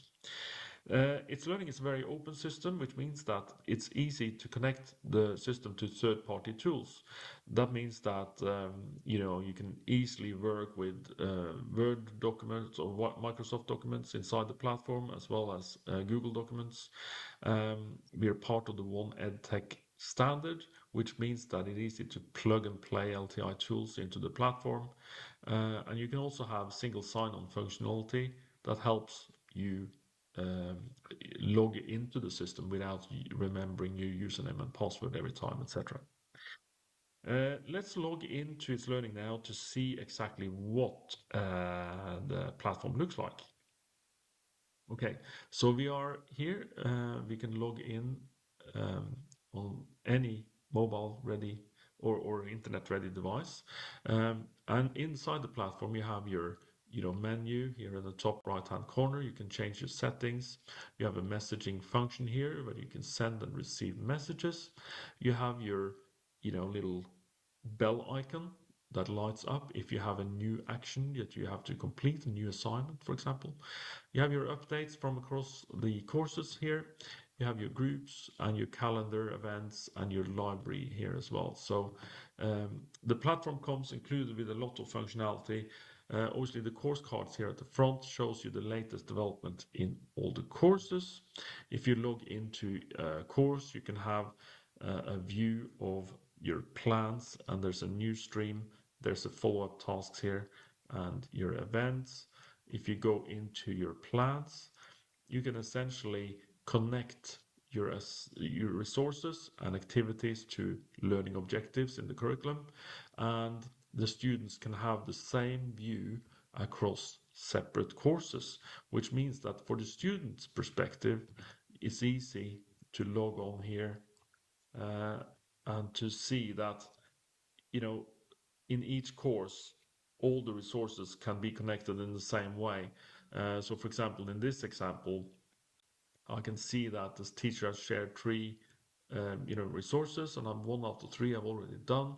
And now on the activities, I've done 4 out of 6 activities, and I can see how easy it is to access all these different tools, whether that's videos or you know, activities or PowerPoints or whatever it might be. Now, if you think about if all the students do work in a similar way, the reporting actually gets very good as well. So if I'm a teacher, I can easily go into the same course and see how you know, my students are progressing in every course. You have reports on attendance, on behavior, assessments, and different things. But you also have an overall 360 report where you can monitor progress. I can see here that Elizabeth is doing very well. She's accessed 61% of her activities and 66% of her resources. She's doing well. Michael is not doing that well. He hasn't started yet, it seems like. So we can obviously send him an automatic reminder with his username and password and the contact information to the teacher, or we can make a mental note to contact Michael next time he's in class just to see how he's progressing, etc. But obviously the reports are very good going ahead for all you know, the school year, because let's say that you have a meeting with Elizabeth's parents, or you know, where she want to sort of go through what she's done. It's very easy to just click on Elizabeth here. You don't have to prepare anything. All the reports are here inside the course, and we can see how long time she spent on the different resources, what grade she got on the different assignments, how she did on these tests, etc. You know, which makes it very easy for the teacher to follow up with Elizabeth and also on these parents meetings as well. Now, It's Learning comes also with a parents portal, which allows the direct communication between teachers and parents. Also, parents can see reports on how students are doing in all the courses that they're a member of. Now, this is a dedicated parent app, so obviously parents can't see the communication that the students are sending or the work they've done, but they can see the overall reports and progress. Essentially what the teacher wants to share with the parents. So in summary, It's Learning has a lot of functionalities. It comes with, you know, the usual features that you expect from a enterprise learning management system. That's including assessment tools, the test tools, the library, the mobile app, and the reports. If you want to know more about It's Learning, you're welcome to visit our website, itslearning.com, or you can contact me directly. My name is Helge Rongstad, and you find my details on the It's Learning website. Thank you for your attention. Hope you have a nice day and enjoy the rest of the conference. Thank you. Southern African Virtual School. We offer the flexible American curriculum for grades K through to 12, which is a system which is self-paced but fully supported by our own staff. Why choose SAVS? As we stated, we are the suppliers of an American curriculum which allows you to build success on critical thinking, and it provides you with a comprehensive framework for moving forward. It's an anytime, any place, so there's no time constraints, and supported by our own staff who are there to assist the student moving forward. It is empowering the student to work at a method that suits them best, tailored for all the grades through to K to 12. Student will log on whenever they want to, and within start working on the curriculum from where they last left off. This is obviously, we control the pace that they can work at and keep track of them as well. A very big point for us is that there are no external exams. Everything is based on continuous assessment. So under normal systems out there, the student will have to write an exam, say in November sometime. If they're not feeling well, if they're ill, they haven't learned what they need to know, then they can fail, and that will ruin the whole year's studying. With us, it's done on continuous assessment. The points are accumulated throughout the year, and helps improve their what we call their GPA, their grade point average for access into universities at a later stage. We concentrate on the high school, which is the grades 9 to 12. This is when you start accumulating over those 4 years the 24 credits you need to get awarded your American high school diploma. But we also have the program available for elementary and middle school, which are grades K through to 8. If you would like to contact us for a chat to see how we can fit in with your child, please do so on the cell phone WhatsApp number below, or send us an email. You'll also find our website is there as well. Many thanks, and we look forward to hearing from you.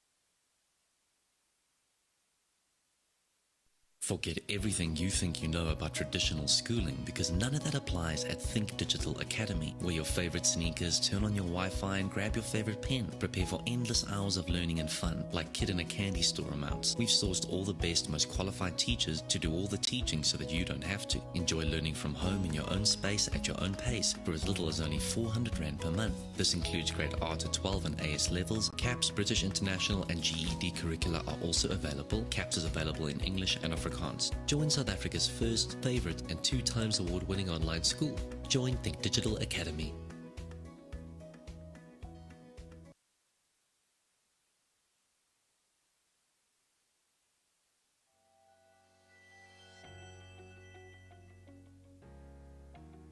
Futures Academy is an independent online high school.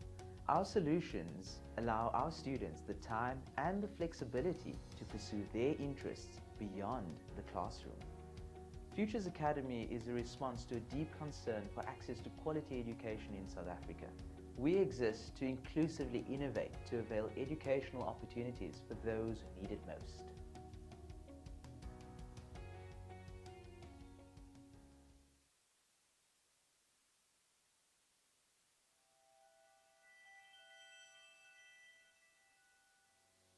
The Futures Academy model involves online content. This includes digital, video, and animations. We also employ a flipped classroom model. The flipped classroom model allows students to go through content ahead of live discussion seminars. These discussion seminars take place weekly and allow students to deepen their understanding with the guidance of a subject specialist. We also employ accountability coaches. Our accountability coaches work with learners to ensure that they remove the barriers to their success.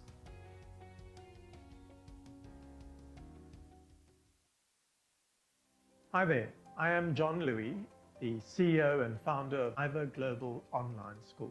My career in education spans over 31 years, and it all started at the age of 15 when I decided to become a mathematics teacher.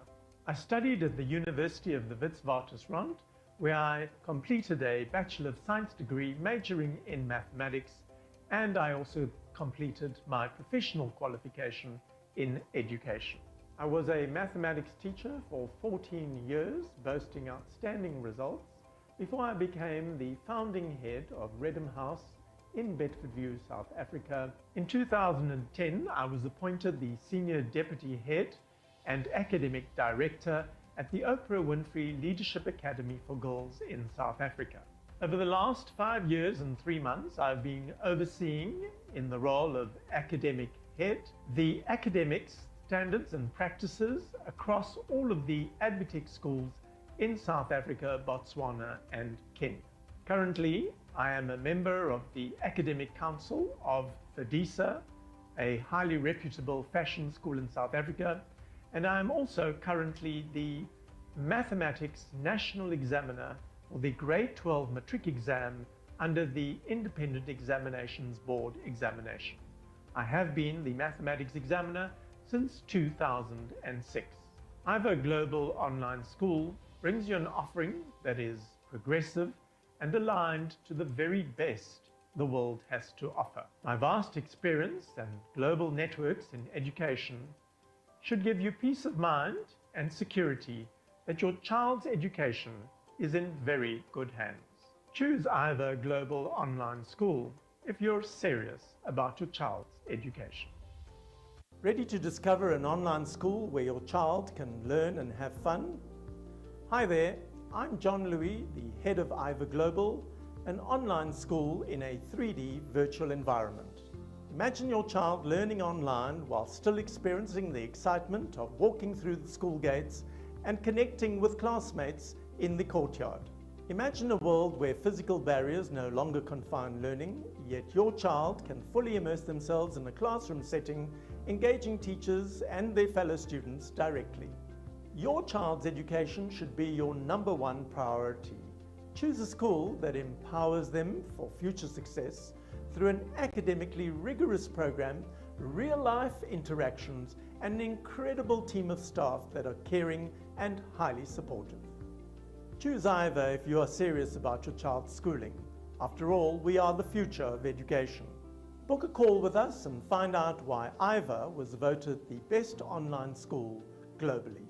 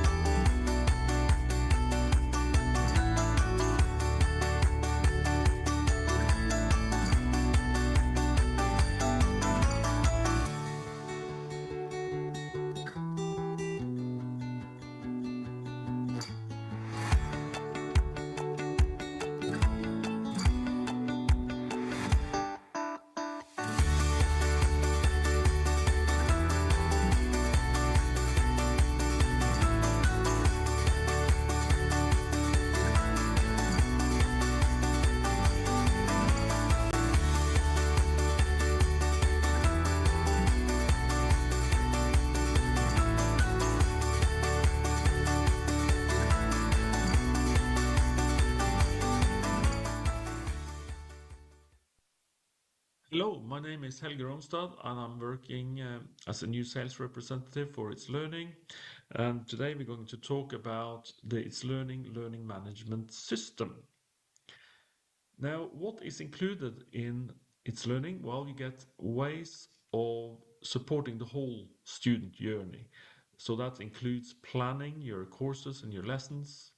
It means engaging your students.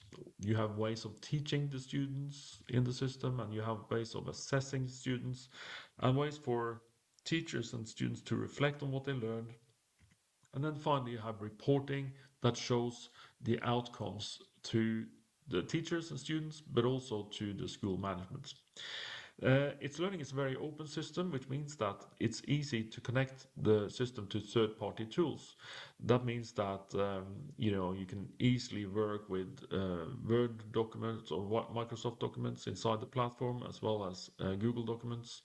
We are part of the One EdTech standard, which means that it's easy to plug and play LTI tools into the platform. And you can also have single sign-on functionality that helps you log into the system without remembering your username and password every time, etc. Let's log into It's Learning now to see exactly what the platform looks like. Okay, so we are here. We can log in on any mobile ready or internet ready device. And inside the platform, you have your menu here in the top right hand corner. You can change your settings. You have a messaging function here where you can send and receive messages. You have your little bell icon that lights up if you have a new action that you have to complete, a new assignment, for example. You have your updates from across the courses here. You have your groups and your calendar events and your library here as well. So the platform comes included with a lot of functionality. Obviously, the course cards here at the front shows you the latest development in all the courses. If you log into a course, you can have a view of your plans, and there's a new stream. There's a follow-up tasks here and your events. If you go into your plans, you can essentially connect your resources and activities to learning objectives in the curriculum, and the students can have the same view across separate courses, which means that for the student's perspective, it's easy to log on here and to see that in each course all the resources can be connected in the same way. So for example, in this example, I can see that this teacher has shared three resources, and I'm 1 out of 3 I've already done. And now on the activities, I've done 4 out of 6 activities, and I can see how easy it is to access all these different tools, whether that's videos or activities or PowerPoints or whatever it might be. Now, if you think about if all the students do work in a similar way, the reporting actually gets very good as well. So if I'm a teacher, I can easily go into the same course and see how my students are progressing in every course. You have reports on attendance, on behavior, assessments, and different things. But you also have an overall 360 report where you can monitor progress. I can see here that Elizabeth is doing very well. She's accessed 61% of her activities and 66% of her resources. She's doing well. Michael is not doing that well. He hasn't started yet, it seems like. So we can obviously send him an automatic reminder with his username and password and the contact information to the teacher, or we can make a mental note to contact Michael next time he's in class just to see how he's progressing, etc. But obviously the reports are very good going ahead for all the school year, because let's say that we have a meeting with Elizabeth's parents, or where she want to sort of go through what she's done. It's very easy to just click on Elizabeth here. You don't have to prepare anything. All the reports are here inside the course, and we can see how long time she spent on the different resources, what grade she got on the different assignments, how she did on these tests, etc. which makes it very easy for the teacher to follow up with Elizabeth and also on these parents meetings as well. Now, It's Learning comes also with a parents portal, which allows the direct communication between teachers and parents. Also, parents can see reports on how students are doing in all the courses that they're a member of. Now, this is a dedicated parent app, so obviously parents can't see the communication that the students are sending or the work they've done, but they can see the overall reports and progress. Essentially what the teacher wants to share with the parents. So in summary, It's Learning has a lot of functionalities. It comes with the usual features that you expect from a enterprise learning management system. That's including assessment tools, the test tools, the library, the mobile app, and the reports. If you want to know more about It's Learning, you're welcome to visit our website, itslearning.com, or you can contact me directly. My name is Helge Rongstad, and you find my details on the It's Learning website. Thank you for your attention. Hope you have a nice day and enjoy the rest of the conference. Thank you. Southern African Virtual School. We offer the flexible American curriculum for grades K through to 12, which is a system which is self-paced but fully supported by our own staff. Why choose SAVS? As we stated, we are the suppliers of an American curriculum which allows you to build success on critical thinking, and it provides you with a comprehensive framework for moving forward. It's an anytime, any place, so there's no time constraints, and supported by our own staff who are there to assist the student moving forward. It is empowering the student to work at a method that suits them best, tailored for all the grades through to K to 12. Student will log on whenever they want to, and within start working on the curriculum from where they last left off. This is obviously, we control the pace that they can work at and keep track of them as well. A very big point for us is that there are no external exams. Everything is based on continuous assessment. So under normal systems out there, the student will have to write an exam, say in November sometime. If they're not feeling well, if they're ill, they haven't learned what they need to know, then they can fail, and that will ruin the whole year's studying. With us, it's done on continuous assessment. The points are accumulated throughout the year, and it helps improve their what we call their GPA, their grade point average for access into universities at a later stage. Now, we concentrate on the high school, which is the grades 9 to 12. This is when you start accumulating over those 4 years the 24 credits you need to get awarded your American high school diploma. But we also have the program available for elementary and middle school, which are grades K through to 8. If you would like to contact us for a chat to see how we can fit in with your child, please do so on the cell phone WhatsApp number below, or send us an email. You'll also find our website is there as well. Many thanks, and we look forward to hearing from you.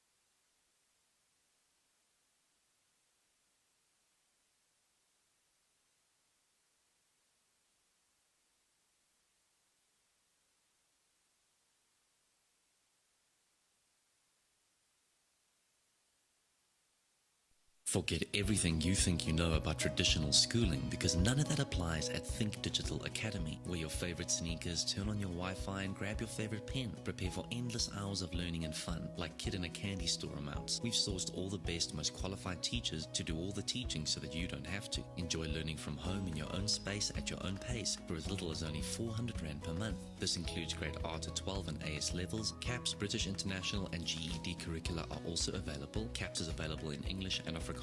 Join South Africa's first, favorite and 2 times award-winning online school. Join Think Digital Academy.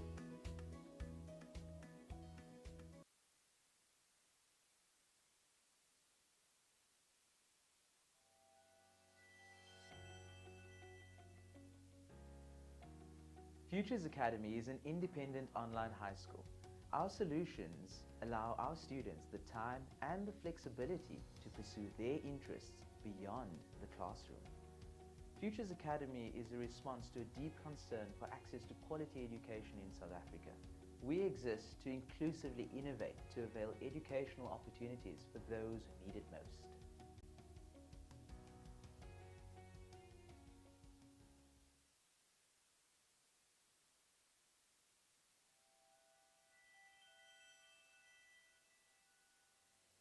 The Futures Academy model involves online content. This includes digital, video, and animations. We also employ a flipped classroom model. The flipped classroom model allows students to go through content ahead of live discussion seminars. These discussion seminars take place weekly and allow students to deepen their understanding with the guidance of a subject specialist. We also employ accountability coaches. Our accountability coaches work with learners to ensure that they remove the barriers to their success.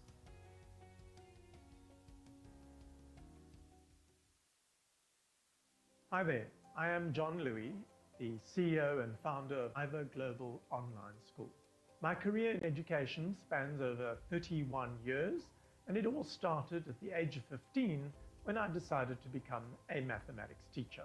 I studied at the University of the Witwatersrand, where I completed a Bachelor of Science degree majoring in mathematics, and I also completed my professional qualification in education. I was a mathematics teacher for 14 years, boasting outstanding results, before I became the founding head of Redham House in Bedfordview, South Africa. In 2010, I was appointed the Senior Deputy Head and Academic Director at the Oprah Winfrey Leadership Academy for Girls in South Africa. Over the last 5 years and 3 months, I've been overseeing, in the role of Academic Head, the academics, standards and practices across all of the ADvTECH schools in South Africa, Botswana and Kenya.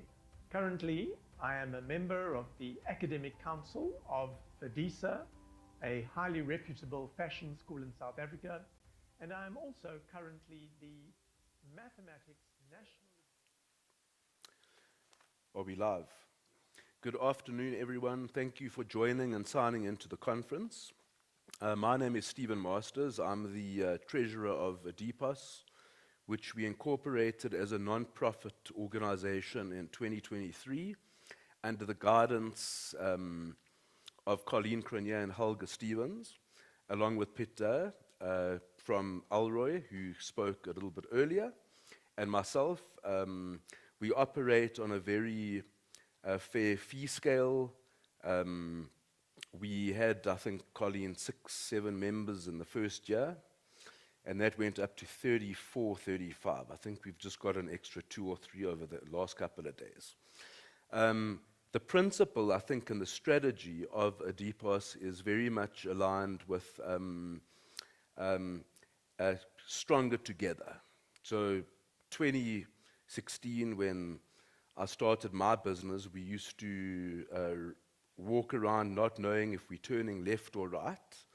And COVID hit, and Colleen gave me a buzz and said, let's start an association with Helga, which we did, and all answers are very much answered. So we have moved from Michael Porter's philosophy, Michael Porter's 5 forces, which I want to speak about before we hand over to our wonderful speakers, is competitive rivalry. So we used to be competitors, but Adepos has now made us very, very much friends and industry counterparts. Two is new entrants into the market. That's a very difficult one to deal with because you never know who's going to come into the industry. Obviously, the stronger the industry gets, the better the quality control and the quality mechanisms that the institutions put into place will become. And that is what Ms. Conferernce from the IEB will be speaking about, is quality. Buyers and suppliers is a very difficult one because students and families are faced with quite challenging financial circumstances. So pricing becomes an issue in the industry. Our suppliers, which are the assessment bodies, and the excellent software suppliers, of which we will be speaking to Jamie Root from Marking AI. He is one of the founders. And then we will be speaking to Dr. Karen Westra around also AI development. The last force of Michael Porter, which I was thinking about the whole morning, is the risk of substitutes. And we are substituting traditional brick and mortar schools. And when you go from one dynamic to the next, it creates a bit of uncertainty. There has to be rules and regulations, which is an excellent thing to do. So I would like to hand over to Ms. Conferernce Dakoli from the IEB.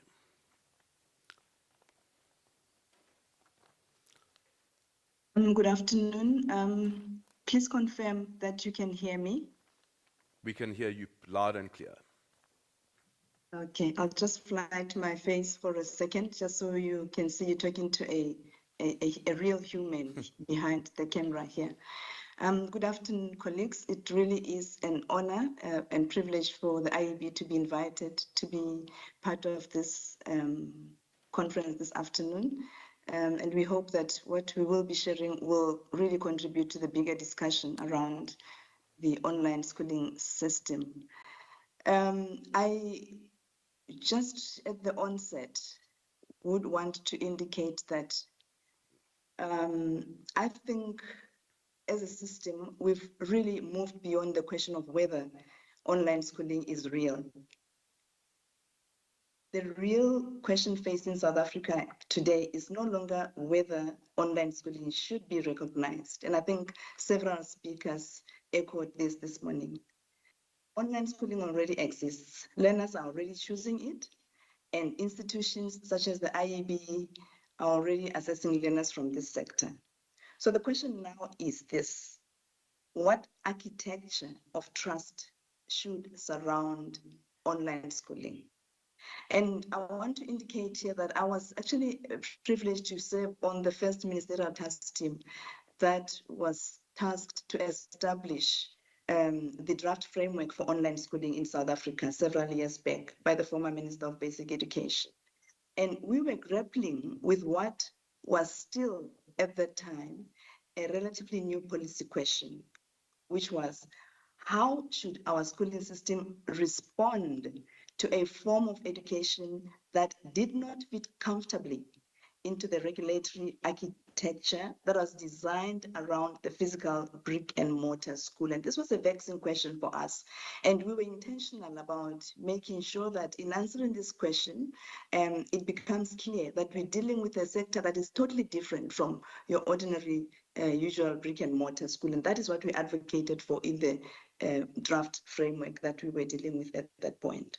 Now, several years later, that question has changed, I want to submit. Online schooling is no longer an emerging possibility waiting for policy to recognize it. No, it is here. As I said, learners are enrolled, teachers are teaching, parents are making choices for their learners, for their kids. Assessment bodies like the IEB are assessing candidates coming through online providers. And of course, universities are receiving these learners. So I would want to suggest that the challenge before us in 2026 is no longer simply about recognition. And this is what going to be the crux of my presentation this afternoon. It's no longer simply about recognition of online schooling. The much more important question is, how do we build public trust in this ecosystem? Hence the title for my talk this afternoon, my presentation, Beyond Recognition, we're now building trust in South Africa's online schooling ecosystem.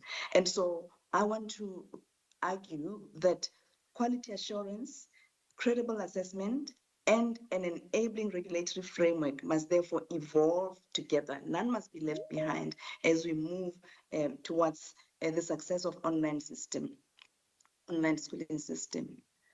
Now, the uncomfortable reality is that innovation has moved faster than regulation. And I think colleagues from Umalus this morning articulated this adequately.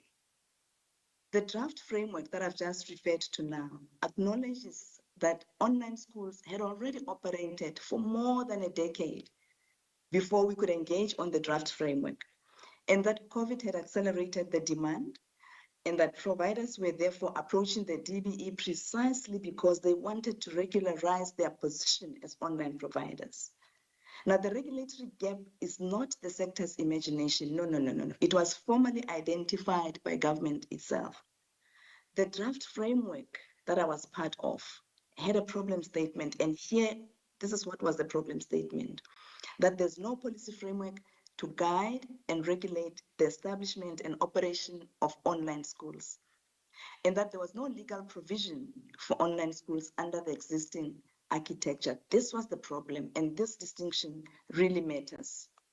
Now, if a new form of schooling does not fit neatly into legislation that is designed for a different delivery model, the solution cannot indefinitely be to force the new model into the old categories. And I'm afraid this is what is currently happening. If you look at what really is happening in the different provincial education departments, you can see that we're trying to force this new model of schooling into old categories of schoolings that we have, which is the public school, independent school, and home education. And it can't fit into it needs its own regulatory framework of its own.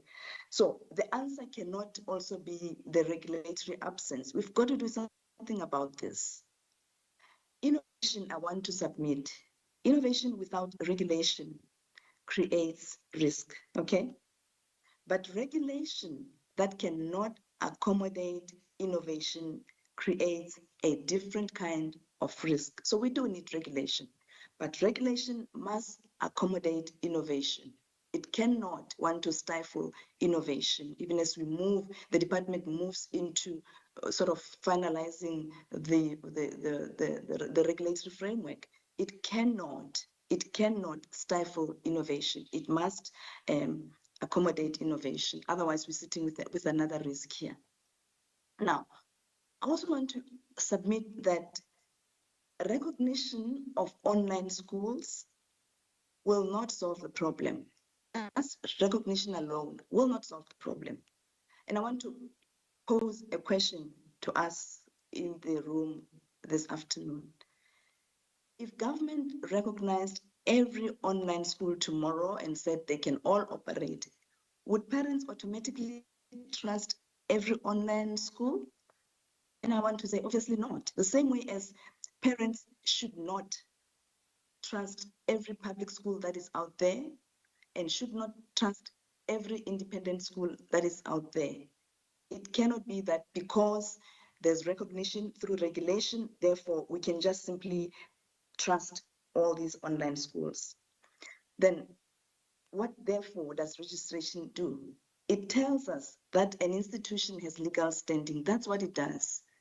But it does not on its own tell a parent whether teaching that is taking place there is good. It doesn't. It does not tell us whether learners are adequately supported. It doesn't. It does not tell us or tell a university whether assessment that has taken place is credible. It does not tell us whether candidate identity has been authenticated. It doesn't do that. It does not tell us whether a provider will still be financially viable 3 years from now. And this whole thing around financial viability is what we at the IEB, is one of criteria that we focus on at the IEB, because online providers need to be financially viable. The last thing you want is for a learner to be taken through a particular online schooling, only for it to close several years later or months later because of issues around financial viability.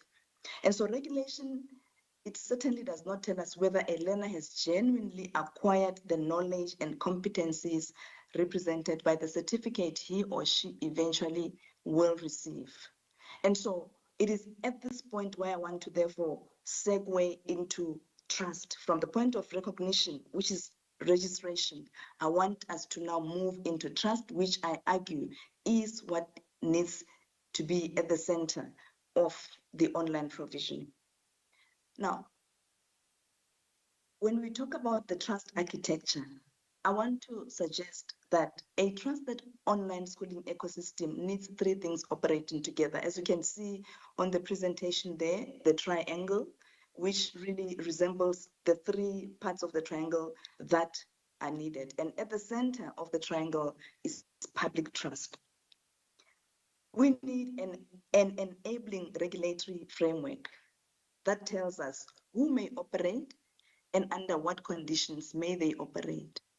We need quality assurance that tells us whether the educational experience is consistently fit for purpose, consistently, not occasionally, but consistently fit for purpose.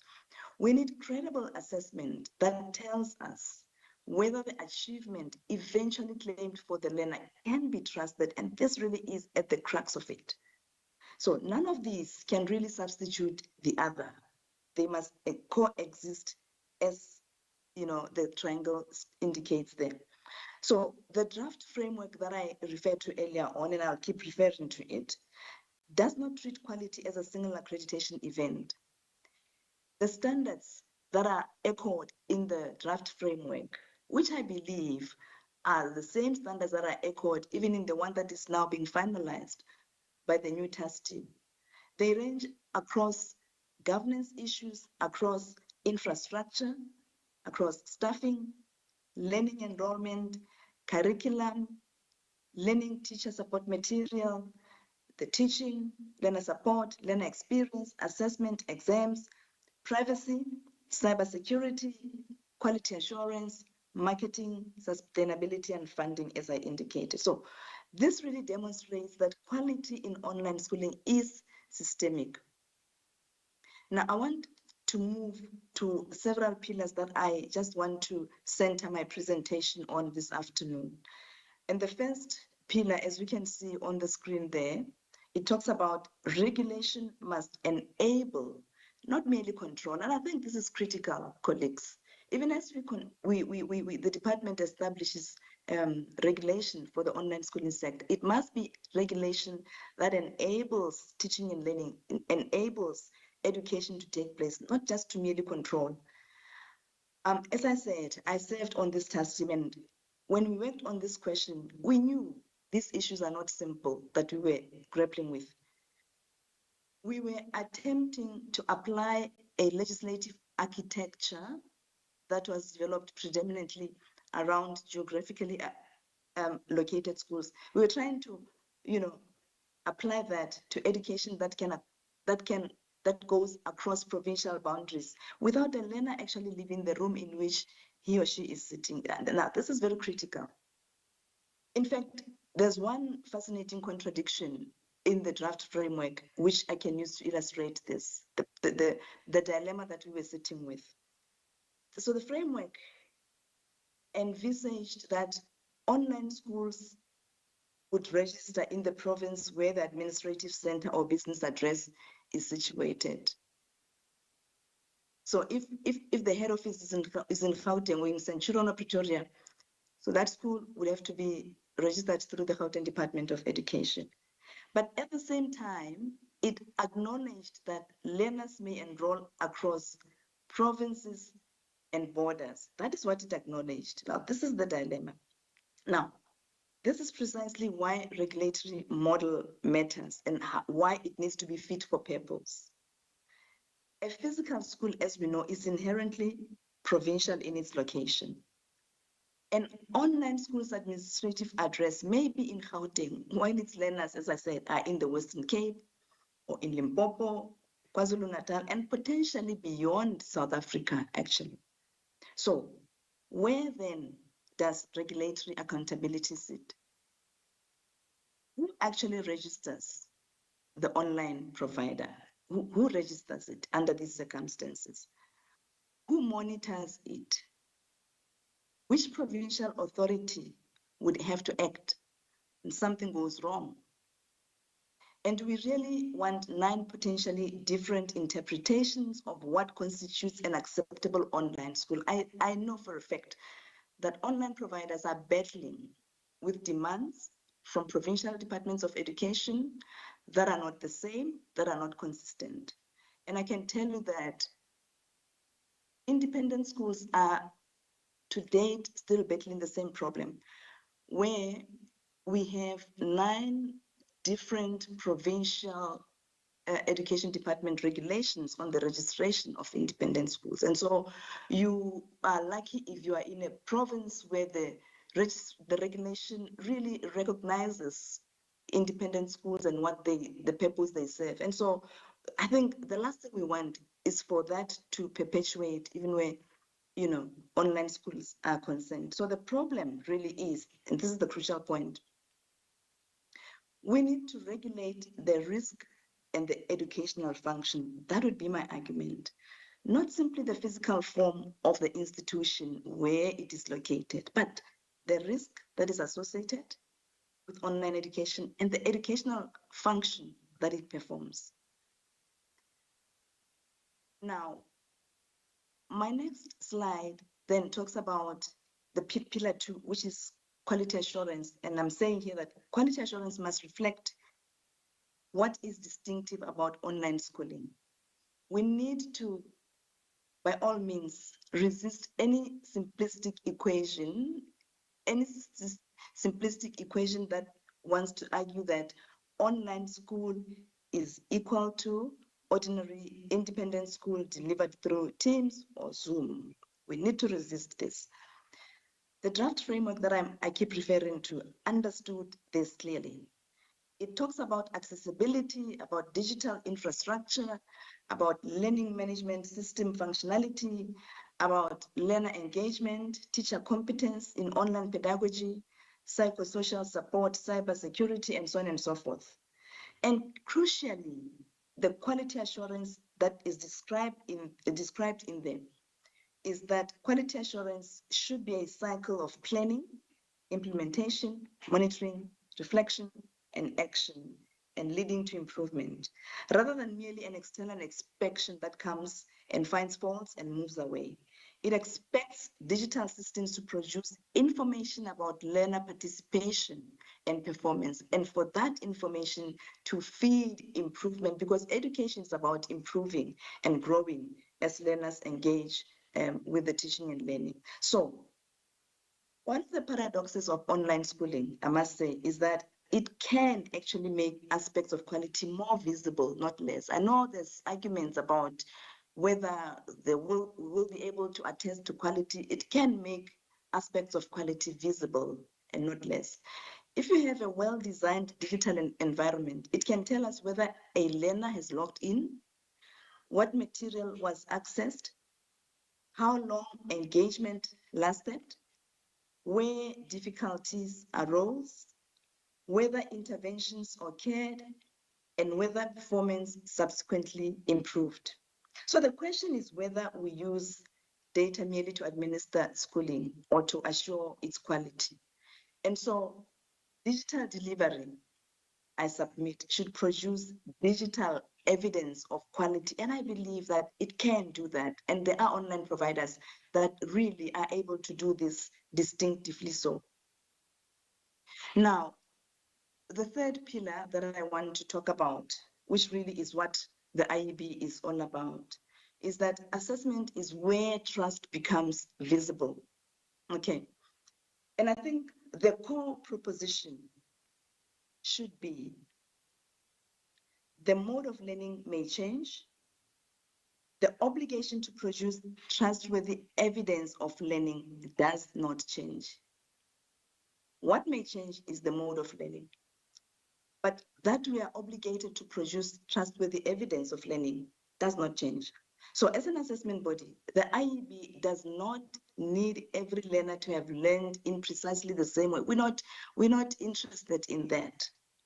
What it does need is confidence. This is what we need at the IEB, is confidence that the curriculum has been appropriately delivered, that internal assessment is authentic and adequately moderated, that the candidate is who the provider says the candidate is. This is very crucial.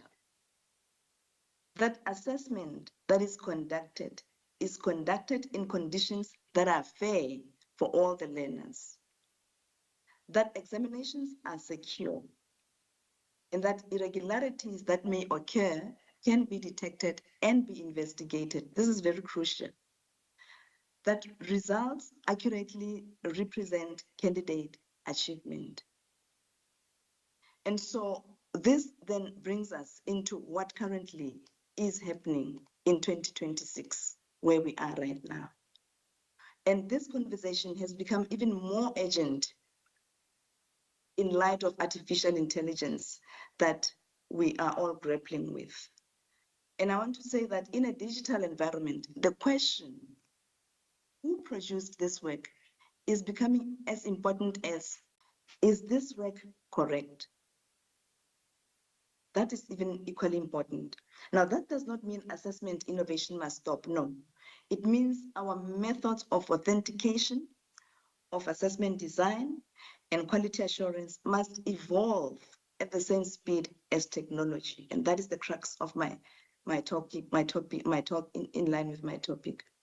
And so I believe that this actually connects beautifully with the theme of the conference today about driving policy change for a digital future and ensuring that as we drive policy change does not stifle innovation, as I said earlier on.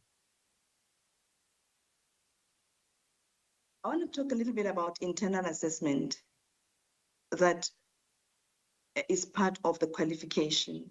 And just to sort of demonstrate and illustrate how we manage internal assessment as the IEB, because validity and reliability of internal assessment is very crucial as it forms part of the final mark that the learner walks away with at the end of the year.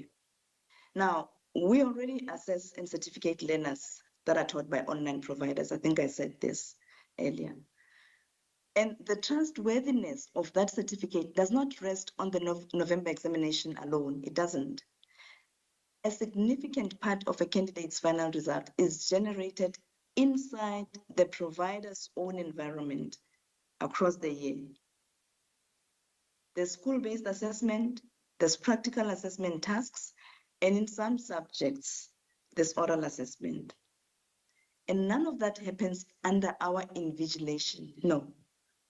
All of it is moderated by us, however. And the declaration of AI use, I should add, forms part of those same requirements. If learners would have engaged use of artificial intelligence in doing their tasks, there should be declaration, and we insist on this at the IEB. I want to be precise about what moderation means here, because it is often misunderstood as an act of suspicion. It is not. It really is supportive of the learning and teaching that takes place between the learner and the provider. Now, every center that is registered with the IEB receives a statistical report on its own candidates. Now, that report sets out the relationship between the marks the schools awarded internally and the performance its candidates would have achieved in the external examination. Now, it shows where we adjusted the school's marks, and just as importantly, it shows where we did not. And that is what makes the system trustworthy. Remember, we're talking about trust in the system. This is what makes the system trustworthy. rather than merely assertive. A school does not have to take our word for the standard of its own internal assessment. It can see what we found because we provide that evidence. It can see what we changed. It can see what we left untouched. And it can use that evidence to interrogate its own internal standard year after year. So when the question is asked, as it is inevitably asked, whether marks produced in an online environment can be trusted, we are not obliged to answer with an opinion at the IEB. We are able to answer with evidence which we provide to our providers, online providers. And I want to state the next point plainly, colleagues, that an online provider is subject to exactly the same process, the same moderation, the same statistical interrogation of the internal standard against the external, the same reports. We do not apply a heavier instrument because a school teaches online, no. And we do not apply a lighter one because it is an online school, no. The modality through which a learner is taught does not change the evidence we require. And it does not change the standard that we apply. And so I would suggest that this is what a mature quality system looks like. Not a judgment formed about a sector in advance, but a mechanism that is capable of testing every provider within it on identical terms every single year. And this connects directly with the theme of this conference about driving policy change for a digital future. I want to be careful here, colleagues, as I move on to my next slide. I want to be careful because in describing what the IEB does, I've just been using several words that our policy discourse tends to treat as interchangeable. We talk about a provider, we talk about a school, we talk about an exam center, about assessment body, about the quality assurer. But I want to say that there is a very important distinction in all of this. Distinction between the school assessment body and the exam center. It's not the same thing. And policy discourse can easily blur this sort of nomenclature or terminology that we use often when we talk about the online provider, school exam center, assessment body, the qualification itself, the quality assurer. They're not interchangeable, I want to say. A mature regulatory system needs clarity about what exactly is being regulated, by whom, and for what purpose. School registration established legal status, as I said earlier on, of the education provider. And quality assurance concerns itself with the quality of teaching, with governance issues and learner support. And the exam center approval concerns itself with the conditions under which high-stakes assessments can be safely administered. And that is why we at the IEB have a set of criteria that we administer when we approve whether a venue or an exam center can be used for exams. It must satisfy all the criteria. An assessment body accreditation concerns itself with competence and integrity of the organization that is responsible for assessment. Now, the quality assurance concerns itself with the standard represented by the final certificate. When those functions are conflated, we either create duplication or gaps. And so our regulation must be very, very clear in terms of these different terminology that we use.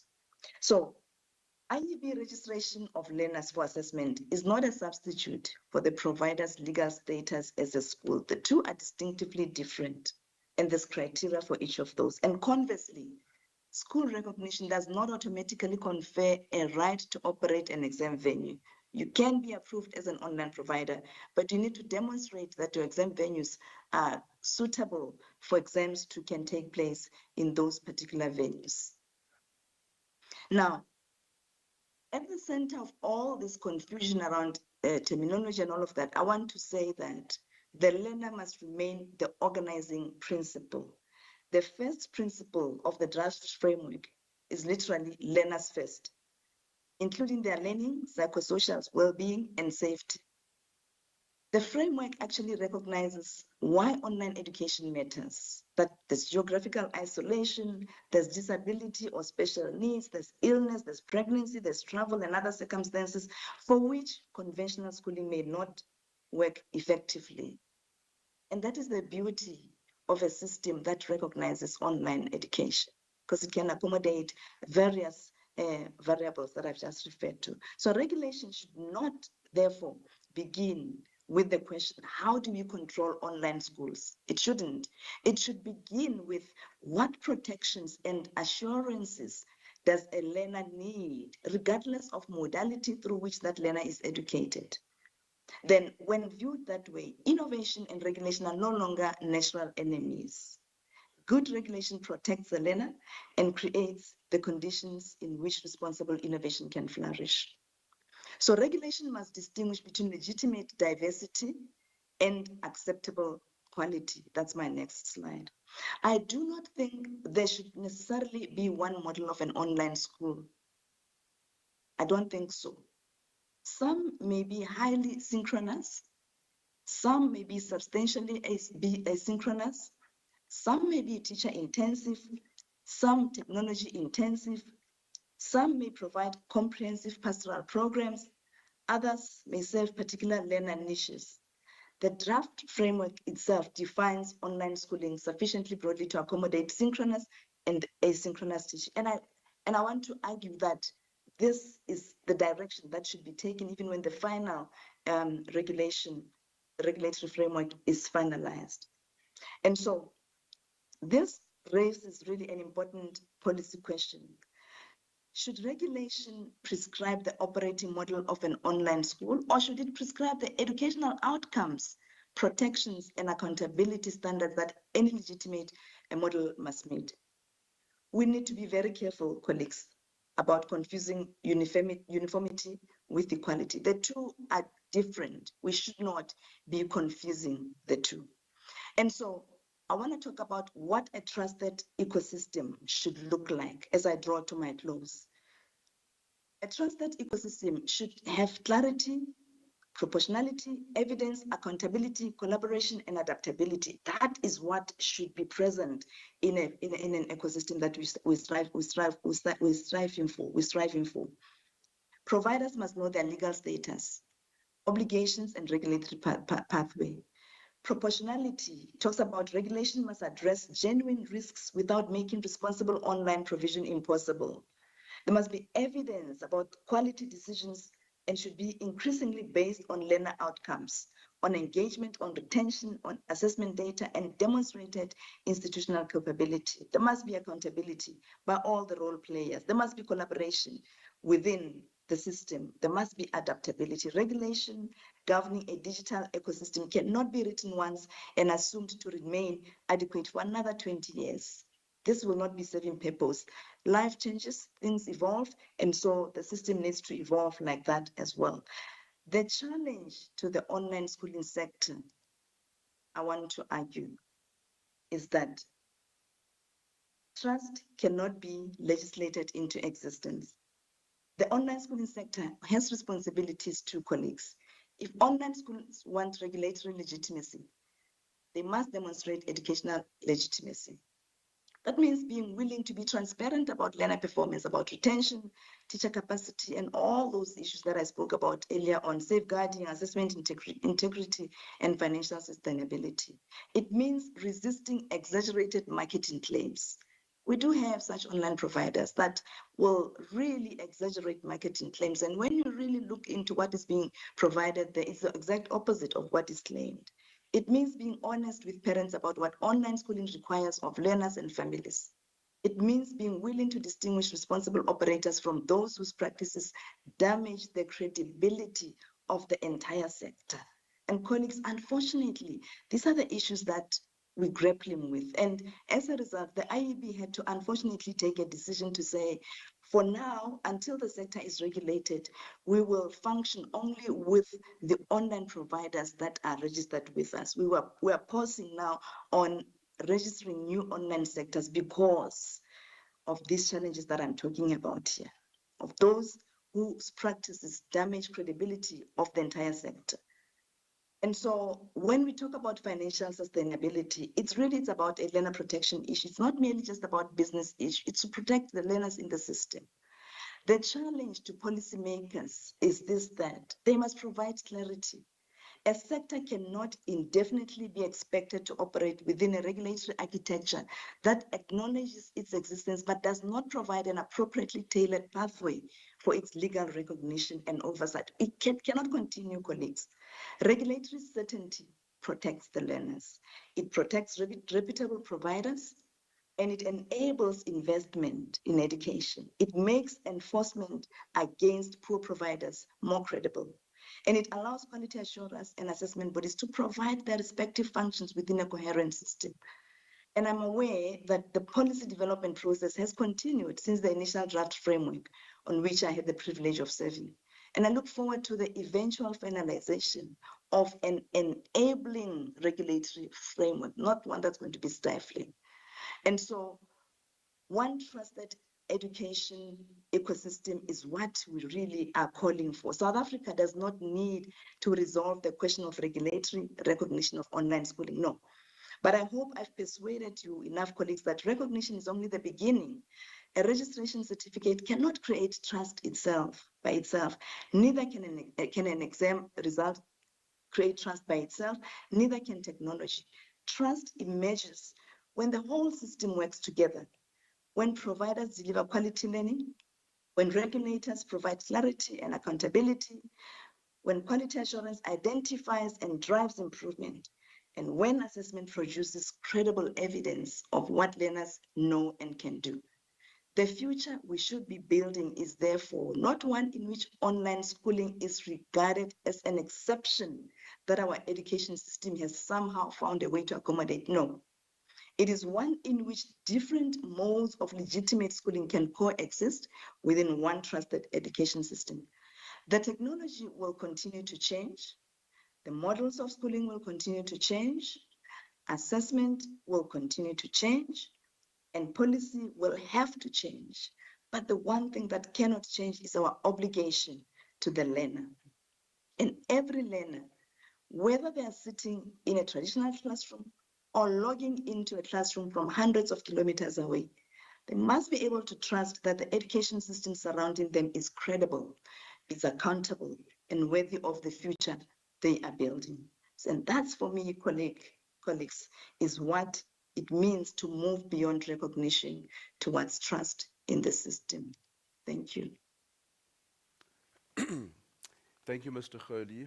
Thank you very much. That was very interesting explanation about the IB strategy. We've got two questions here. One is around how the IB can potentially deal with the movement of students from brick and mortar schools into online schooling, and whether there would be the possibility of like hybrid learning centers, and how that would be managed within the context of what you said around the provincial management and responsibility of schools in the provinces. Thank you for the question. I think this is a crucial question that we keep getting at the IEB, and really the question itself just demonstrates what the lack of regulation causes in the system, the frustration that is caused by a lack of regulation. So currently, in terms of as I think one speaker referred to the non-negotiables. In terms of the non-negotiables, there is a distinction between brick and mortar provision and online provision. Okay, where authorities do not allow the two to merge currently. They don't. I can just but echo my views, personal views, that I personally do believe the two can merge. I don't think the two should exist in isolation, but currently, in terms of authorities, the two are not allowed to merge. So a learner is either in a brick and mortar, a type of setup, or in an online schooling. It cannot be that you have a learner who is registered through an online schooling provider who is also in a brick and mortar school elsewhere, receiving tuition in that particular school. There has been situations that we've dealt with at the IEB where you found this existing, where a school would register a learner, a brick and mortar school would register a learner, and this learner is also registered through online providers. And this has created problems for us at the IEB because authorities currently do not allow for that to happen. There must be distinct separation currently in as far as authorities are concerned. But I want to conclude by saying that I do feel that the future that we are really looking forward to, even as the regulation is finalized, is that one that does not box these issues into isolated, sort of boxes, where as I said, it's all about really the quality of teaching and learning. It's about evidence that can be produced in terms of what the learner is capable of or not capable of. Thank you, Mr. Kholi. I've got one more question here. Does draft regulation exist? And if so, when can we expect to see the first versions? And can the association assist? So the draft regulation, the regulation that I have been heavily relying on in my presentation, is the first draft that we produced when I served on the first ministerial task team. I understand that there is a different or a new task team now under the new Minister of Basic Education, and they're finalizing the new draft. It's not really that much different from the original. There are aspects that are different. I've not seen it. It's not for public consumption, I'm told. I'm privy to some of the aspects of the current regulation. And so we have, in our meetings with the Minister of Basic Education, have been pleading for the Department of Basic Education to really speed up the process of finalizing the regulation. It's just not getting finalized. It's not clear why, but I do know that Umalusi is currently facilitating discussions, and there's one happening quite soon around these issues. And so we can only hope that they will be finalized. And I think all of us collectively can just plead with the Minister of Basic Education for this to be hastened. Okay, thank you very much, Mr. Kholi. That was a very exciting discussion that we've had. Would like to love for you to stay on the call or the conference chat. The next discussion person is Mr. Jamie Ruitt from Marking AI.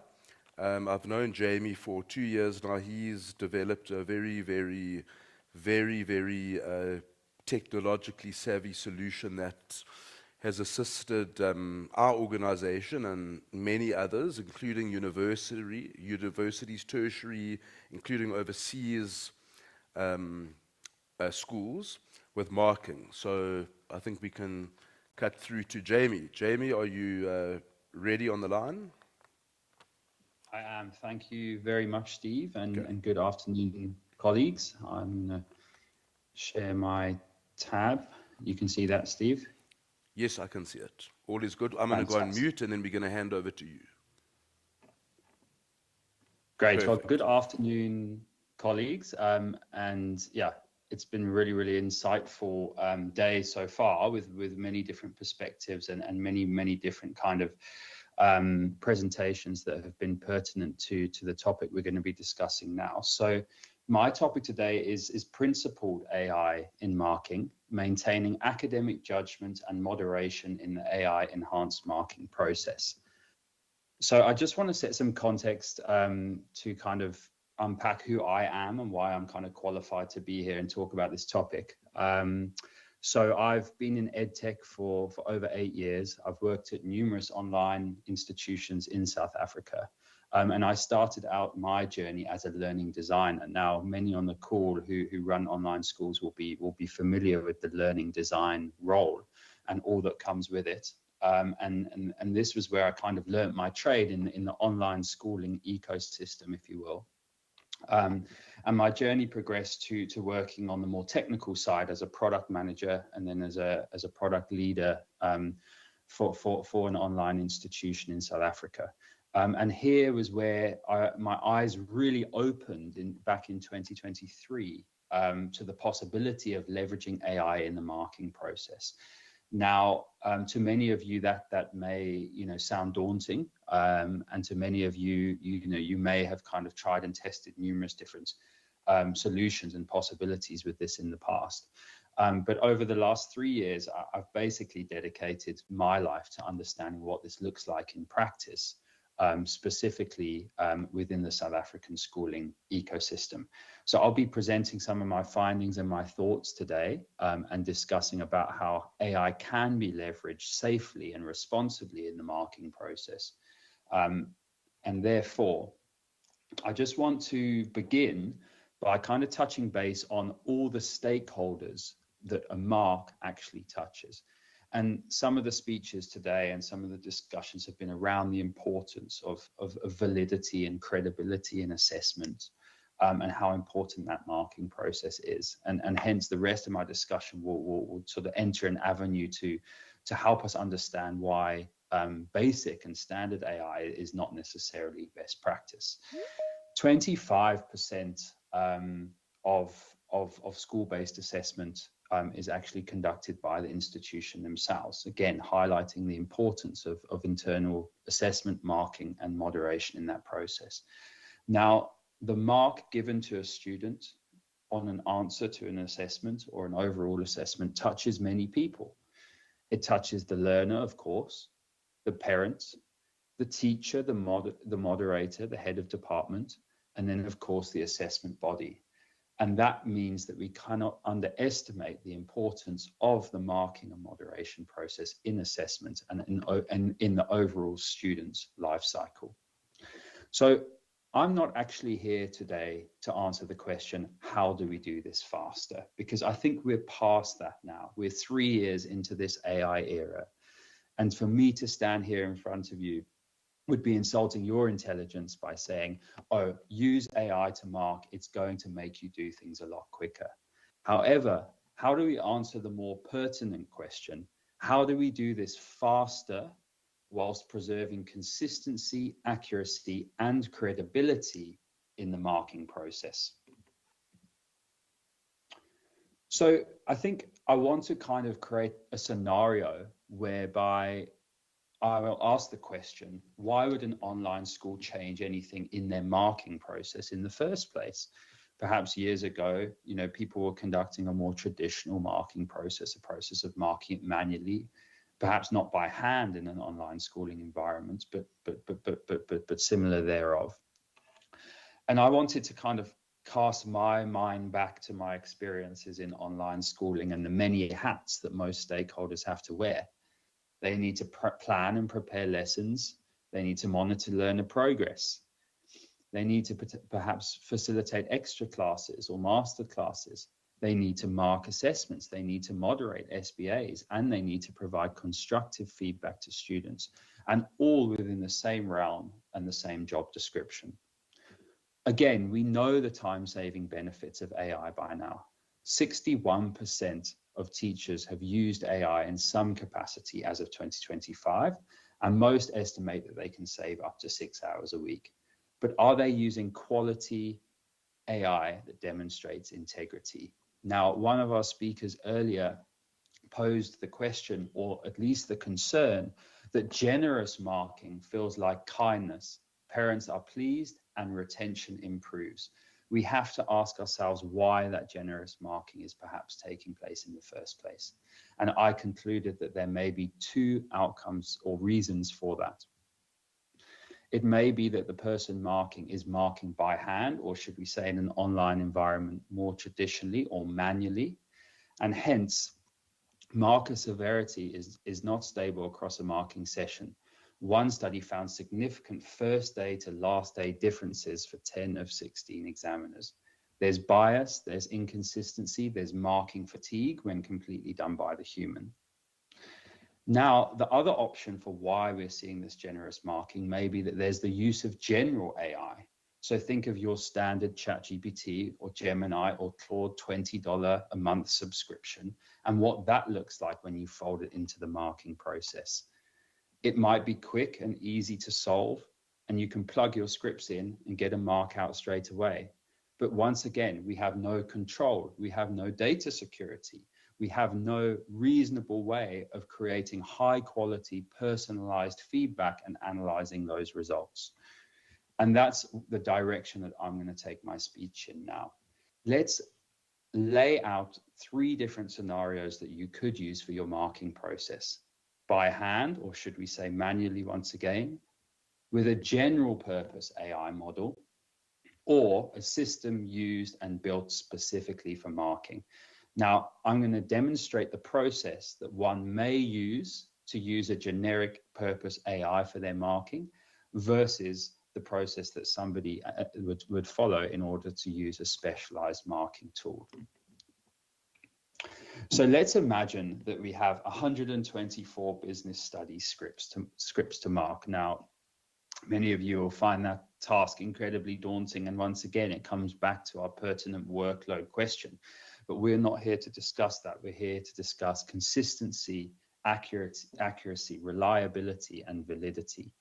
And therefore, on the left, we have our generic ChatGPT $20 a month license. And on the right, we have a specialized marking tool that may be able to deliver this job of marking 124 scripts. Let's begin with our generic tool. We might plug in a prompt and proceed to upload our 124 scripts. However, we'll probably soon hit the limit for which we can actually upload the amount of files. Most ChatGPT subscriptions, or should we say general LLM subscriptions, will limit the number of files that you can upload, and hence that might be your first blocker. On a specialized marking tool, there's generally no limits, and there's the ability to upload a large number of files at once in order to get processed. Our next pitfall would be setting one marking standard. Imagine you have numerous different classes within the same subject at your school, and 2 teachers proceed to take on the challenge of using AI to mark. One teacher might plug in one prompt, the other teacher might plug in another. Instantly, we're seeing differentiation and problems with inter-rater reliability when it comes to the marking process in terms of what those outputs would be.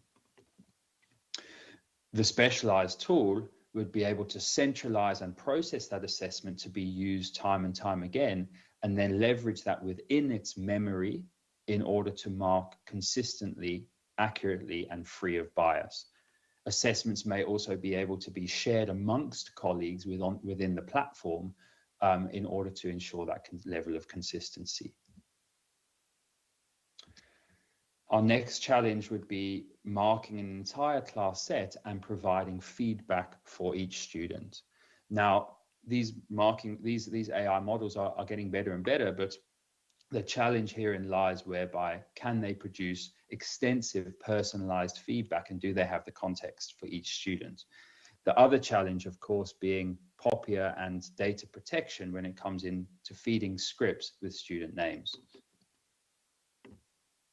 We may also hit barriers where the conversation is too long, and therefore we have to move to a new chat and then set the entire context once more for that particular assessment. Again, a specialized marking tool may not face those challenges, and it would be POPIA compliant when it comes to processing student data, as well as well equipped to leverage context in a safe way to provide personalized feedback.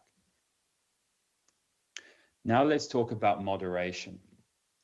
Maybe those 124 scripts have been marked successfully with a generic AI tool, but now they need to be handed off to a moderator. What's the process for doing that, and how do we actually manage that in a safe, reliable, and efficient way?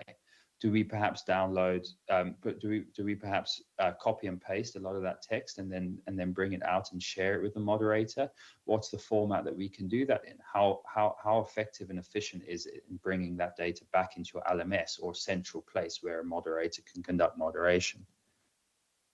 Once again, our specialized marking tool looks at how we can centralize that process in a specifically designed interface, and then allow teachers to share with subject leads or heads of department to conduct that moderation in a safe and reliable and efficient way on platform.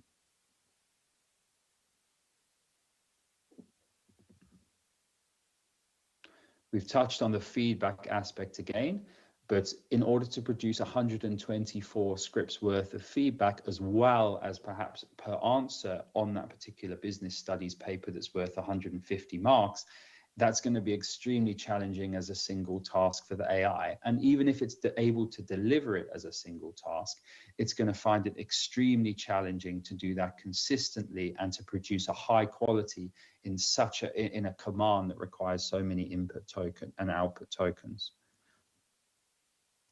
Once again, the processing of a specialized marking tool may be able to deliver in that regard would be more effective. So you're starting to get the picture. You're starting to get the picture that a generic AI marking tool may be effective in some elements, but there's certainly some factors that make it more challenging in terms of processing assessments and submissions to leverage in the marking process.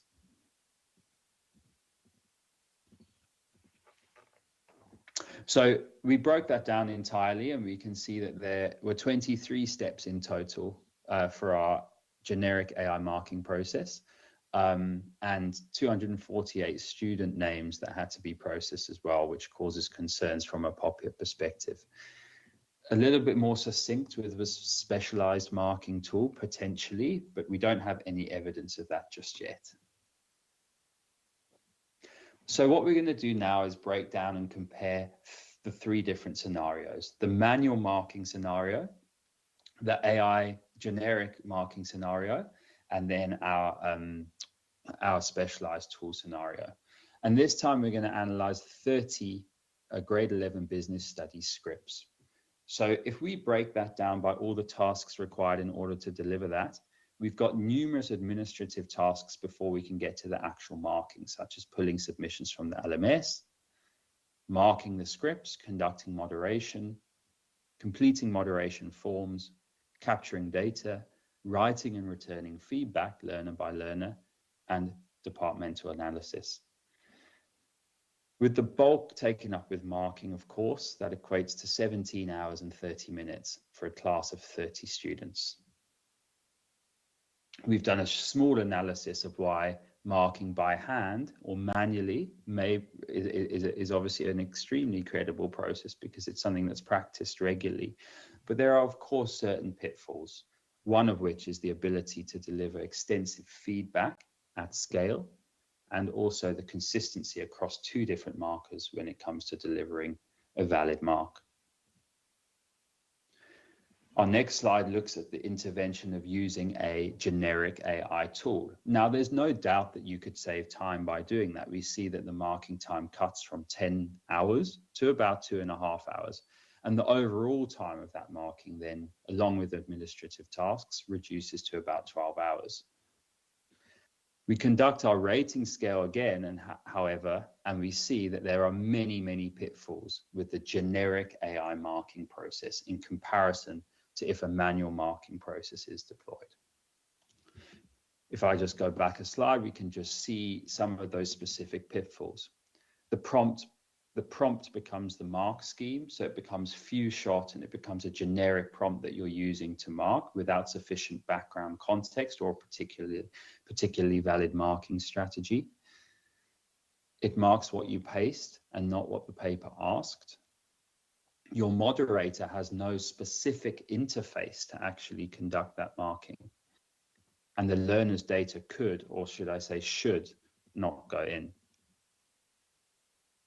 Okay, lastly, we see the use of a specialized tool for AI marking, and we see a significance in time reduction. But as I say, we're not here to talk about time reduction and workload, but rather the improvements in quality that you can see with a specialist tool, and how that trumps not only the use of generic AI in the marking process, but the manual process as well. And how do we actually do that? And how does a specialized marking tool actually deliver on that promise? And I think it's important to remember the kind of layers of quality control put into this process and into this build. So, for example, a paper is held as a paper. And what I mean by that is when an assessment is uploaded into the Marking AI platform, or a specialist marking tools platform, should I say, it is generally that the memory is updated and we're able to kind of leverage context and information around that particular assessment and use that time and time again when conducting marking. The right marking method is chosen per question.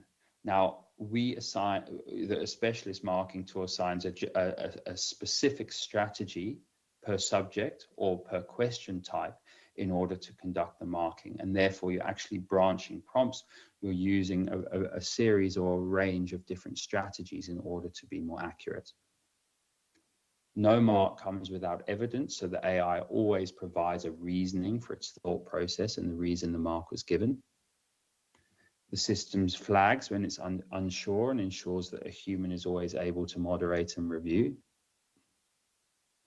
A human reviews, a human signs, and the corrections come back.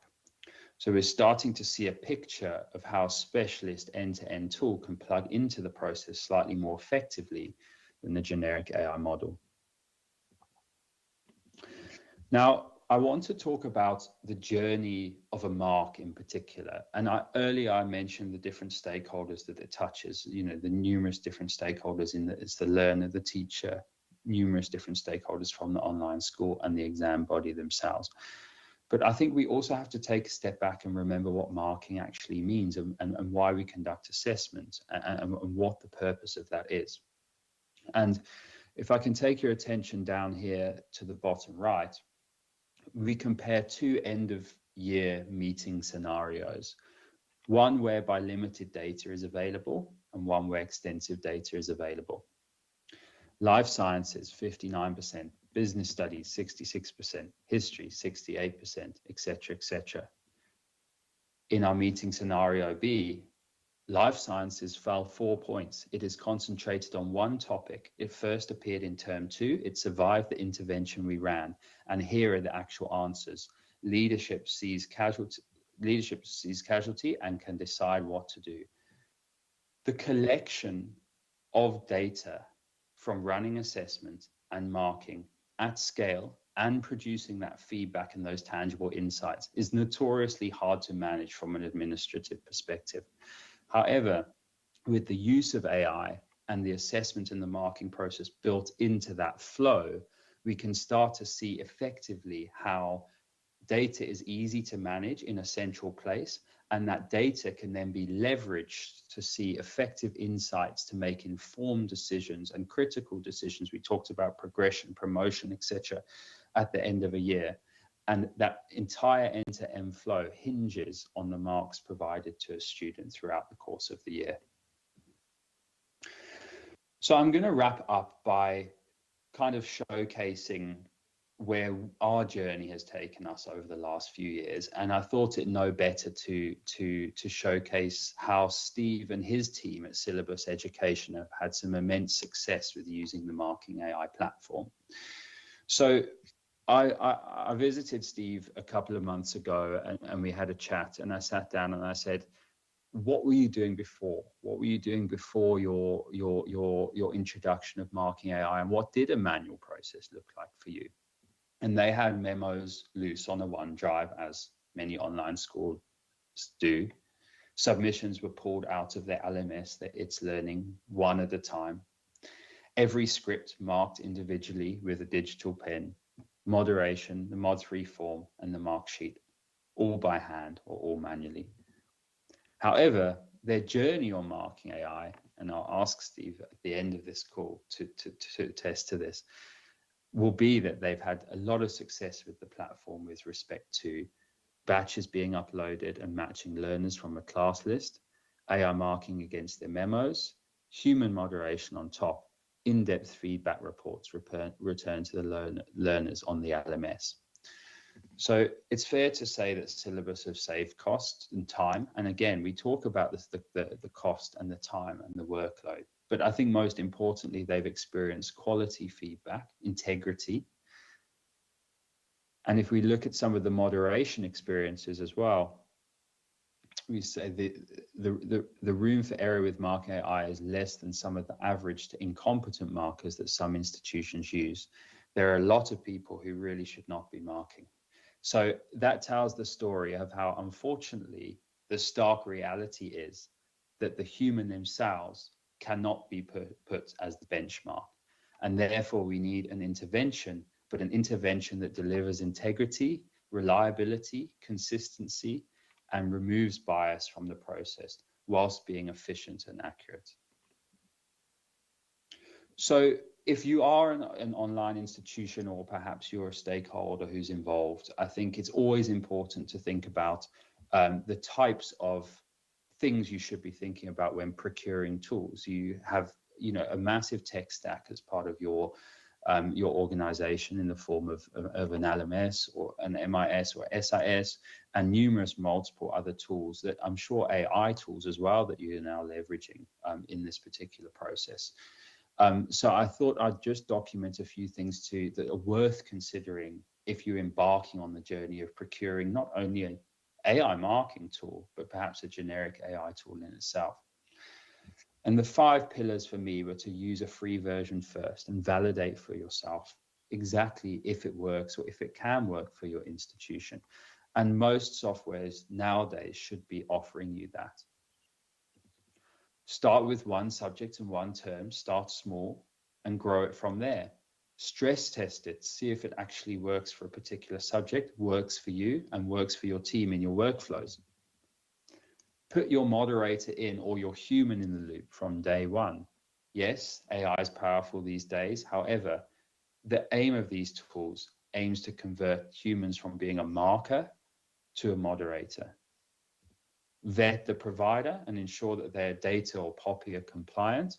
We talked about how putting student data into a generic LLM could be dangerous, and hence it's important that the supplier delivers on their promise in that regard. And then lastly, build your own evaluation framework for the success of this tool. At the end of the day, it's all about evidence of impact. And you as an institution need to verify and validate if a tool is generally providing you with a return on investment and an improvement in learning outcomes. Thank you so much. Thank you, Steve. And yeah, I will welcome any questions. Yes, thanks, Jamie. Does this marking tool pick up if AI was used in answering a paper? The short answer to that is no. We are working with numerous platforms of whom kind of tackle that problem and working in partnership with them for them to do the heavy lifting in that regard, which allows us to stay very specialized and ensure that we provide optimal marking accuracy. Excellent. And then one more question from my side. So as you know, we adopted the technology by introducing your system as a third layer to see the difference between the human marked and moderated mark and the mark that comes out of the system. The beauty, which I don't think you showed, is that our marking from your system was slightly more accurate than the human marked paper, which goes through the full moderation process. You didn't touch on the feedback reports. Those feedback reports are brilliant reports, and that's helped us provide feedback very quickly to the students as to what they did right and what they did wrong. Do you want to touch on that quickly? Absolutely, yeah. Thanks, Steve. I think I talked a lot about marking, and marking is obviously, of paramount importance. But one thing that takes so long in the marking process for those marking is providing personalized, in-depth feedback to each student and assisting them to improve. And I think that's something that we focus on quite extensively on our platform, in terms of the delivery of effective and powerful feedback to the student. So we've worked quite hard on providing numerous different kind of outputs for that. And we've done a lot of research around, you know, what students of different grade levels actually respond to with respect to the feedback process. So if you're able to just give me a sec, Steve, I can actually bring up the screen an example of perhaps what that actually looks like in practice. Yeah, just give me a sec.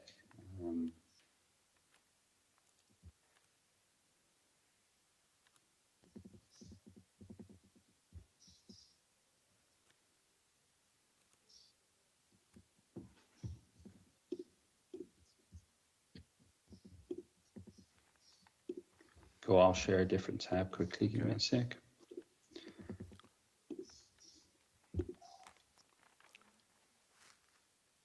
Great, so we've got numerous different ways that the students can engage with feedback.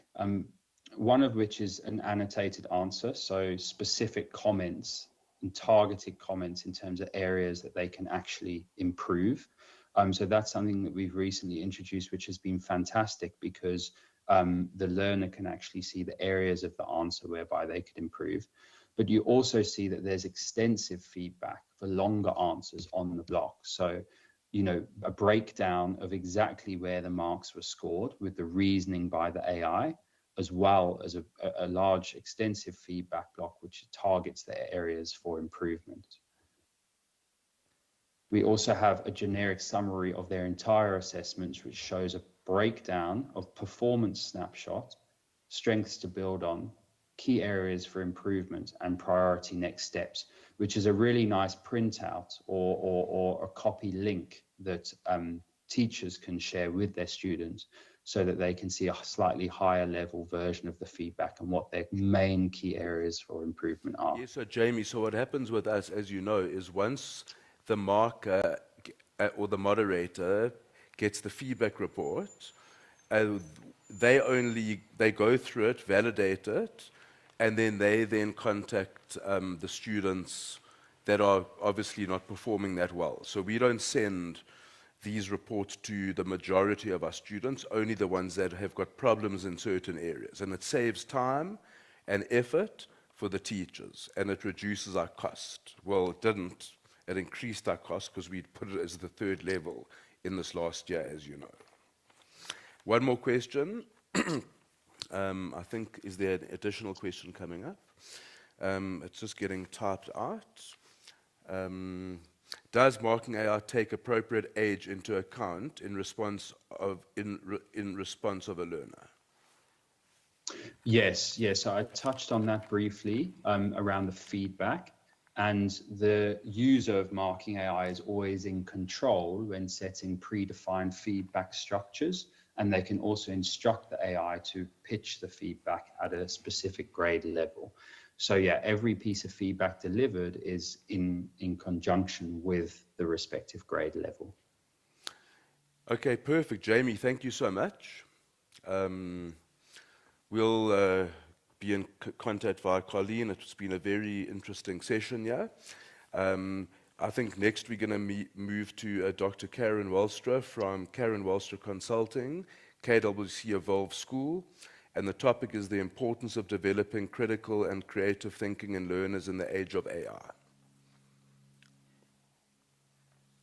Hi, everybody. Excuse me for sitting in my car. I've been at another conference all day, so I'm presenting from my car.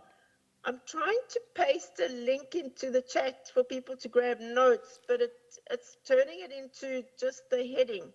If I put it into the notes, can people tell me if they can see it or not? So if you can click on it, what happens? It does have a line under it, so maybe it... see what it does.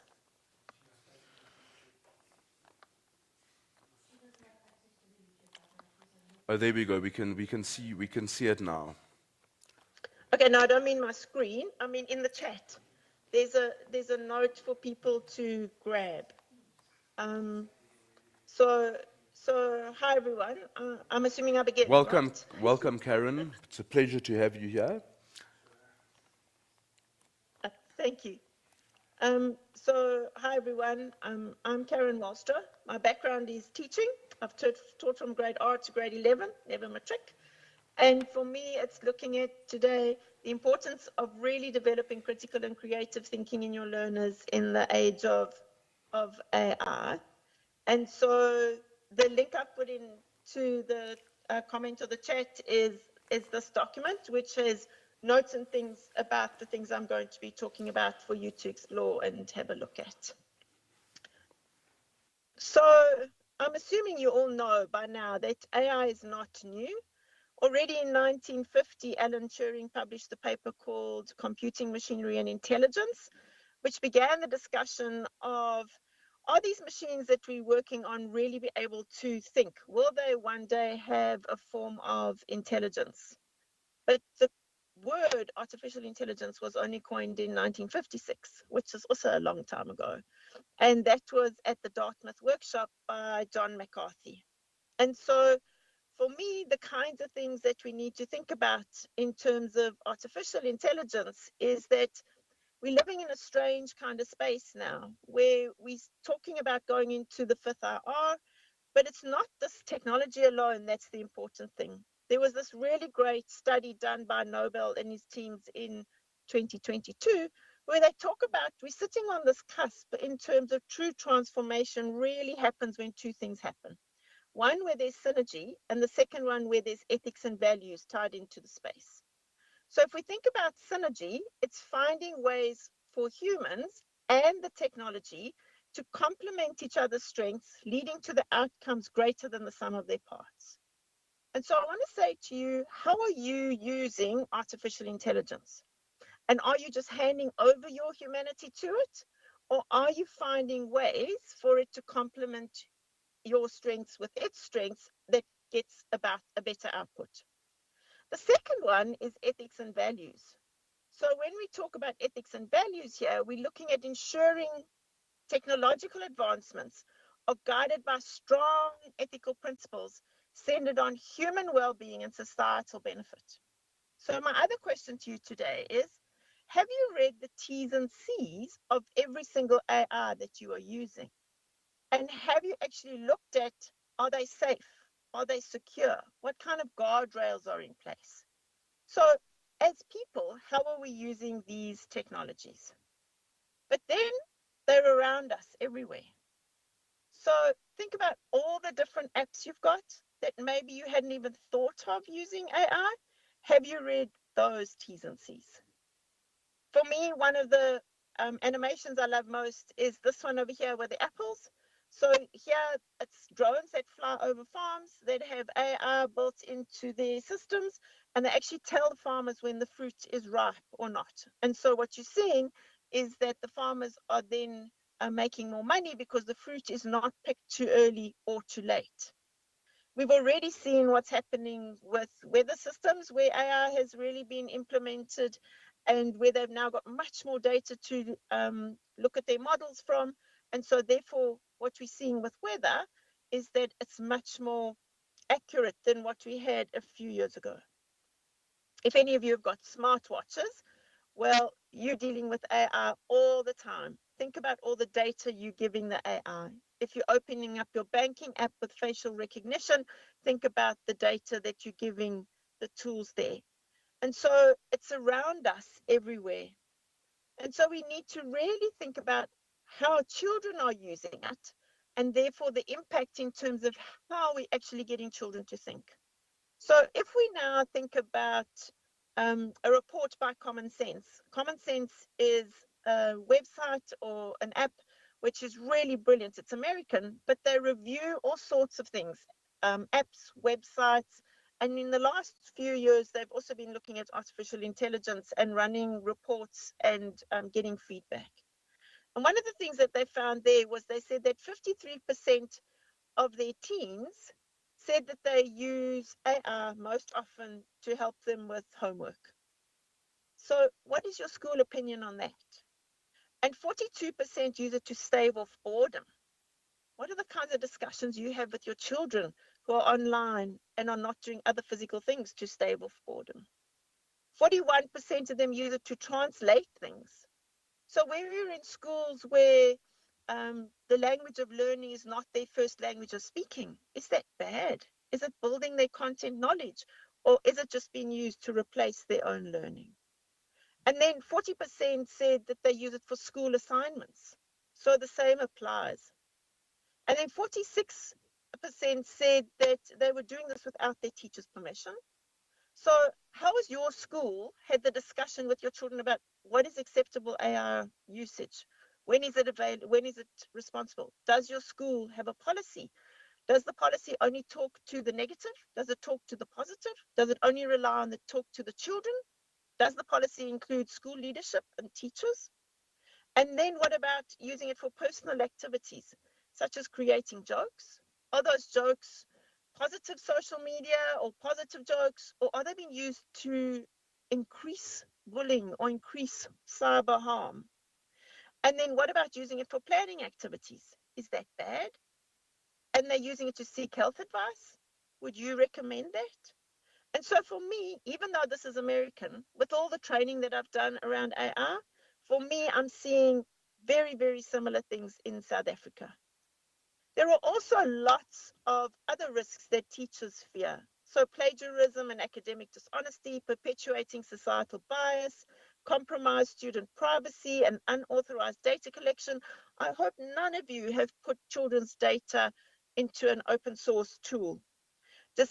Diminish students and teacher agency and accountability, over-reliance on tech, less critical thinking. But then there's also the positive. So in terms of teachers, there's lots of time saving that could be done for content development, for group work or differentiation. How are you creating or using these tools to really make your lessons spark and change in terms of the way that you teach? What about lesson planning? Are you being the human loop and checking the plan to make sure that it's not missing important information? What about assignment design? The same is true there. Are your questions going up into higher order thinking? Are they relevant to your learners? Have you considered the age of the learners, and is the language appropriate? Are you developing question banks that you could go back to? Or what about it can really give you timely feedback? For example, what you saw with Marking AI a few minutes ago, that really is an incredible tool. What about for tutoring and teaching the children information and then assessing their ability? So building their content knowledge. What about personalized learning or aiding creativity, collaboration, and skill development? And so we're sitting in this space where, like any tool, there is good and bad. But this one, because of its strength and the way that it's growing so quickly and the changes we're seeing, we really need to be careful in terms of how we think about this from an educational point of view. Then don't forget how it could actually help even your secretaries and the people in your admin departments in your schools. How is it helping with operational and administrative efficiency? So let's think about it in terms of why we need to be human-centric in this machine learning world.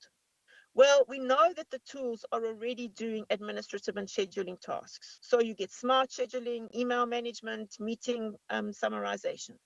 We get data entry and financial processing. So cleaning data, expense management, invoice processing. You get content and creation documentation. So technical documentation, social media versioning, and language translation. You get customer support and common inquiries. So sentiment routing and cloud chatbots. And HR and recruitment, looking at from CVs and resume screening to onboarding and checklisting. So as online schools, you could use all of these, but is that what you want? Where is the person in the loop? How are you still having the human element in all these processes within your school space? So being human-centric is really important. And how are you then building that into how your system works? So I want to ask you today, how are you encouraging critical thinking, problem solving, creative thinking, decision making, and higher order thinking, not just sometimes, but in every single lesson that you teach? Because these are the skills that are going to make our students stand out in this AI-driven, technologically driven world, where they need to think, and they really need to think from a skeptical, critical, problem-solving point of view. So why should we teach critical thinking? Well, we should be teaching critical thinking because it's just there and it's going to be used. We need to teach our children how to use it responsibly.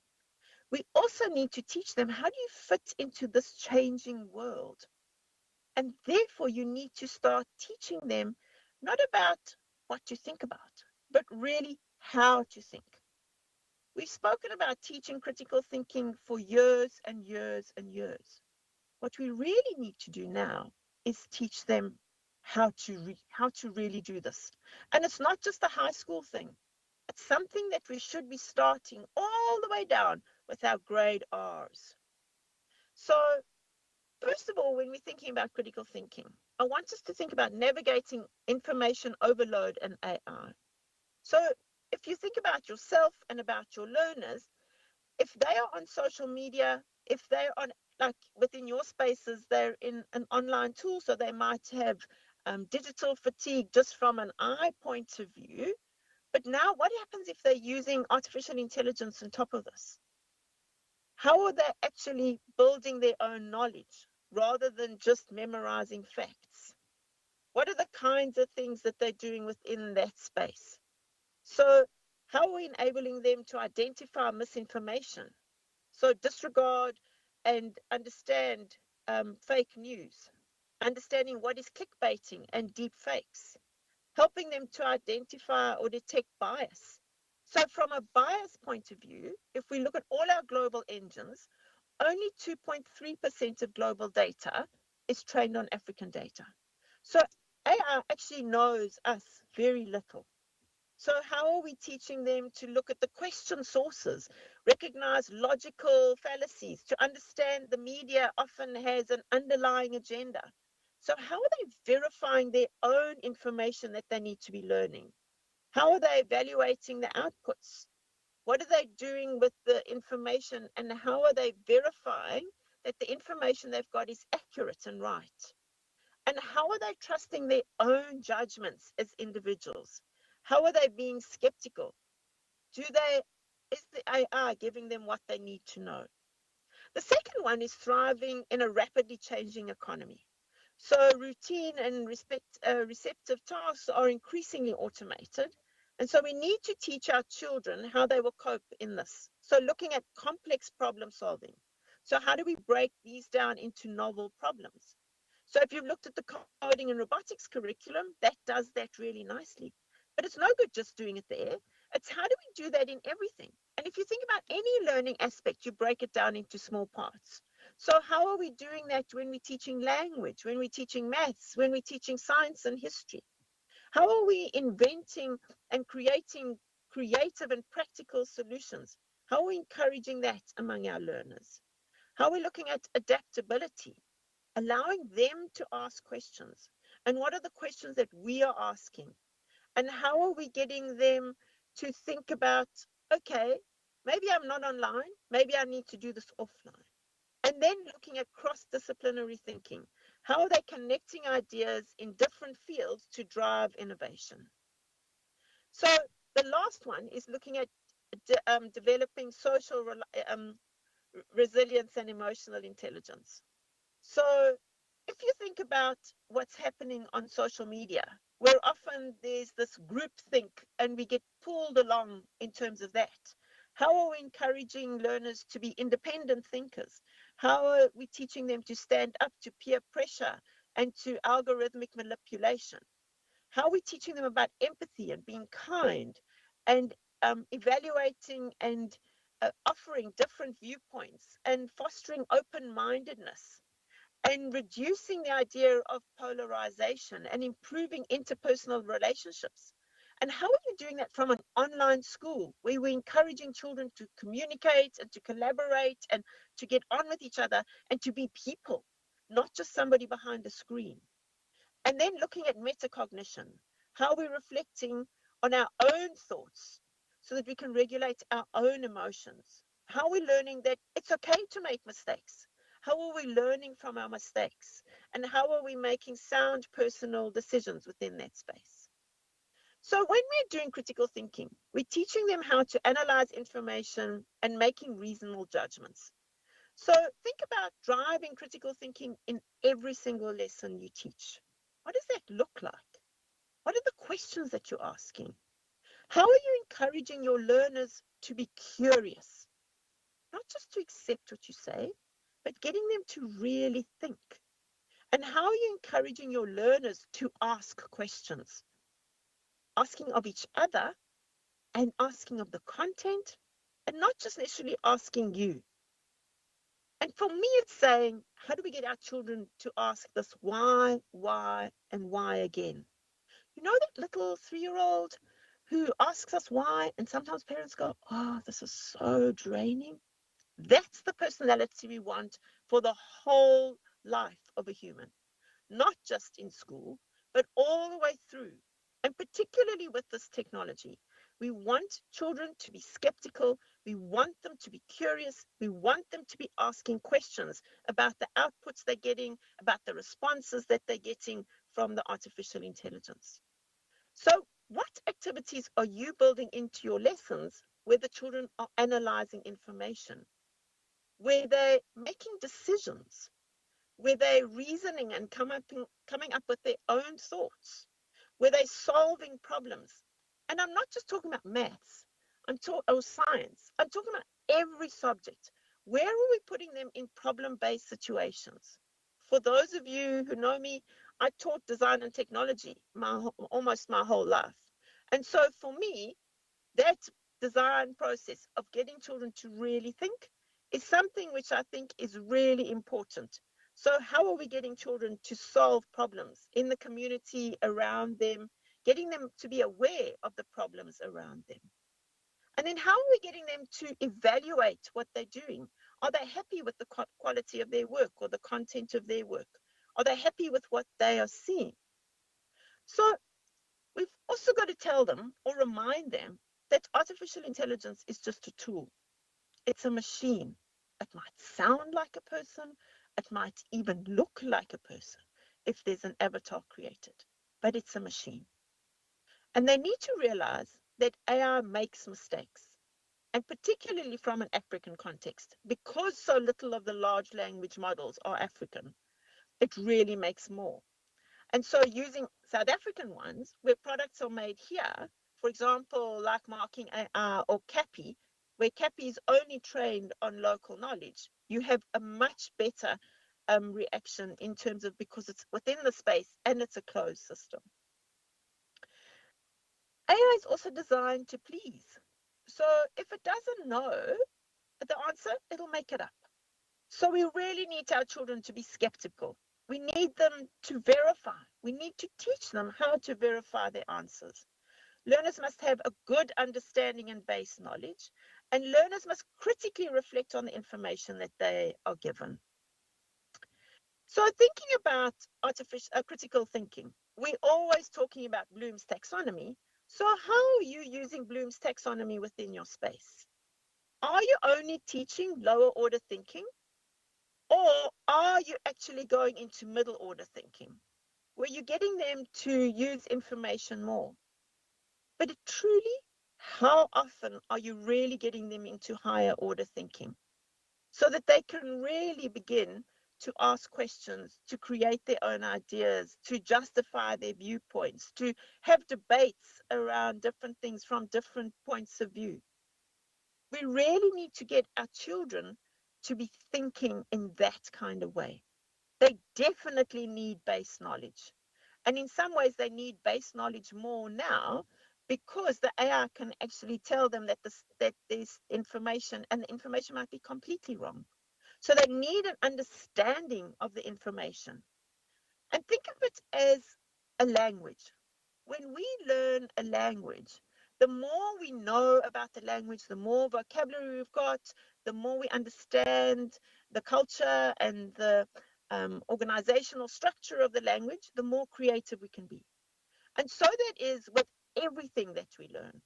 The more information we've got, the more competent we are in that information, the more we understand it, the more rounded the learning is, the higher order thinking we can do. So how are you doing that within your lessons? How are you asking the questions? And a tip to you would be, in your prep, write down some higher order thinking questions for every prep lesson, because then you start thinking about those questions that your children could then be processing. But my next thought is, how are you encouraging your learners to be thinking critically?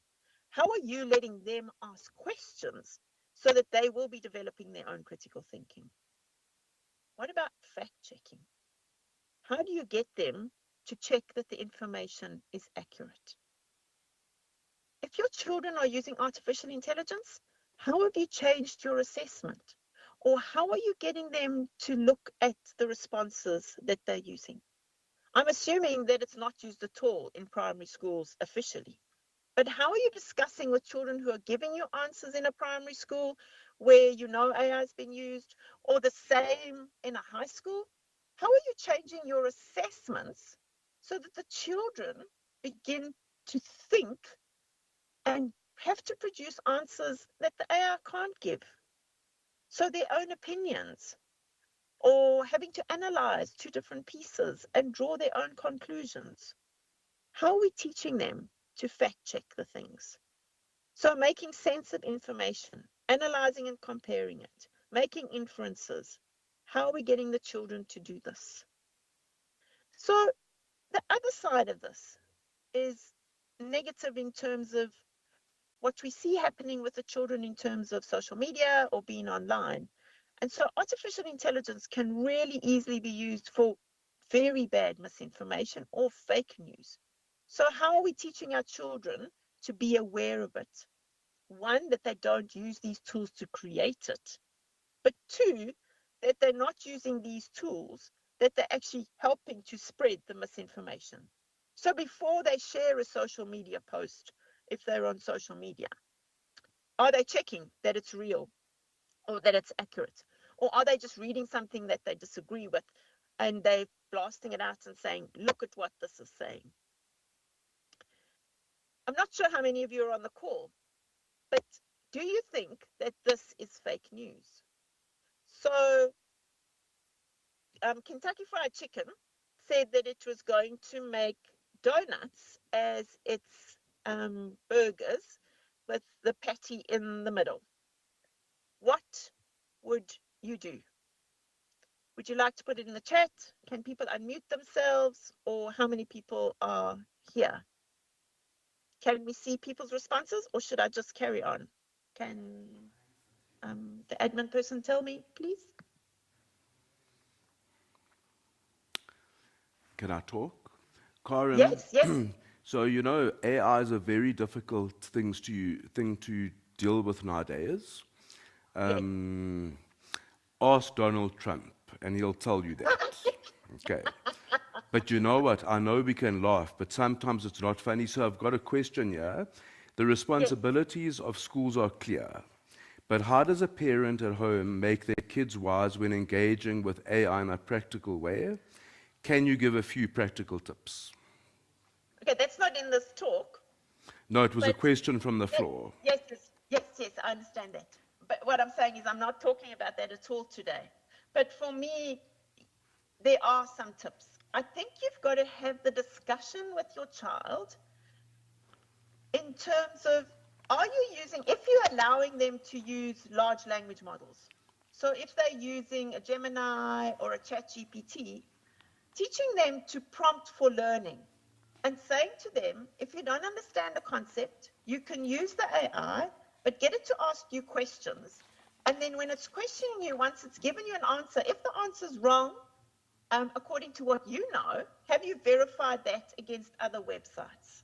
And one of the things in the notes, you'll see there's a little tool I made for Internet Safer Day that I'll talk about just now.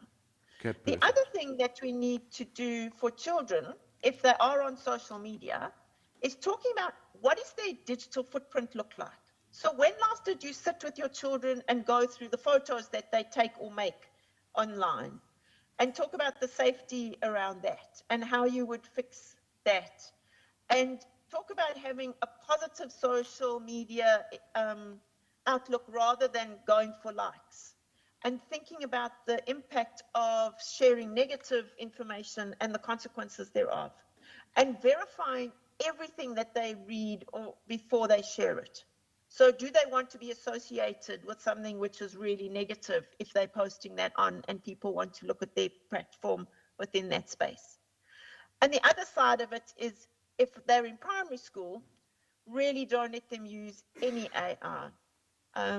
There are apps that are using AI, for example, like Google's Read Along, which is a brilliant app, but the children don't even really know that it's AI. But if you don't have time to listen to your children's reading, then Diri, which is the little bot, will listen to your child reading the book for their age appropriate that you've helped them set up, and the child reads, and the AI then listens and gives them feedback.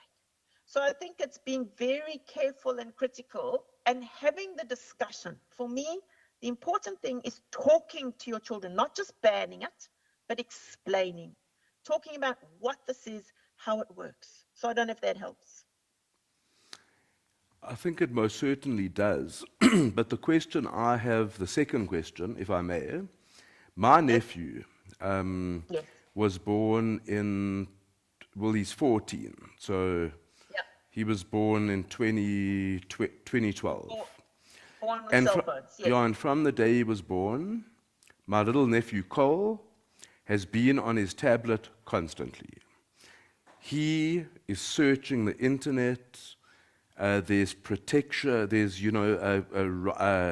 responsibilities for parents and the child at the same time to understand that they can't do plagiarism, as an example. So, do you think this is fake news? Do you think they're going to have to put together, which Sakai is doing, like an AI policy to monitor the entire landscape of AI? Because it's very difficult, I think. So I think that there are a couple of things. One, we don't have a country policy. And one of the things around that is, so we've got WhatsApp AI on our phones that we can't even switch off. And so that's why I think as parents, so not from a school point of view, we need to make ourselves aware of the dangers and have the discussions with their children.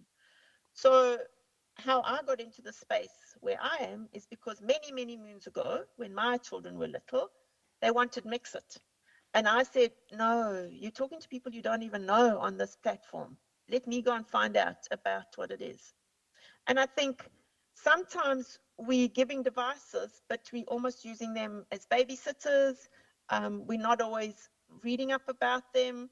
And yet we're paying the money for them as adults. So, I mean, your nephew is old already. I mean, he's already 14. So for me, it should be having the discussion around how you're using it responsibly. Is your digital footprint okay? Are there any negative things that we should try and get off here? All of those things. And the answer is not simple. As a school or as an organization, I think you definitely have to have an AI policy. Definitely, definitely.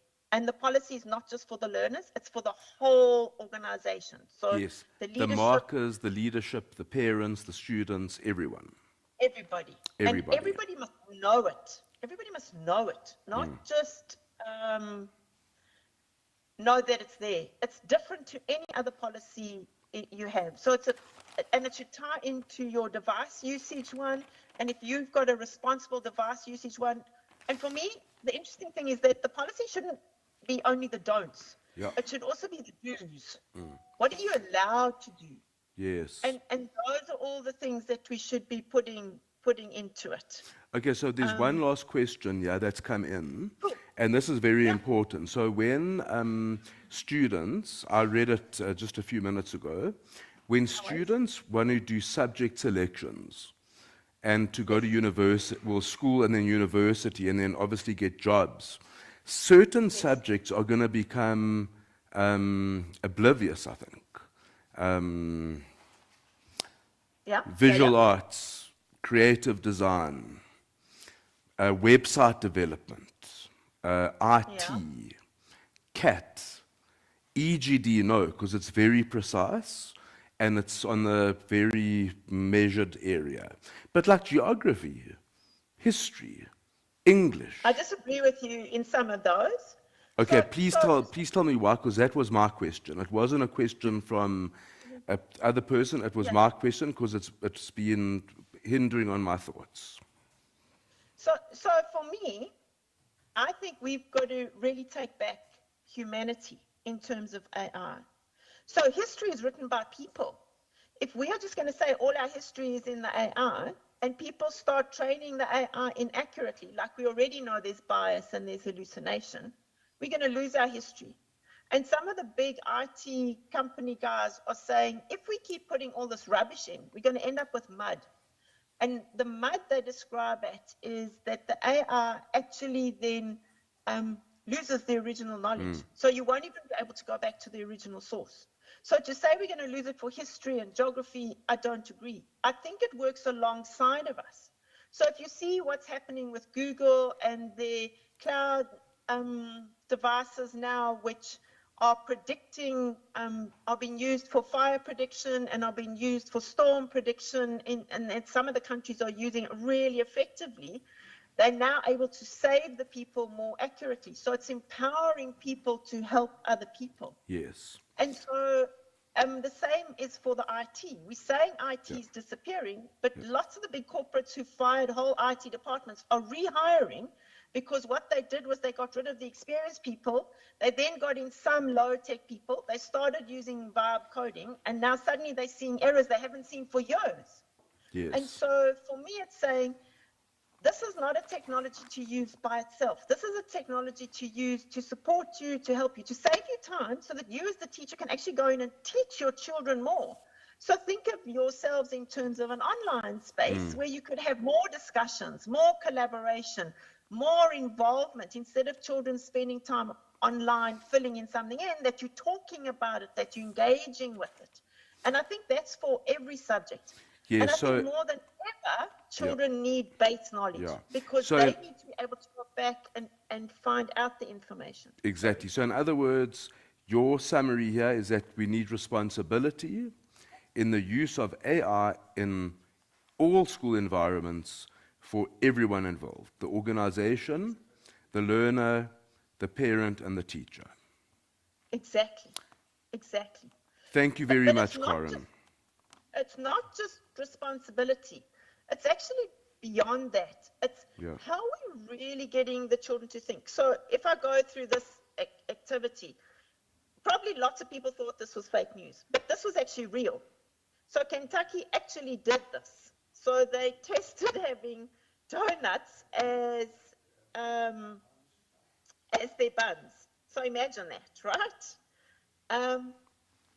And then you've got images like this, and look who's put it out. So this was Kruger sightings, and this was put out in 2018. So if you look at the date, you'll think, oh no, maybe it was real because it was sort of before AI and things like that. But this was actually an April Fool's joke that was created by Kruger sightings. And we have so much fake news now, April Fool's comes and goes, and people don't even do that anymore if you think about it. So the Good Things guy reported it and had a laugh, and Facebook removed the post. So I suppose it's saying when there's something, when in doubt, teach the kids to verify the information. So teaching them not to become over-reliant on the information. So how are we teaching them to putting them in situations, giving them problems, letting them verbally talk about it? And it doesn't mean that they always have to write it, but we need to get their brains to start thinking how to analyze information. How do we get them to explain? And if you think of little children, they often can give you amazing stories and amazing explanations. And we seem to lose that as we go into school because we put them into the same kind of mold. So I'm saying, how do we really get them to think differently?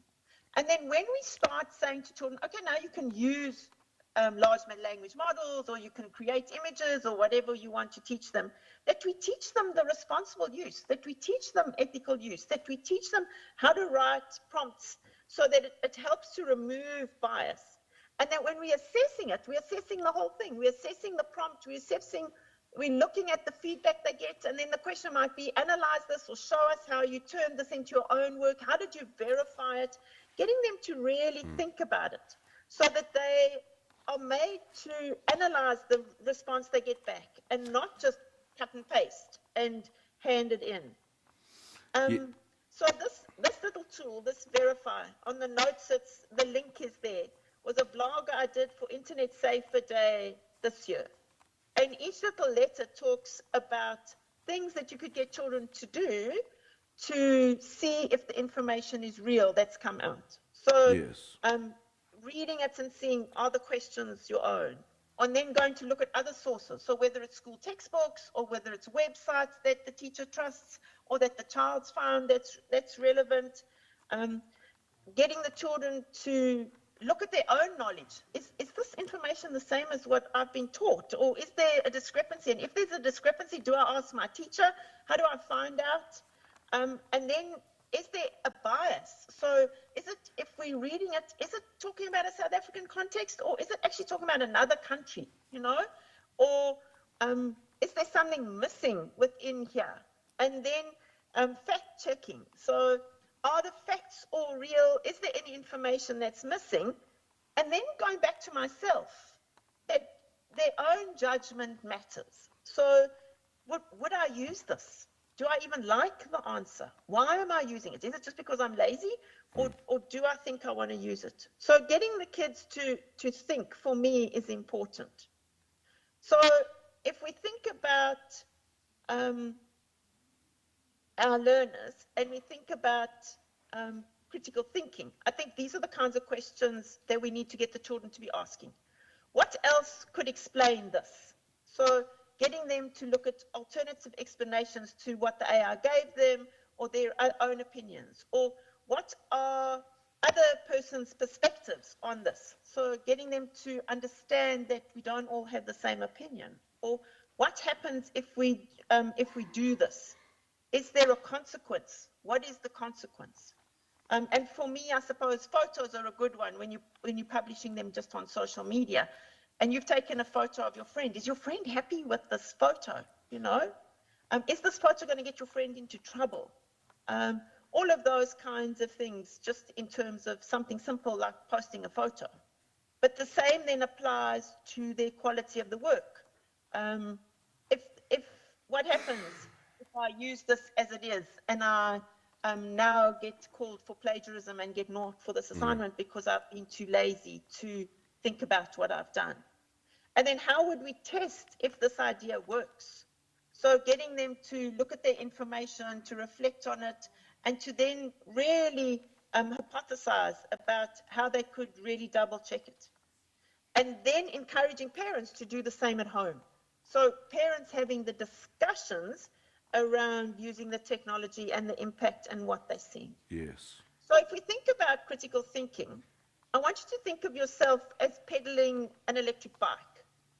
And that the electric bike is then using for empowerment for yourself. So the motor is amplifying your human effort. It means you could perhaps do things that you wouldn't be able to do without the power of the electric bike. But the human is still navigating, steering, and maintaining the control. And so if the motor is the AI, how are you navigating and steering and maintaining control of how that's being used? And think about that in terms of yourself as teachers, that you're not getting sucked in and actually using it for everything, but also for your learners. So how are you being the human in the loop? And for me, that is so important. How are we checking and verifying and not just copying and pasting? How are we using the technology, but turning it to be something we really want rather than just use it? So now, if we're teaching creative thinking, why do we need to do that? So if we think about creative thinking, we really want children to come up with their own ideas, to come up with personal solutions. And we don't just want this in the arts and with music and art, but we want them to do it everywhere. We want to empower them to really succeed when they get out of school.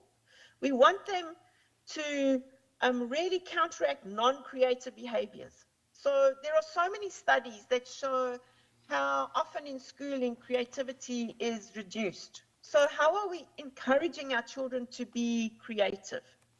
How are we looking at allowing them to be different? How are we encouraging innovation? There is a school in Dubai which is both physical and online, but they have millionaires who are in primary school because they are encouraging the children to start their own businesses. For me, that was just incredible that you have got 9, 10, and 11-year-old children who are millionaires because of products that they have developed, and the school is now helping them to promote them. So how are we encouraging innovation? How are we getting children to really think within that space? So therefore, why are we teaching this? Well, the first thing I want you to think about is, what is it when we're looking at creative thinking compared to critical thinking? If we think about critical thinking as teaching our children to evaluate something, creative thinking is teaching them how to invent what it could be. So where could you do both of those in a lesson? Corin, just a quick one. Yes. Yes. We have got exactly 1 minute left. Okay. So let me run through these. So getting the kids to think. The questions are in the chat, but this is the kind of creativity we should see. So how are we getting children to look at this? This is a maths lesson. You can see the equations. They understood the maths so well that they could draw pictures in a spreadsheet. This is in a Google sheet that these children have made this. So how are we really getting our children to be creative? What are the kinds of things that we're doing? How are we teaching them about bias? And how are we teaching them to be the humans in the loop in terms of what they are doing? Yes. That bias is there, whether we like it or not. So thinking about how are you getting your children to understand the tech and to use the tech really, really critically and creatively. Okay, great. Can I ask you a favor? Because it's the Yes. tea break now at 3:35. You can share this presentation with Colleen and Helga, myself, and Imad, and we'll distribute it through once we've had a meeting throughout the thing, because it's very interesting. This is cutting edge. So all the information is here on this document. Yeah. If people, so if they've downloaded these notes, the notes are in here. Okay, perfect. Thank you very much. Pleasure. Okay, thanks very much. And thank you for participating, Dr. Karen. Thank you very much. Thank you. Okay.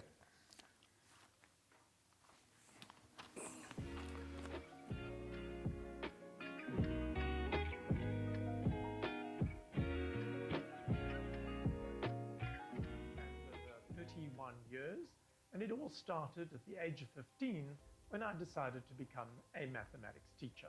I studied at the University of the Witwatersrand, where I completed a Bachelor of Science degree majoring in mathematics, and I also completed my professional qualification in education. I was a mathematics teacher for 14 years, boasting outstanding results, before I became the founding head of Redham House in Bedfordview, South Africa. In 2010, I was appointed the Senior Deputy Head and Academic Director at the Oprah Winfrey Leadership Academy for Girls in South Africa. Over the last 5 years and 3 months, I've been overseeing, in the role of Academic Head, the academics, standards and practices across all of the Adventist schools in South Africa, Botswana and Kenya. Currently, I am a member of the Academic Council of Adepos, a highly reputable fashion school in South Africa, and I am also currently the Mathematics National Examiner for the Grade 12 Matric exam under the Independent Examinations Board examination. I have been the Mathematics Examiner since 2006. IVA Global Online School brings you an offering that is progressive and aligned to the very best the world has to offer. My vast experience and global networks in education should give you peace of mind and security that your child's education is in very good hands. Choose IVA Global Online School if you're serious about your child's education. Ready to discover an online school where your child can learn and have fun? Hi there, I'm John Louis, the head of Ivor Global, an online school in a 3D virtual environment. Imagine your child learning online while still experiencing the excitement of walking through the school gates and connecting with classmates in the courtyard. Imagine a world where physical barriers no longer confine learning, yet your child can fully immerse themselves in a classroom setting, engaging teachers and their fellow students directly. Your child's education should be your #1 priority. Choose a school that empowers them for future success through an academically rigorous program, real-life interactions, and an incredible team of staff that are caring and highly supportive. Choose Ivor if you are serious about your child's schooling. After all, we are the future of education. Book a call with us and find out why Ivor was voted the best online school globally.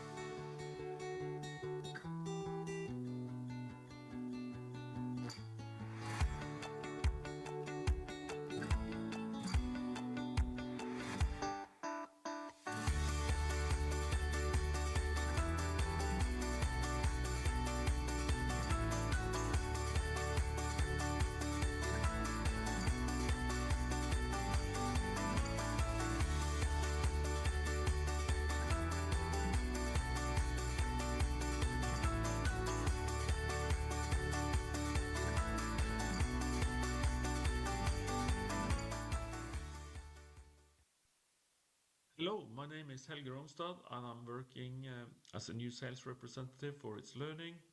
And today we're going to talk about the It's Learning learning management system. Now, what is included in It's Learning? Well, you get ways of supporting the whole student journey.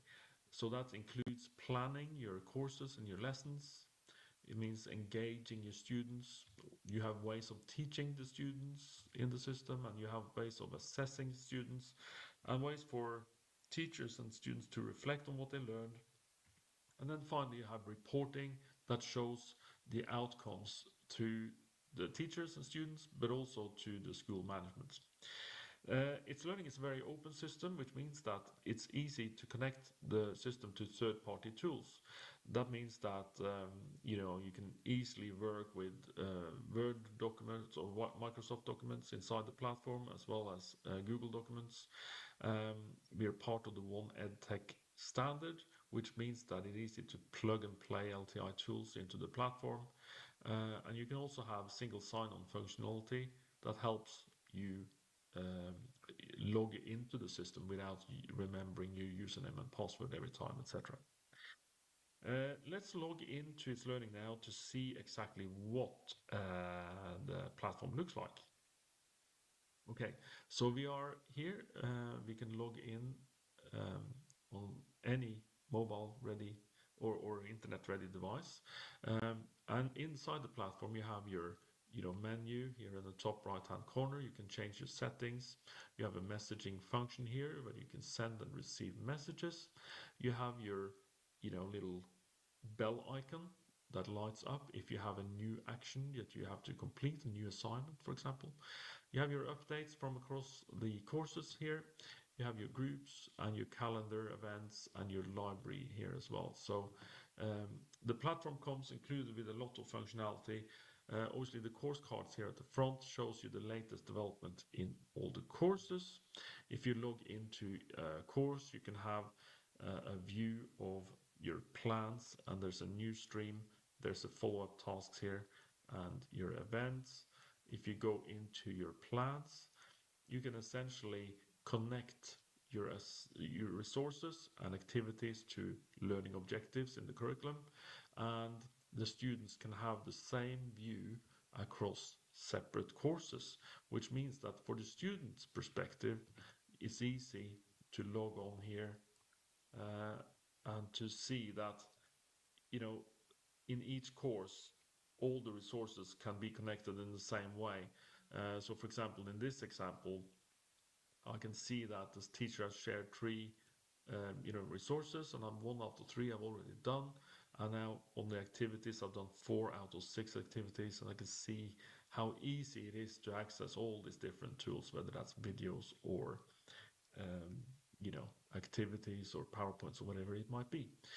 Now, if you think about if all the students do work in a similar way, the reporting actually gets very good as well. So if I'm a teacher, I can easily go into the same course and see how my students are progressing in every course. You have reports on attendance, on behavior, assessments, and different things. But you also have an overall 360 report where you can monitor progress. I can see here that Elizabeth is doing very well. She's accessed 61% of her activities and 66% of her resources. She's doing well. Michael is not doing that well. He hasn't started yet, it seems like. So we can obviously send him an automatic reminder with his username and password and the contact information to the teacher, or we can make a mental note to contact Michael next time he's in class, just to see how he's progressing, etc. But obviously the reports are very good going ahead for all the school year, because let's say that we have a meeting with Elizabeth's parents, or where she want to sort of go through what she's done. It's very easy to just click on Elizabeth here. You don't have to prepare anything. All the reports are here inside the course, and we can see how long time she spent on the different resources, what grade she got on the different assignments, how she did on these tests, etc. Which makes it very easy for the teacher to follow up with Elizabeth, and also on these parents meetings as well. Now, It's Learning comes also with a parent portal, which allows the direct communication between teachers and parents. Also, parents can see reports on how students are doing in all the courses that they're a member of. Now, this is a dedicated parent app, so obviously parents can't see the communication that the students are sending or the work they've done, but they can see the overall reports and progress.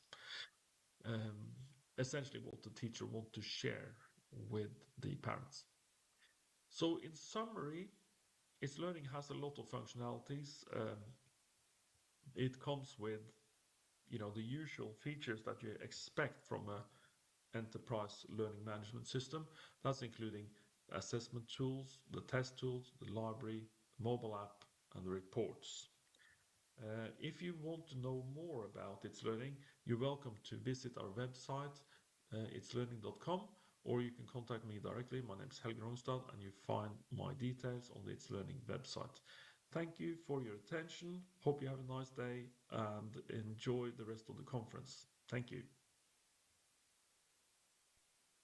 Southern African Virtual School.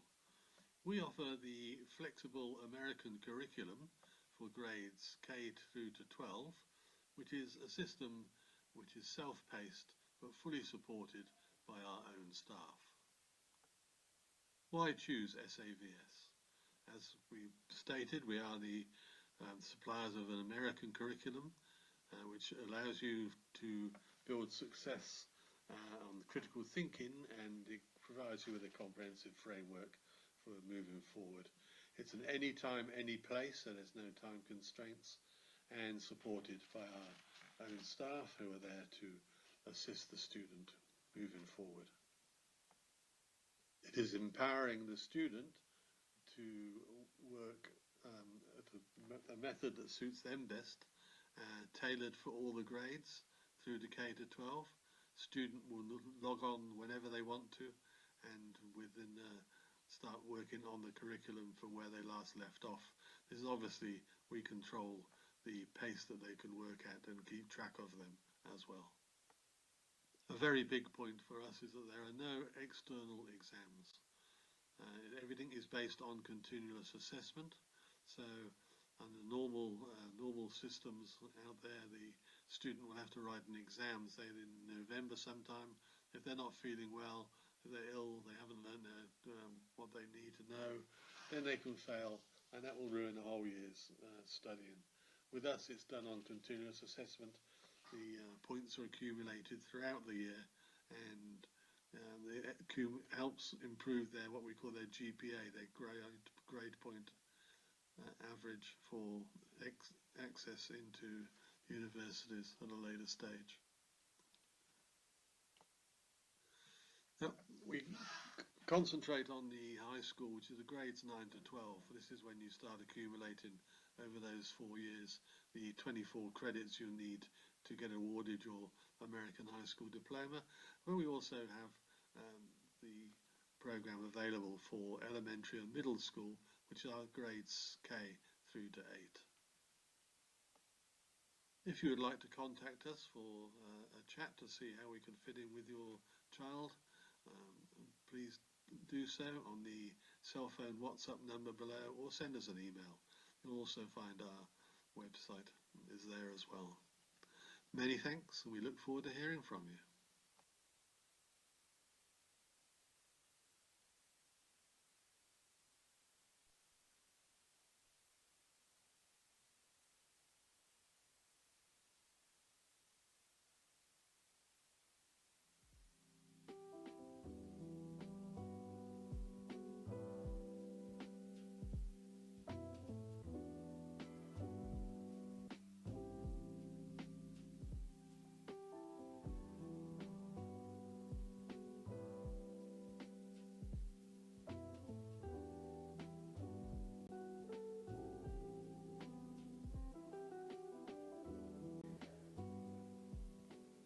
Good afternoon, Adepos delegates and guests. We are at the final stage of the Adepos conference. I see some of our speakers are waiting already in the waiting room, so I will try and see how fast I can go through. So the first thing that I would like to say, we have certainly had a full lunchbox of education today. And by this stage, some of us may be wondering, what sandwich do we eat first? Today we have heard from some big players in the South African education environment, Umulusi, the IB and Sakai, alongside specialist speakers who have given us valuable perspectives on the learning, assessment, quality assurance, AI, technology, and the changing in the education landscape. For those of us involved in online and distance educations, these are simply organizations we recognize. They are part of the environment in which we operate. And of course, Adepos brings together the very people who you have heard today and which you're still going to hear today, who are navigating this changing environment every day. So after everything we have heard today, we now move towards the important questions. Where is online education today? Where is it going? Or perhaps just as importantly, what does the policy, regularity, and legislation environment mean for the future? And this is where we bring our education and policy heavyweights. Now I would to give you everyone permission. You do not have to eat every sandwich today. Take what is relevant to you, ask the questions that matter, and take those ideas back to your organizations. Because sometimes there is no simple way of saying why, but there may be much smarter how. So let's see what our final two speakers have to add to today's educational lunchbox. Our first speaker, it's my privilege to announce, is Mr. Christopher Gordirio, Education Rights Advocate. The theme that he is speaking about today is Mapping South Africa Online Education Market, Current Scale Growth, Potential and the Critical Trend Shaping Expansion. It's my pleasure to introduce Mr. Gordirio, but before he does his presentation, I would just like to give you a little bit of a background of this magnificent speaker. Christopher is a South African education policy researcher and advocate whose work focuses on emerging educational modalities, digital learning, educational pluralism, and the rights of parents within the education. He is also a strong voice within the home education and broader alternative education environment, and serves on prominent local and international forums. His working brings valuable insight into policy, rights and regularity questions surrounding emerging forms of education.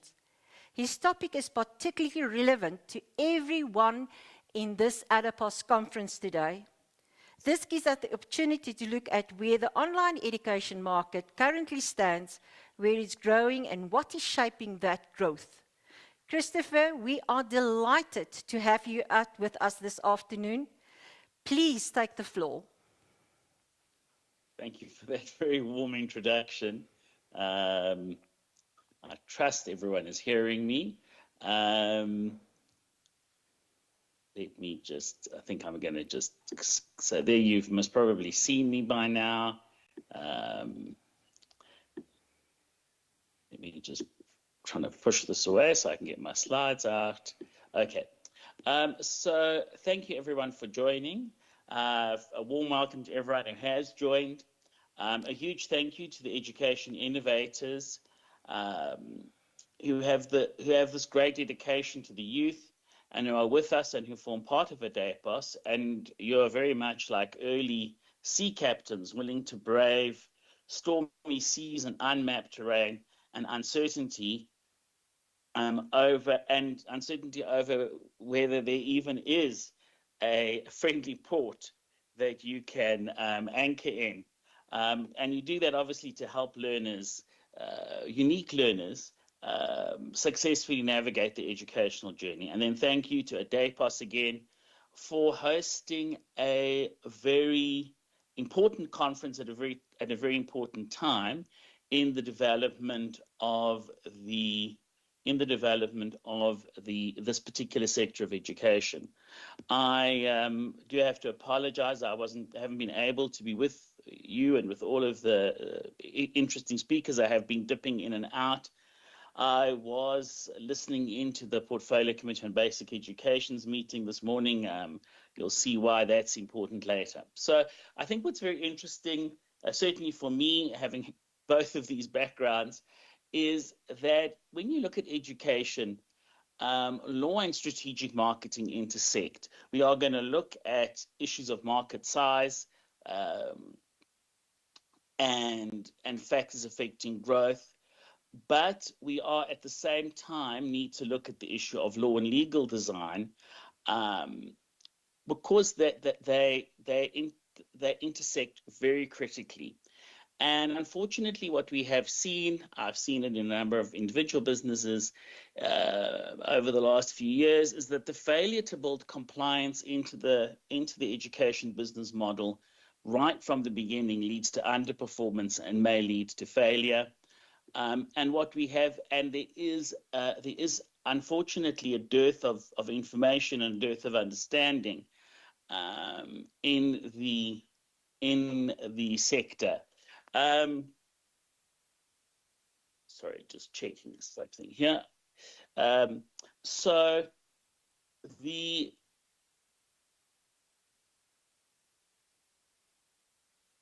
first question everyone has, and this is, what is the market size in a certain sense? Well, let me say a couple of points about this before we even get here. Is on this note of the question of this intersection between business failure and between marketing and law and the risk of business failure, is that it is possible at a certain stage to be under the radar, under the regulatory radar, and out of the attention of and not under the strict attention, not under strict attention of government and the sector as a whole. The challenge that creates is that once you pass that stage, two questions emerge, and you pass that stage essentially well, the way that you pass that stage is when the market you're working in exceeds a certain size, and that can both be real, or that can be a real size, or that can be an imagined size. And one of the things that's happened, and online schooling is closely related to homeschooling in its development. And one of the things that's happened is that the homeschooling environment, there's been a large amount of overprojection of the size of the whole homeschooling market. And what that has led to, it's one of the factors that has led to an elevated degree of regulatory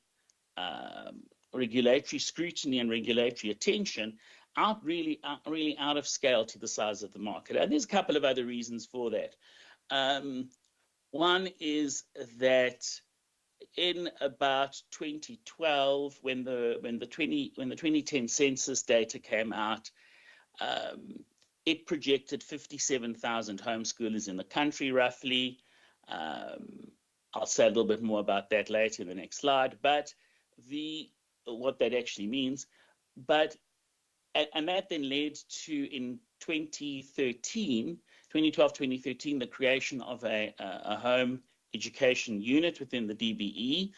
And then 2013 was the year of inclusive education, and that home education unit falls under that sector. So a government department was created at the DBE level to look at home education on a dedicated basis, and that always means that you're going to be eventually you're going to get more regulation. And also, of course, homeschoolers are, and we'll hear about this later as well, homeschoolers are very strong activists. And so homeschool interaction with the government has, of course, focused government attention on the homeschooling sector. To give you a simple example, in 2017, when the Bella Act was when the DBE called for public comment on the Bella Act. This wasn't the Parliament, this was the DBE. Of the 5,000 people that commented, in organizations of people who commented, 1,000 of them were homeschoolers. So homeschoolers at that stage represented something like between 0.1 and 0.2% of the education of the learner population in the country, but they generated 20% of the comments. So that's another factor as to why the sector receives official attention. But the question we have to ask, and the question I'm here to answer today, is how large is this market in reality? We could do a little bit of a magic exercise. Maybe let's do something like magic. I'd like you just to either grab a pen and a paper, or grab your phone, or even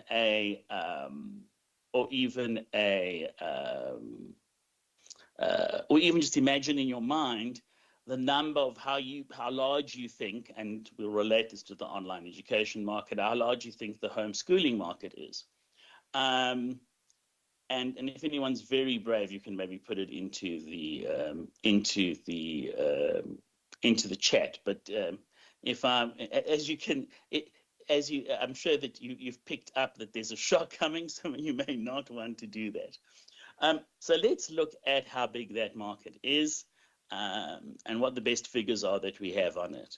So the best figures that we have are the 2024 General Household Survey, and that indicates approximately 53,000. Sorry, I've got on a slide. That estimates approximately 53,000 learners are in home-based education. It's important to understand how that number is derived. The survey follows learners from age 4 to 24, 5 to 24. So it's obviously much larger than and we'll get to this, it's much larger than the compulsory schooling phase of home education. So this 53,760 also likely includes learners who are in the FET phase, although of course everyone, and I know that many of the Adepos providers and online schools are dealing largely with the FETs, and they'll know that there are many FET learners who are above 24. But this gives us a very good sense of what the combined market size is as it stands today. And I think the important thing to look at here is that and roughly split about 50-50. And this survey, after the errors that were made and you'll immediately say, but wait, that's less than what people said in 2011, in 2012 when the survey, when the census came out. I'm not, fortunately, time constrains me from going through how these figures went wrong. But I will say that the General Household Survey has been very accurate since the initial corrections, and that's actually shown very steady growth in homeschooling. So from 0.1 to 0.2 to 0.3% as it stands at the moment. So that number is substantially lower than the numbers that are projected out there. I've heard numbers of 100,000, 300,000. In one case, the minister, but I think she was angry on the day the homeschoolers had irritated her. In a meeting, she said 500,000, but that would be, I mean, those kind of numbers, all of those numbers are wrong. And it's important just to get a sense of scale that there are roughly 700,000 learners in independent education in total in the country. I can also say that the number of learners who are in non-CAPS education in schools is about 37,000. So this gives you a sense of the sort of these numbers being relatively realistic. So it's important, as I've said, important to focus on the fact that there are two segments in the market, the grade R to 9, and this is where we begin to actually cross over into the legal areas, because grade R to 9 is a compulsory education segment in which learners have to be registered, and the way in which this works legally is that you register for home education. You can have online supported learning, but there is a strict requirement for the learner to be registered. I'll come on to that in a little bit of detail. And then you obviously have the FET phase, where I think many, if not the majority of Adepos members serve the community. And learners can enter from conventional schooling into that sector. So there is a possibility that there's a slightly larger group in that FET phase than there is in the strictly in the grade R to 9 phase. Although if you actually look at the exam exit numbers, you, as I say, can come to a rough estimate, and there's very little research on the sector. You can come to a rough estimate that you're looking at about a 50-50 split, but it could be, it could go 60-40 either way. So what is the critical trend that impacts the sector the most? And it's been the discussion point for today. It's regulation. It was very accurately stated earlier that innovation without regulatory alignment creates risk, and what we'll do is we'll look at some of those risks, because there does seem to be a dearth of information and a lack of understanding of the risks. So full legality in South Africa requires three components. A learner must have lawful status during compulsory education. That means they must be registered they must be registered with the provincial education. Well, they must be in one of three categories. And there's a fourth, which is exemption, but we'll go through that. They must either be registered at a public school, registered at a registered independent school. They must be registered for home education, or they must be exempted from compulsory education under Section 4 of the Schools Act. Anyone who is providing who is a school-like provider must be registered as an independent school, and that is from grade, and that's if you're providing education at any point from grade R to grade 12. So people mustn't confuse the compulsory education requirement, which is the responsibility on the parent, with the registration of an education provider, or a school, should we say, with registration of a school-like provider with the department, and that requirement rests on the principal, the owner, but the person who essentially owns and runs the school. There's a third requirement, which is that qualifications offered must be registered on the NQF. This is a bit of there's been much legal debate or legal contestation around this, because, as I mentioned, there are about 37,000 learners in the country who do not use CAPS or the National Curriculum Statement, and therefore the schools that those learners attend cannot be accredited with Umalusi as a general rule, and most of them are registered with the Provincial Education Department, but have never gone on to be accredited with Umalusi. There's been a lot of debate around this. An opinion was sought from the Office of the Chief State Law Advisor. There's been criticism of that opinion. So that area, and this I think does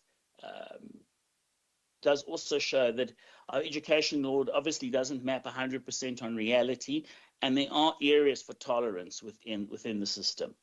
As I said, learners need lawful education status. They must either be in a public school. I've explained this. Registered for home education, and it applies to learners from grade R to grade 9. And should the parent fail, should the learner not be registered, the responsibility rests with the parent, and it is possible that the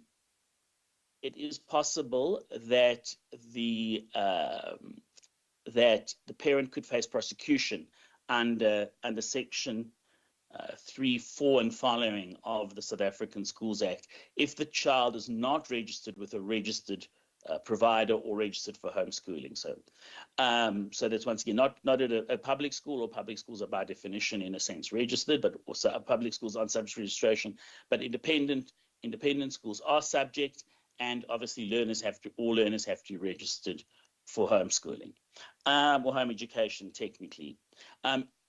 So there has been some debate. There is a lot of debate and a lot of attempt to create wiggle room, but essentially, if you're operating as a school, the simplest thing to do is to apply the duck test. If it operates or presents itself like a school, essentially they must confront the school registration requirement, and despite arguments to the contrary,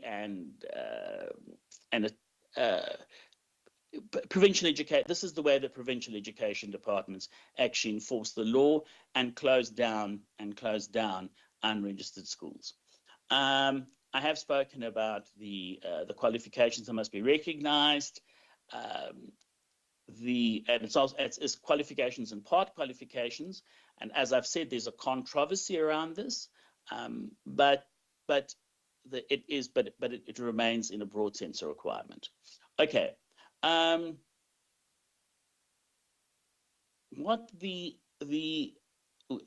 So that is the state of the law. What happens when we don't obey, when the law is not followed? There are two broad categories of risk here for particularly for providers, or for those are criminal well, for all parties, but the point is those are they're criminal charges in a sense. Some have practical implications, but there's criminal, there's practical, and then there's the possibility of civil claims. So on a very practical level, and this has started to happen in a number of provinces, we've picked this up over the last year or two. The learning that a learner has done, or the reports that they've provided, may turn out not to be recognized when they try to transfer into public schools and even into some independent schools. That has happened because the school, they're arguing that those learners are not in a registered form of education. And this is coming out both of online schools and out of learning centres, which will, or what we call independent micro schools, but also called cottage schools. But I'll deal with cottage schools a little bit later. Once again, operating an unregistered school may trigger action under the Schools Act against the owner. And then the parent carries the duty to secure compulsory education, and if they don't, they may face prosecution under the Act. I've spoken to a number of institutions in this situation. I think one of the areas that's most misunderstood, or the risk is least appreciated, is in the field of civil claims, where a parent may bring a civil claim against the school, particularly where they can prove that there have been misleading claims about how the school has been registered. We heard this morning how when parents ask, are you accredited? That question can be answered in 4 different ways. The problem is that if I remember all those answers, if it's asked about whether you're a school or not, those could lead a parent to say that there's been breach of contract or fraud, and of course that fraud could always be a parent could go and charge a fraud at a police station, or they could pursue a charge of fraud as a civil claim, and that tends to be understood, and I know that it's obviously, when it is explained, it becomes a major concern for many providers. I think there's some attempts to solve these problems. That's to register learners for home education as an online, when a learner is in an online school and the learner completely controls the educational program. When the department identifies this, they will turn that application down. They certainly don't have 100% record here. A lot of these applications do filter through, but eventually when they are exposed, these will be turned down. And of course, there is a consequent reputational harm. And then obviously, if parents are not aware of the legal situation, there can be a number of the provider, particularly if we're talking here about an online school, can open themselves up to legal action. I think obviously the same happens with unrecognized or unregistered independent micro schools. The level of detection here is slightly larger for 2 reasons. One, the education department can become suspicious of large. Well, I mean, and it ranges completely from some schools not being aware of the law at all, and them trying to register batches of students to across the spectrum. And I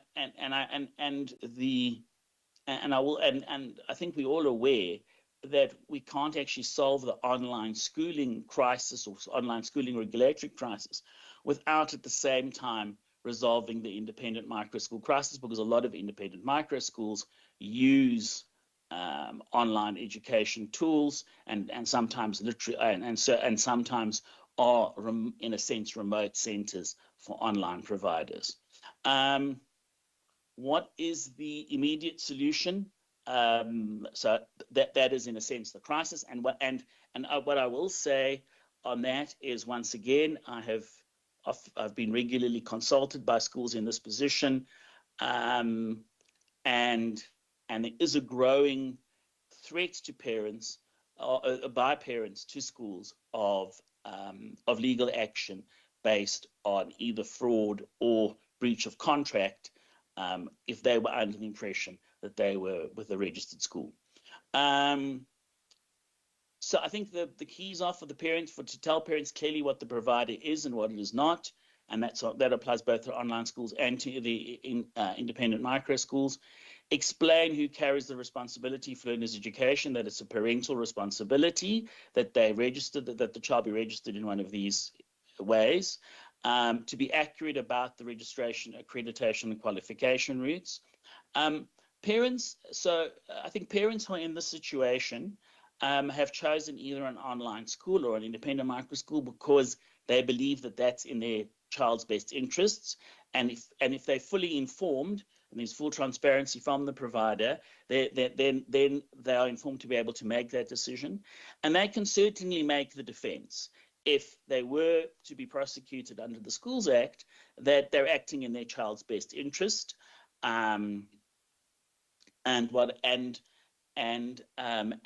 why they've placed them in this environment. That unfortunately doesn't help the provider. So as I've said, we have many very brave providers here, but the parent and prosecution of parents, there's not been a single prosecution of a parent under the Schools Act that could be found, or that I am or we are aware of. And I think it's an important point to say, do not sell certainty that doesn't exist in the environment. As I said, recognition of IMS models is critical, and it's the largest constraint of growth in the sector. There are a number of providers who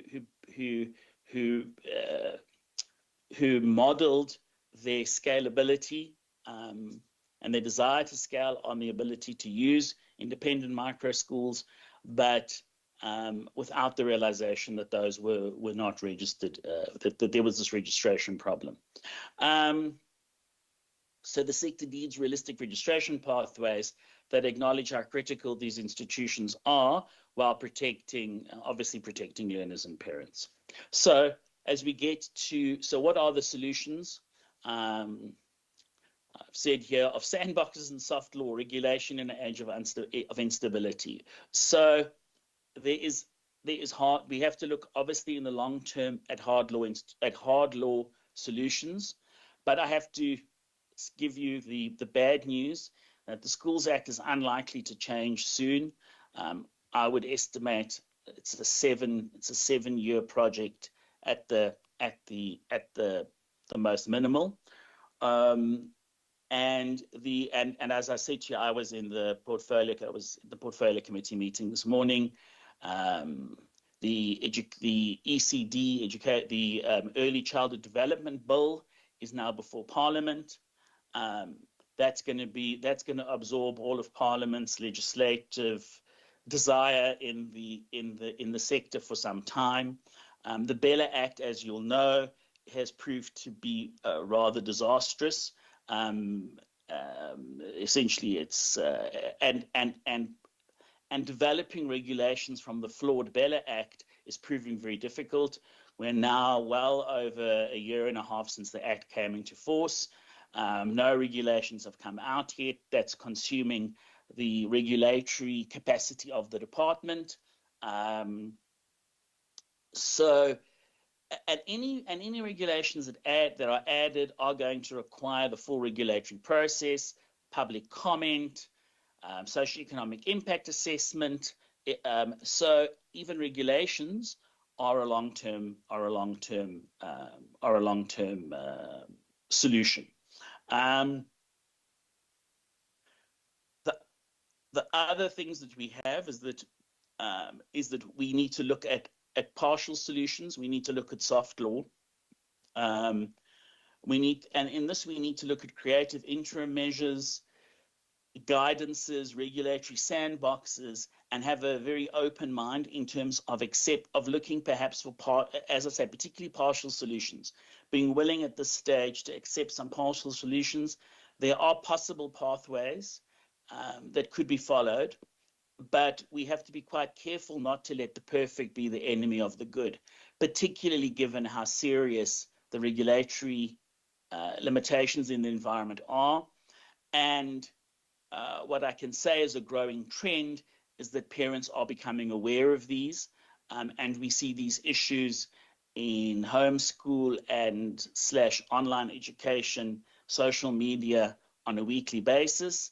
I think I've said before that homeschoolers are a very activist group of people, and there are homeschool activists who are raising these issues. My organization, Learn Free, is trying to bring some context and balance in that environment, but certainly people are becoming more informed, and we are likely to see, in a certain sense, this as information grows in the environment, these challenges, and this will become a trend, that these challenges will become more prevalent. And it's just important to understand that when we look at soft law, that it cannot impact the hard law. And another critical factor, but I'm sure that Isaacs is going to follow me, we'll talk more about this, is it's very important that when we regulate not for the past, but for the future, and look at how we accommodate the growing trend towards hybridization in emerging educational modalities. Thank you very much, and very happy to answer any questions. Mr. Cardio, currently I cannot see any questions on the dashboard. We just might want to make sure everybody's nodding their heads on the other side. I would just like to say from my side, thank you very much for this very, very fruitful presentation, because you touch at the legal side that nobody actually wants to hear or want to see. But in practice, you know about parents that burned their fingers and learners were disadvantaged. And I think this is such an important presentation by what do I need to do to ensure, especially when we talk about home education, what is the safe route and what is the applicable rules when we get to FET. I think this is, I have been in discussions with you. I know that you share a room with the Minister of Education. You talk to the big guns in the education environment.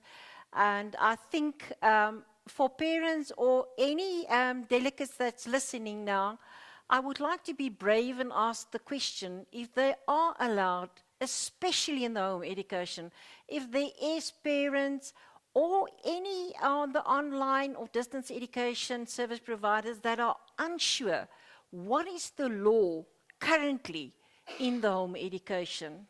Because everybody is like, I don't need to listen, I don't need to read.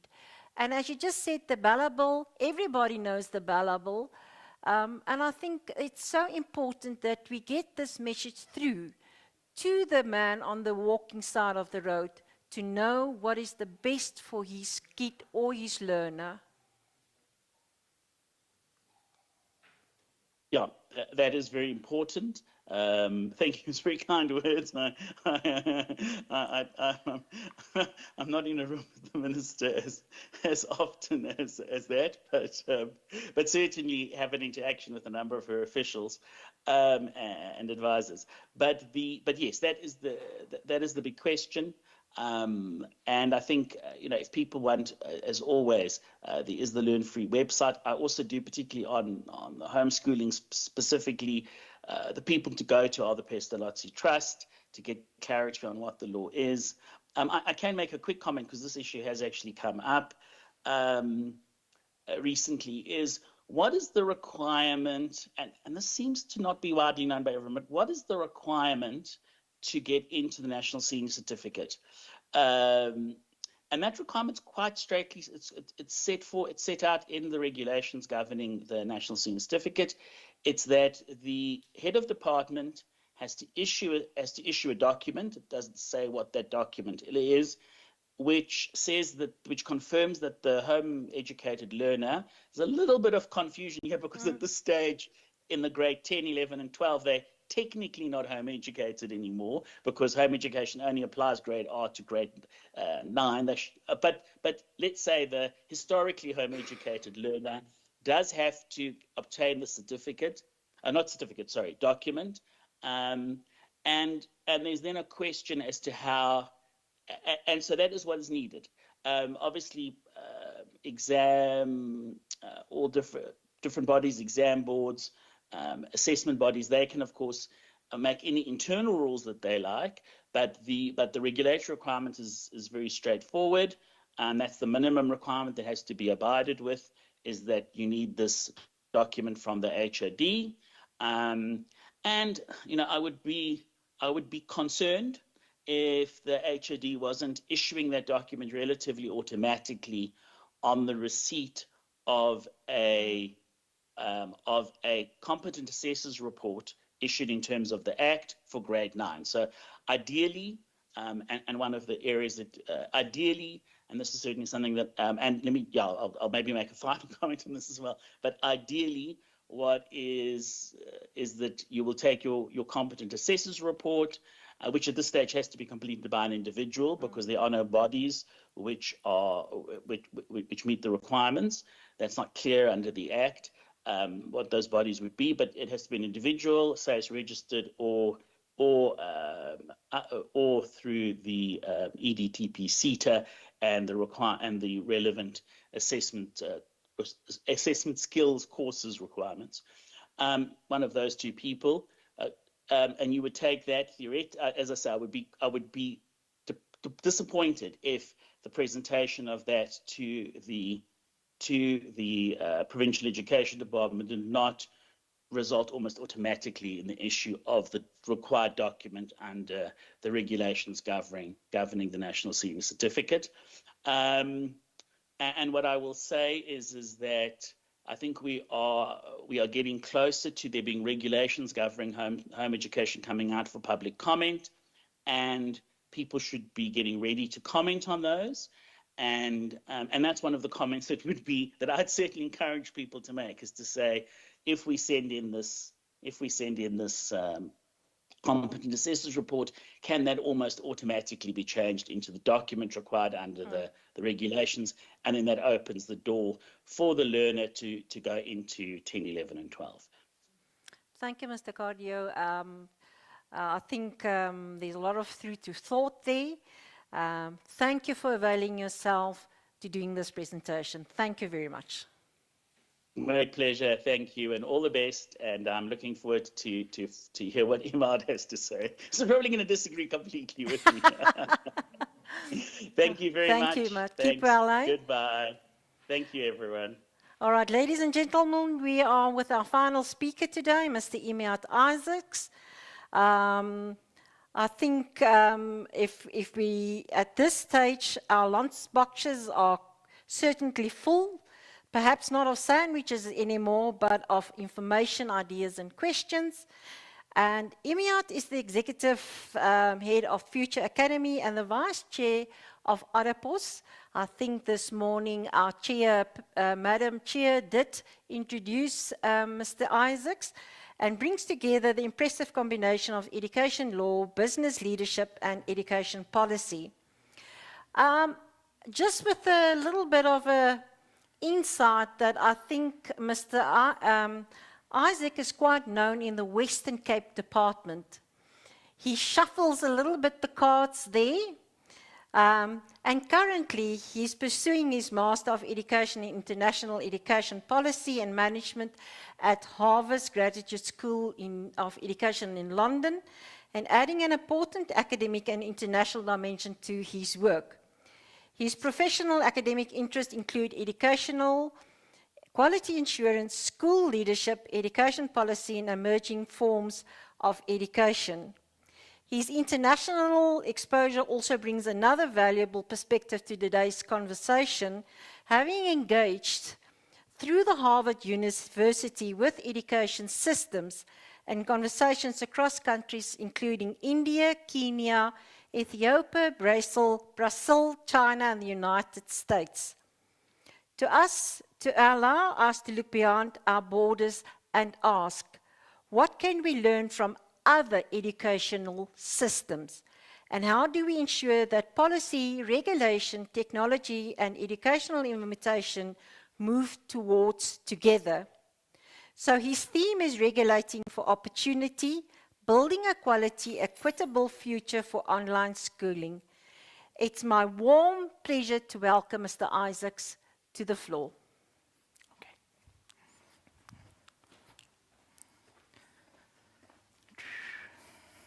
I'm going to step up here. Okay.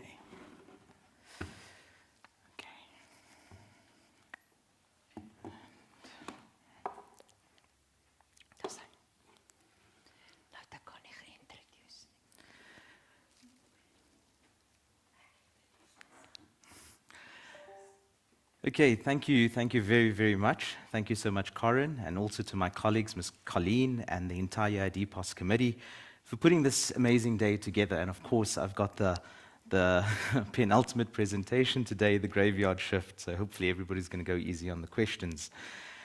One thing I want to say from the outset is that I do sit on the associations committee, but I am speaking today as a researcher and as a school head, executive head of Futures Academy, and not on behalf of Adepos, so what follows is my own analysis. Today you've heard a great deal about regulation. Today you've heard a great deal about regulation. So I'm not going to describe another framework, but I do want to tell you what the international evidence says about whether online schooling works, under what conditions that it works, and what follows from that for the way the sector is actually governed. And I want to argue that proportionate regulation is the largest growth opportunity this sector has. So, Christopher has just taken you through the scale and the growth trajectory, so I will not repeat his numbers. I want to draw out these consequences, or rather the consequences of it, because they are more uncomfortable than they first appear. The first concerns the data, and I want to put it very, very carefully. It is not true that nobody knows who we are. We have Sakai and the IEB. Each hold a real register of the institutions that they have accepted. What is true is actually narrower. Each body sees its own list and no further. Those registers are private. They are maintained for an operational purpose rather than for a policy one. And a provider outside both appears on neither. There is no public register anywhere, and none of it is outcome data disaggregated by socioeconomic status. So when we consider the Department of Basic Education, the body that would have to act, they actually hold nothing meaningful. When somebody asserts that online schooling is not working, we have an opinion to answer with, not evidence, because it has never been collected in a form that anybody could use. The second is that the fee floor is a market ceiling. Fees run from around 11,000 rands a year at the bottom to 70,000 rand and beyond. That is a small addressable market in a country of this income distribution. And the third one is the one that I want you to sit with. A regulatory vacuum that does not protect the good operator. It protects the worst one. If a provider takes fees, delivers very, very little, and leaves learners without a pathway, there is no registration to lose and absolutely no consequence that follows. But the reputational damage does not stay with them. It attaches to the category, and it attaches to all of us in the online schooling space. Now, before I go further, I want to make a distinction that does a lot of hidden work in these conversations. There are at least 3 different settings or things under the language that we use, and they are not the same animal. Distance education is materials-led and largely asynchronous. A learner works independently to a schedule with support at the margins. It is long established in this country, and it is well understood. Online schooling is something else. It is an institution with a teaching staff, a timetable, synchronous contact or a balance between synchronous and asynchronous contact, live feedback, a learning management system, and a duty of care that runs through an entire school day. It is a school in every respect except premises. Micro and cottage schools, or what my colleague Christopher mentioned as independent micro-schooling, is a third thing again. Often with small group instruction, often parent-initiated, and today still rooted through the Section 51 home education, which ballot tightened in 2024. And I will be honest and say this plainly, that third column is not my field. That is undoubtedly one that Christopher knows better than I do, and I would rather be corrected than confident. But I want to make one point in defense of a segment that is not mine. Mr. Hawley noted this afternoon that the draft framework defines online schooling broadly enough to cover both synchronous and asynchronous provision or instruction. That is right and it matters, but the breadth of definition is not proportionality of obligation. A provider whose function is to supply materials and prepare a candidate for an examination should not have to look like a school in order to keep doing it. And a parent or an adult learner who wants nothing more than the lawful access to the examination itself should still be able to get it. That route has existed here for the better part of 80 years. A framework built around institutions must not quietly foreclose it. But here's what is true across all 3, and I offer it as my view rather than as a finding. In all 3 of these spaces, quality assurance reaches the assessment. It does not reach the learner. We have a serious apparatus around the exit examination. We have almost nothing that speaks to what happens to a child in the 5 years before it, if we are considering secondary schooling, whether they were taught by anyone qualified, whether they were taught at all, whether anybody noticed when they stopped logging in, and all 3 spaces are under-regulated in that sense, and differently, which is why a single framework will not fix any one of them. One example, an educator-to-learner ratio is close to meaningless for a materials-led provision company. There is no continuous teaching relationship to regulate. For synchronous online schooling, it may possibly be, or arguably be, the most important quality condition you could impose. We have the same rule, but opposite effects.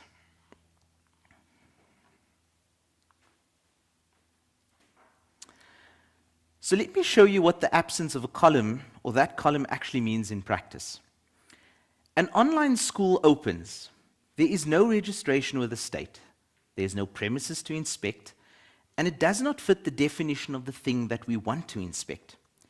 But to get its learners to the National Senior Certificate, this school or this online school applies to a private assessment body, which decides whether it will register that school and take accountability for it. Umelusi accredits that assessment body and uses a concessions-based framework that runs to that body, that covers the institutions that body has agreed to answer for.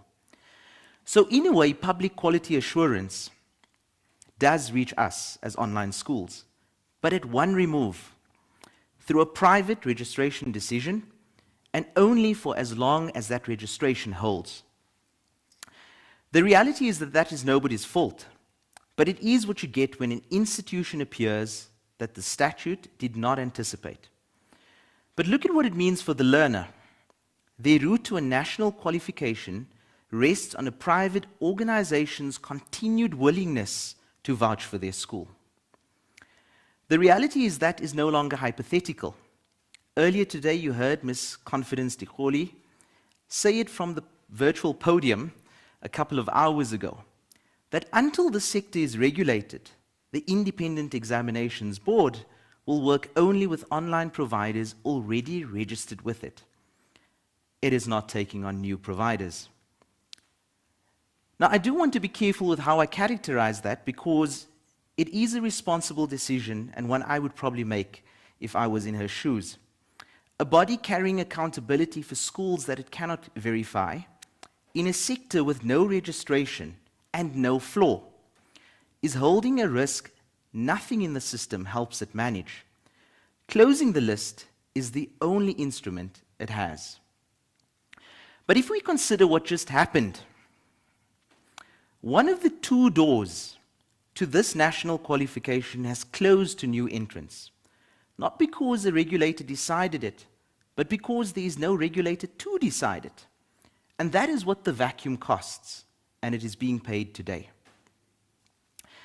In 1996, after 50 years in which UNISA and Correspondence Matric had made distance study a real route to a certificate, the Schools Act drew the map that we still use today. Schools, public and independent, and separately home education under Section 51, the one assumes premises and the other assumes a parent. But neither of these categories contemplates an institution that teaches without either. And here's the part that I actually want to ask you to hold on to. In 2024, Parliament reopened that Act in full. Ballot was signed on the 13th of September in that year, and it substituted Section 51, compulsory attendance and home ed. It tightened some of those regulations considerably, but it created no category for online schools. So in reality, this is not really an old statute that failed to anticipate the internet. This is a gap that survived a comprehensive amendment while the legislature was looking directly at the neighboring sections.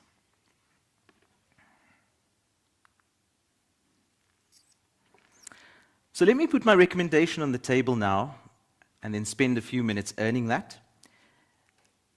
I think that the sector should be asking, echoing what we heard earlier, I think Think Digital reported that Umelusi asked for the same provincial registration. So here we are asking for provincial registration, but more specifically, with proportionate standards. Online schools register as independent schools under the machinery each province already operates. We issue some form of a national binding circular from the Department of Basic Education that sets the floor, and for 4 particular reasons. Number one, it is faster at a provincial level. With strong political will, theoretically, it could be achieved in under 1 year, but I don't think anything works at that pace in South Africa. So 18 to 24 months, still very hopeful and with strong political will. On the machinery that already exists, with no parliamentary process at a national level and no waiting for a legislative window. We need to ensure that it is proportionate, that we attach conditions only to online-specific risks, that looks at learner protection, the assessment integrity, digital access, and that no obligation lands on an online school simply because it is unfamiliar. It is also market expanding. And I'll come back to that because it is the part that we consistently undersell. It is ours to shape. If we look at a binding circular drafted now with this sector at the table, it is very different from a document coming from the statute drafted in 4 or 5 years by people who concluded we could not be trusted to propose anything ourselves. And there is a process to be at the table of right now. Again, Ms. Tikholi told us this afternoon that she served on the first drafting panel and that there is a newer draft under the current minister. She indicated that she has not seen it and she was told it is not for public consumption. Her board has raised the finalization with the minister and it has not happened. So ultimately, the document that will govern our schools exists. It has been in draft since 2021, and a person who helped write the first version has not read the current one.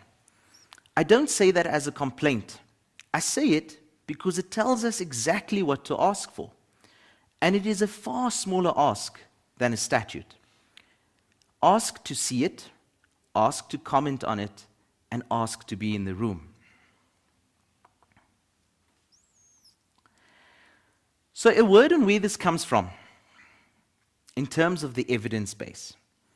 A structured review of the international evidence, roughly 1,000 studies were screened, 431 studies were read in full, 45 were retained, and across more than 20 geographies or countries, with 12 randomized strong quasi-experimental designs and 6 systematic reviews. I ranked the evidence rather than pulled it, and I mention the method only because most of the conversation about governing the sector proceeds from position or mandate rather than from evidence about whether it works.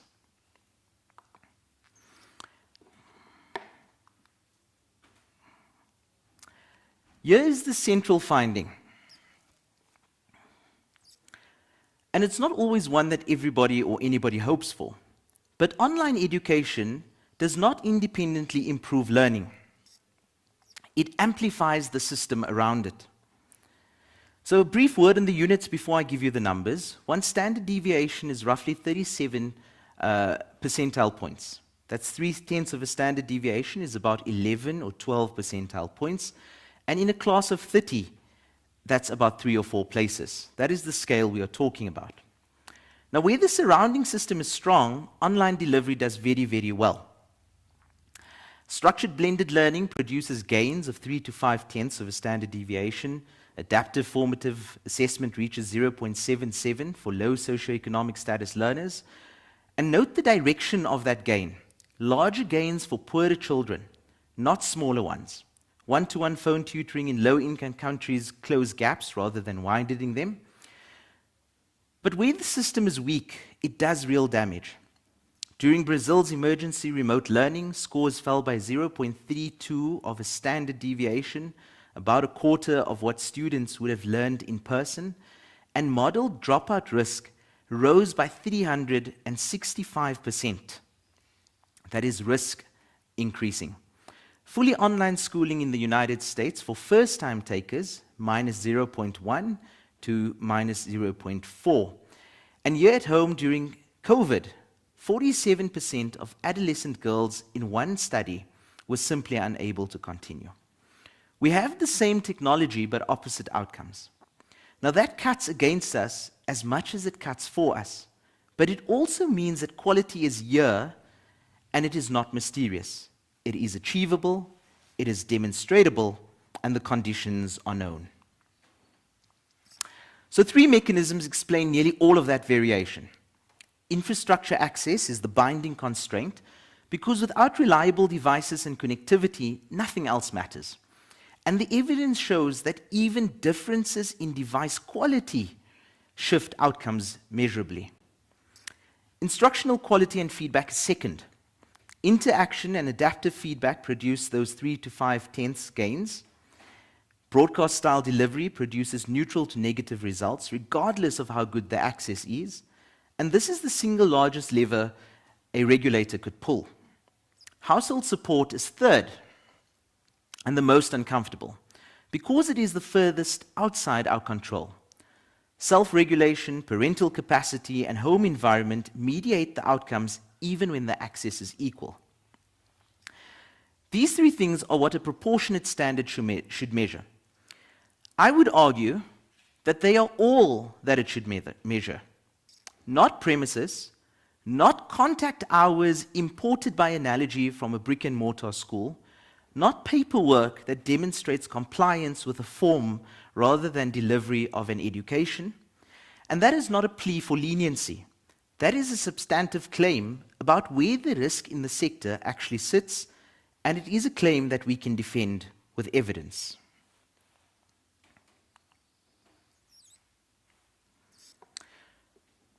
Which brings me to the reason why my title says opportunity rather than compliance. We tend to treat equity as an obligation, something that we accept because it is right or because somebody will require it of us. But I also want to suggest that it is also the largest commercial opportunity in the sector, and there's no contradiction in saying both. At 11,000 Rand a year at the very bottom, the overwhelming majority of South African households cannot reach it, likely in excess of 85%. Thus, our fee floor is a market ceiling, and we have built a sector that structurally cannot serve most of the country. 3 things in our proposal changes that. Number 1, a provincially administered assessment pathway to the National Senior Certificate removes private assessment body fees from the learner's cost base. The largest per learner cost, most of us cannot negotiate down. If we look at fee exemptions or subsidized routes, it will bring state support to qualifying learners, which is not a novel idea.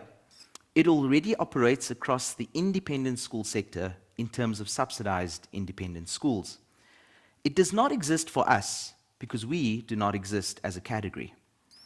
And evidence of quality is what makes any of that arguable. Registration produces outcome data, and outcome data is the only basis on which anyone will ever fund a learner to attend one of our schools. We are not asking for public money for private providers, but rather, I am saying that a learner priced out of the sector is a learner we could be teaching. That the state already has mechanisms for exactly this, and that we cannot reach them from outside the framework. Every learner currently priced out is a learner that this sector could serve. So let me be concrete about the alternatives because there are only really 3. The first is the status quo. Do nothing. No registration, no reporting, no obligations on quality. NSC access by private fee only, no departmental data, and you should always in your modeling include the cost of inaction. But the reality is that inaction buys us nothing except time. And time is what the worst operator needs most.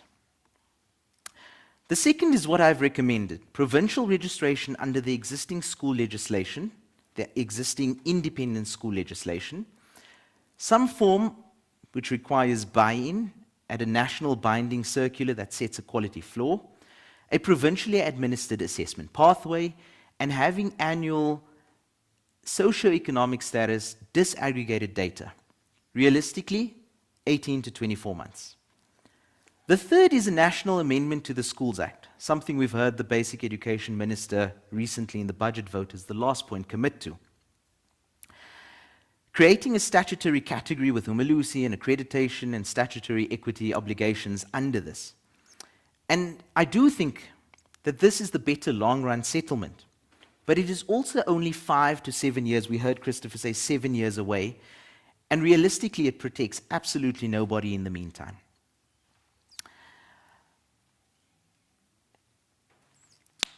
Right, I'm going to not comment a little bit further on that, but you will notice that there's also no rand figures in this particular slide because I've not deliberately costed these options. But what I will defend is the structural difference. Option 2 is a marginal cost on the machinery that already exists. And option 3 is essentially a new institutional build. Underneath all 3 is a design principle. And if you take one sentence away from this talk, I would like it to be this one. Regulation should follow risk, not form it. No obligation should attach to an online school unless there is an identifiable online-specific risk. Mr. Kholi earlier put that better than myself. She said regulation should not begin with the question of how do we control online schools, but it should begin with what protections are relevant regardless of the modality through which a learner is educated. That is the same principle, and I would rather follow her formulation than defend my own. It cuts both ways, which is really the point. It is a limit on what can reasonably be asked of us, but it is also the standard we have to be willing to be held to. In evaluating these alternatives, I assessed these against 5 criteria. I'm not going to go through the entire matrix because it is in the appendices of these slides with the full benchmarks that I'm happy to walk anybody through should you reach out. But the short version is that option 2 wins on 4 of the 5 criteria: on effectiveness, on equity impact, on administrative proportionality, and on implementation feasibility. It loses on 1. That is the long-run system coherence. And of course, it loses to option 3, the SASA amendment. That is not an embarrassment, but rather that is the design.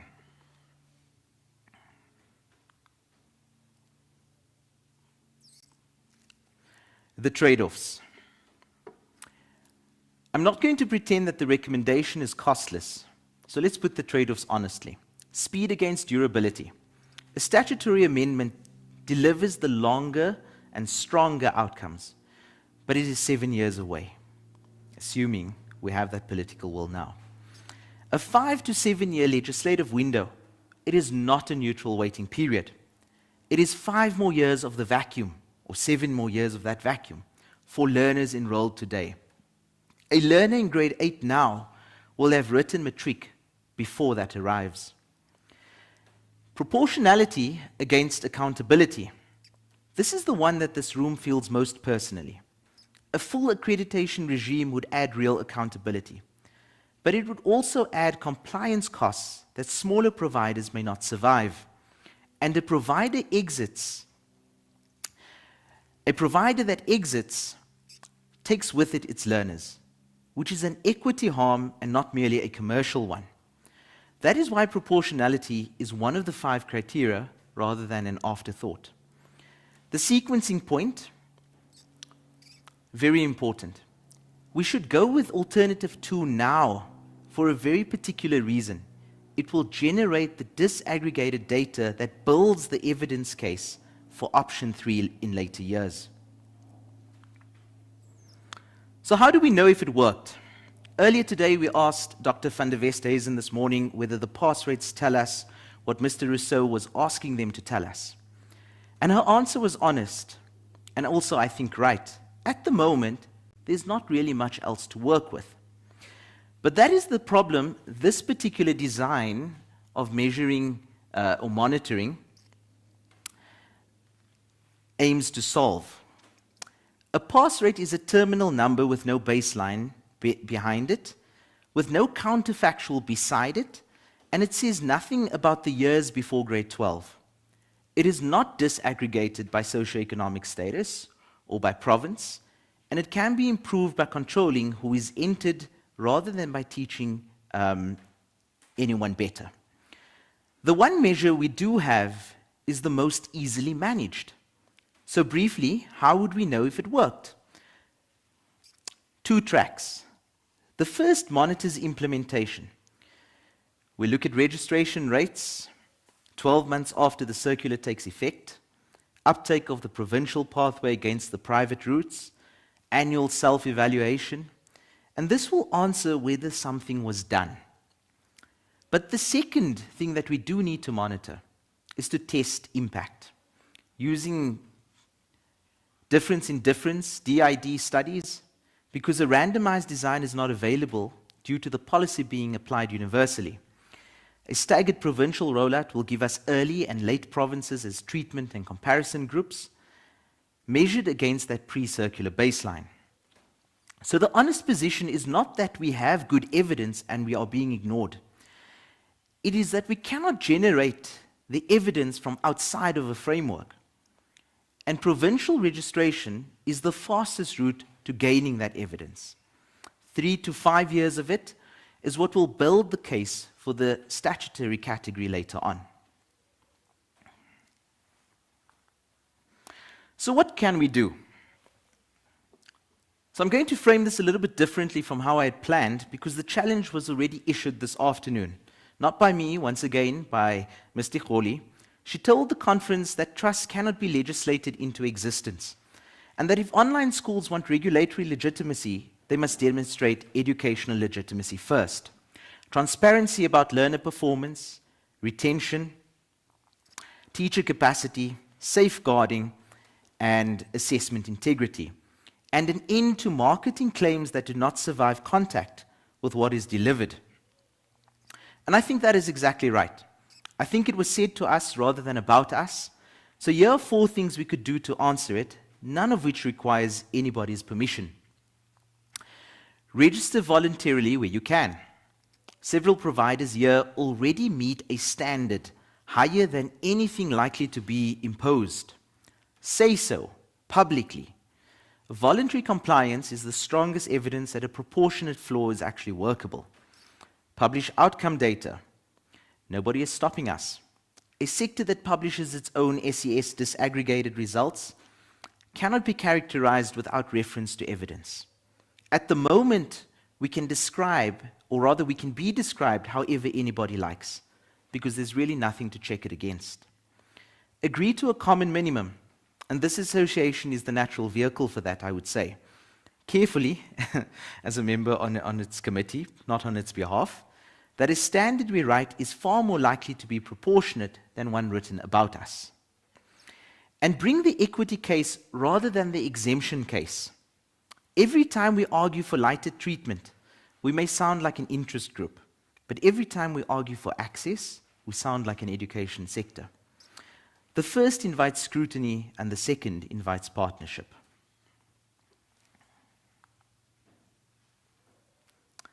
Let me close with this. The evidence is conditional.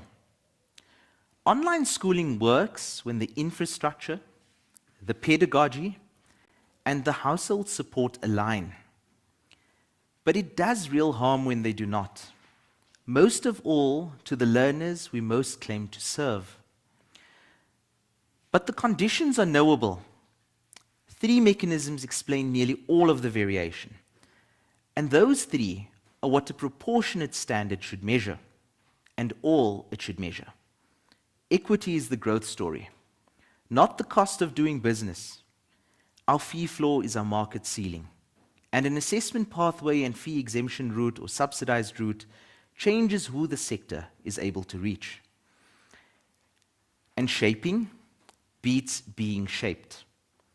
A binding circular that we help to write now is a better outcome for every school in this virtual room than a statute written about us in 5 to 7 years to come.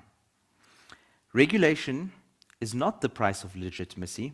On the evidence, it is the route to a bigger and better sector. Thank you. Okay. So I was told I'm going to handle my own questions. Are there any questions? Let's see.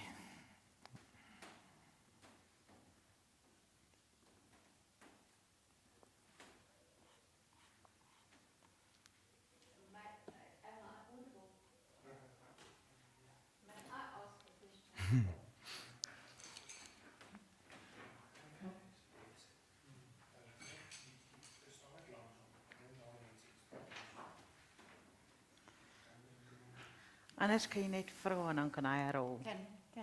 Am I heard? Oh, from here? Yeah, Imad, I'm very interested in your provincial model. Do you think that our provinces are able to entertain such a model, accommodate such a model, and administrate such a model? Okay. Maybe a trick question, eh? Yeah, so there's a few things with this. I mean, when we look at what the DBE's role is, and I must be very, very careful here, this is recorded and going out next week. When we look at powers, right, I mean, we're calling for some kind of a national circular. And then if you just look at how that trickles down, and if Christopher's still online, I know he's got a lot of commentary on this as well. But in some instances, when the minister is not able to issue regulation due to the powers that the various statutes give her, then what the DBE potentially issues is really guidelines, right? And what that means is that what that comes down to is that provinces now can choose to buy in or not, because it's not a legally defensible mandate, right? And I say that as a very humble legal student, and I could be wrong. But that's the read that we have it on there. The reality, though, why I mention a difference in differences design, is that on a ground level, we will see uneven implementation in provinces, even if there is buy-in. It will be implemented at different times. Some provinces will lag. That does help us from a research perspective, because so far everything I've heard in terms of the accreditations, the frameworks, and so forth, again, I'm asking the question on evidence, right? And so the proposal for provincial registration is really to gather that evidence. It's not seen as the ultimate solution. So even if a few provinces do buy in, and I know there are willing provinces, it would serve the mandate of the bigger picture to have that SASSA amendment.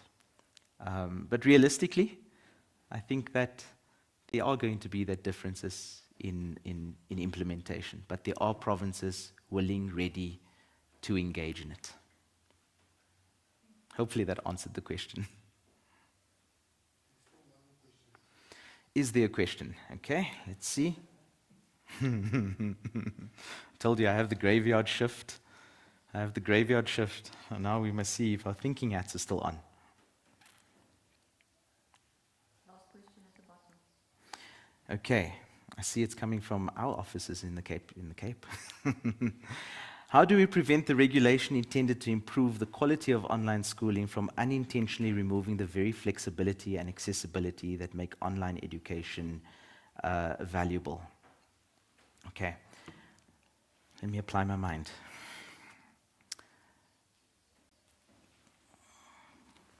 Unintentionally removing the flexibility and accessibility that make online education valuable. Okay, I think that the elements, I think, again, if I point to the IEB's, Ms. Diholi's presentation earlier today, she summed it up perfectly well, is that we should not be looking at how do we control, but rather what is essential to protect the learner. And that is part of the argument. It's part of the argument as to why I say that the access to the examination must persist independent of both the modality and also the schooling regime around it. We need to have, we cannot eliminate or take people out of the system, because there are people that can learn on their own, there are people that can go to YouTube, and they need to have that access to be able to register for the examinations and write the exam, independent of the teaching and learning. So I think if the legislation makes provision for that, acknowledges it, I don't think that it would remove the flexibility and the accessibility that the online education regime or even the distance education regime provides to learners. Okay. Okay. Thank you very much for the time. I'm going to now hand over to our secretary, our executive member, Ms. Helga Stevens. Thank you.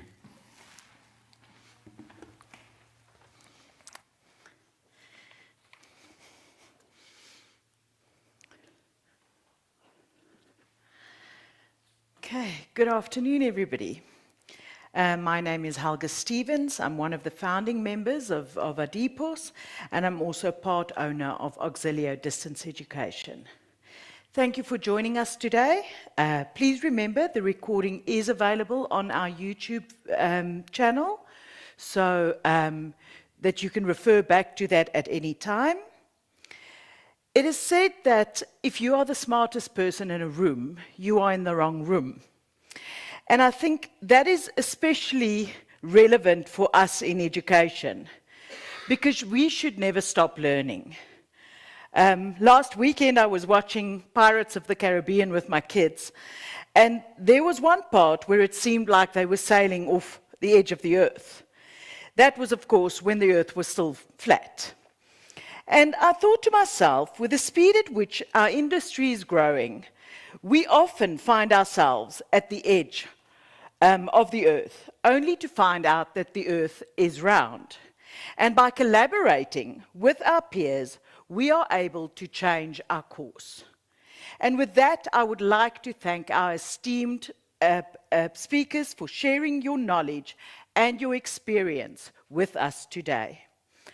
Adepos was established to promote and advocate the accreditation of institutions that offer alternatives to the current module or platform for education.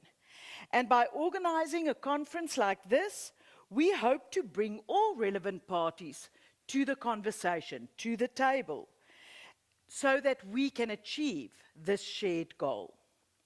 We will keep on pushing all parties to have constructive conversations until that goal has been achieved. I think the one theme that came through today was that regulation is of utmost importance. But equally important to that is that the learner successfully completes his or her qualification.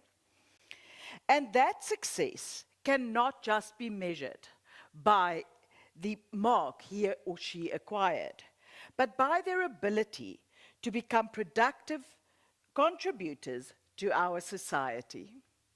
Finally, I would just like to thank our chair and her committee for putting this together for us. We appreciate the hard work that has gone into organizing this event.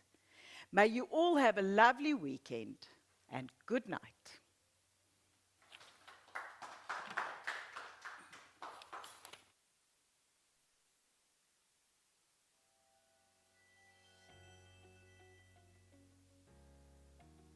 Futures Academy is an independent online high school. Our solutions allow our students the time and the flexibility to pursue their interests beyond the classroom. Futures Academy is a response to a deep concern for access to quality education in South Africa. We exist to inclusively innovate to avail educational opportunities for those who need it most.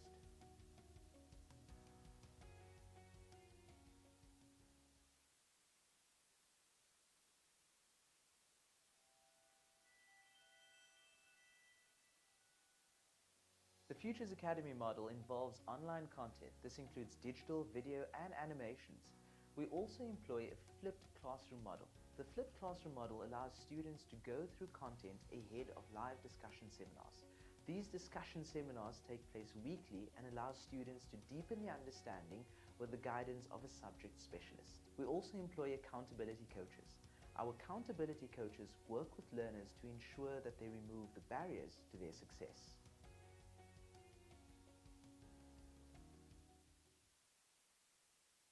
Hi there, I am John Louis, the CEO and founder of Iva Global Online School. My career in education spans over 31 years, and it all started at the age of 15 when I decided to become a mathematics teacher. I studied at the University of the Witwatersrand, where I completed a Bachelor of Science degree majoring in mathematics, and I also completed my professional qualification in education. I was a mathematics teacher for 14 years, boasting outstanding results, before I became the founding head of Redham House in Bedfordview, South Africa. In 2010, I was appointed the Senior Deputy Head and Academic Director at the Oprah Winfrey Leadership Academy for Girls in South Africa. Over the last 5 years and 3 months, I've been overseeing, in the role of Academic Head, the academics, standards and practices across all of the Advitech schools in South Africa, Botswana and Kenya. Currently, I am a member of the Academic Council of FEDISA, a highly reputable fashion school in South Africa, and I am also currently the Mathematics National Examiner for the Grade 12 Matric exam under the Independent Examinations Board examination. I have been the Mathematics Examiner since 2006. Iva Global Online School brings you an offering that is progressive and aligned to the very best the world has to offer. My vast experience and global networks in education should give you peace of mind and security that your child's education is in very good hands. Choose Iva Global Online School if you're serious about your child's education. Ready to discover an online school where your child can learn and have fun? Hi there, I'm John Louis, the head of Iva Global, an online school in a 3D virtual environment. Imagine your child learning online while still experiencing the excitement of walking through the school gates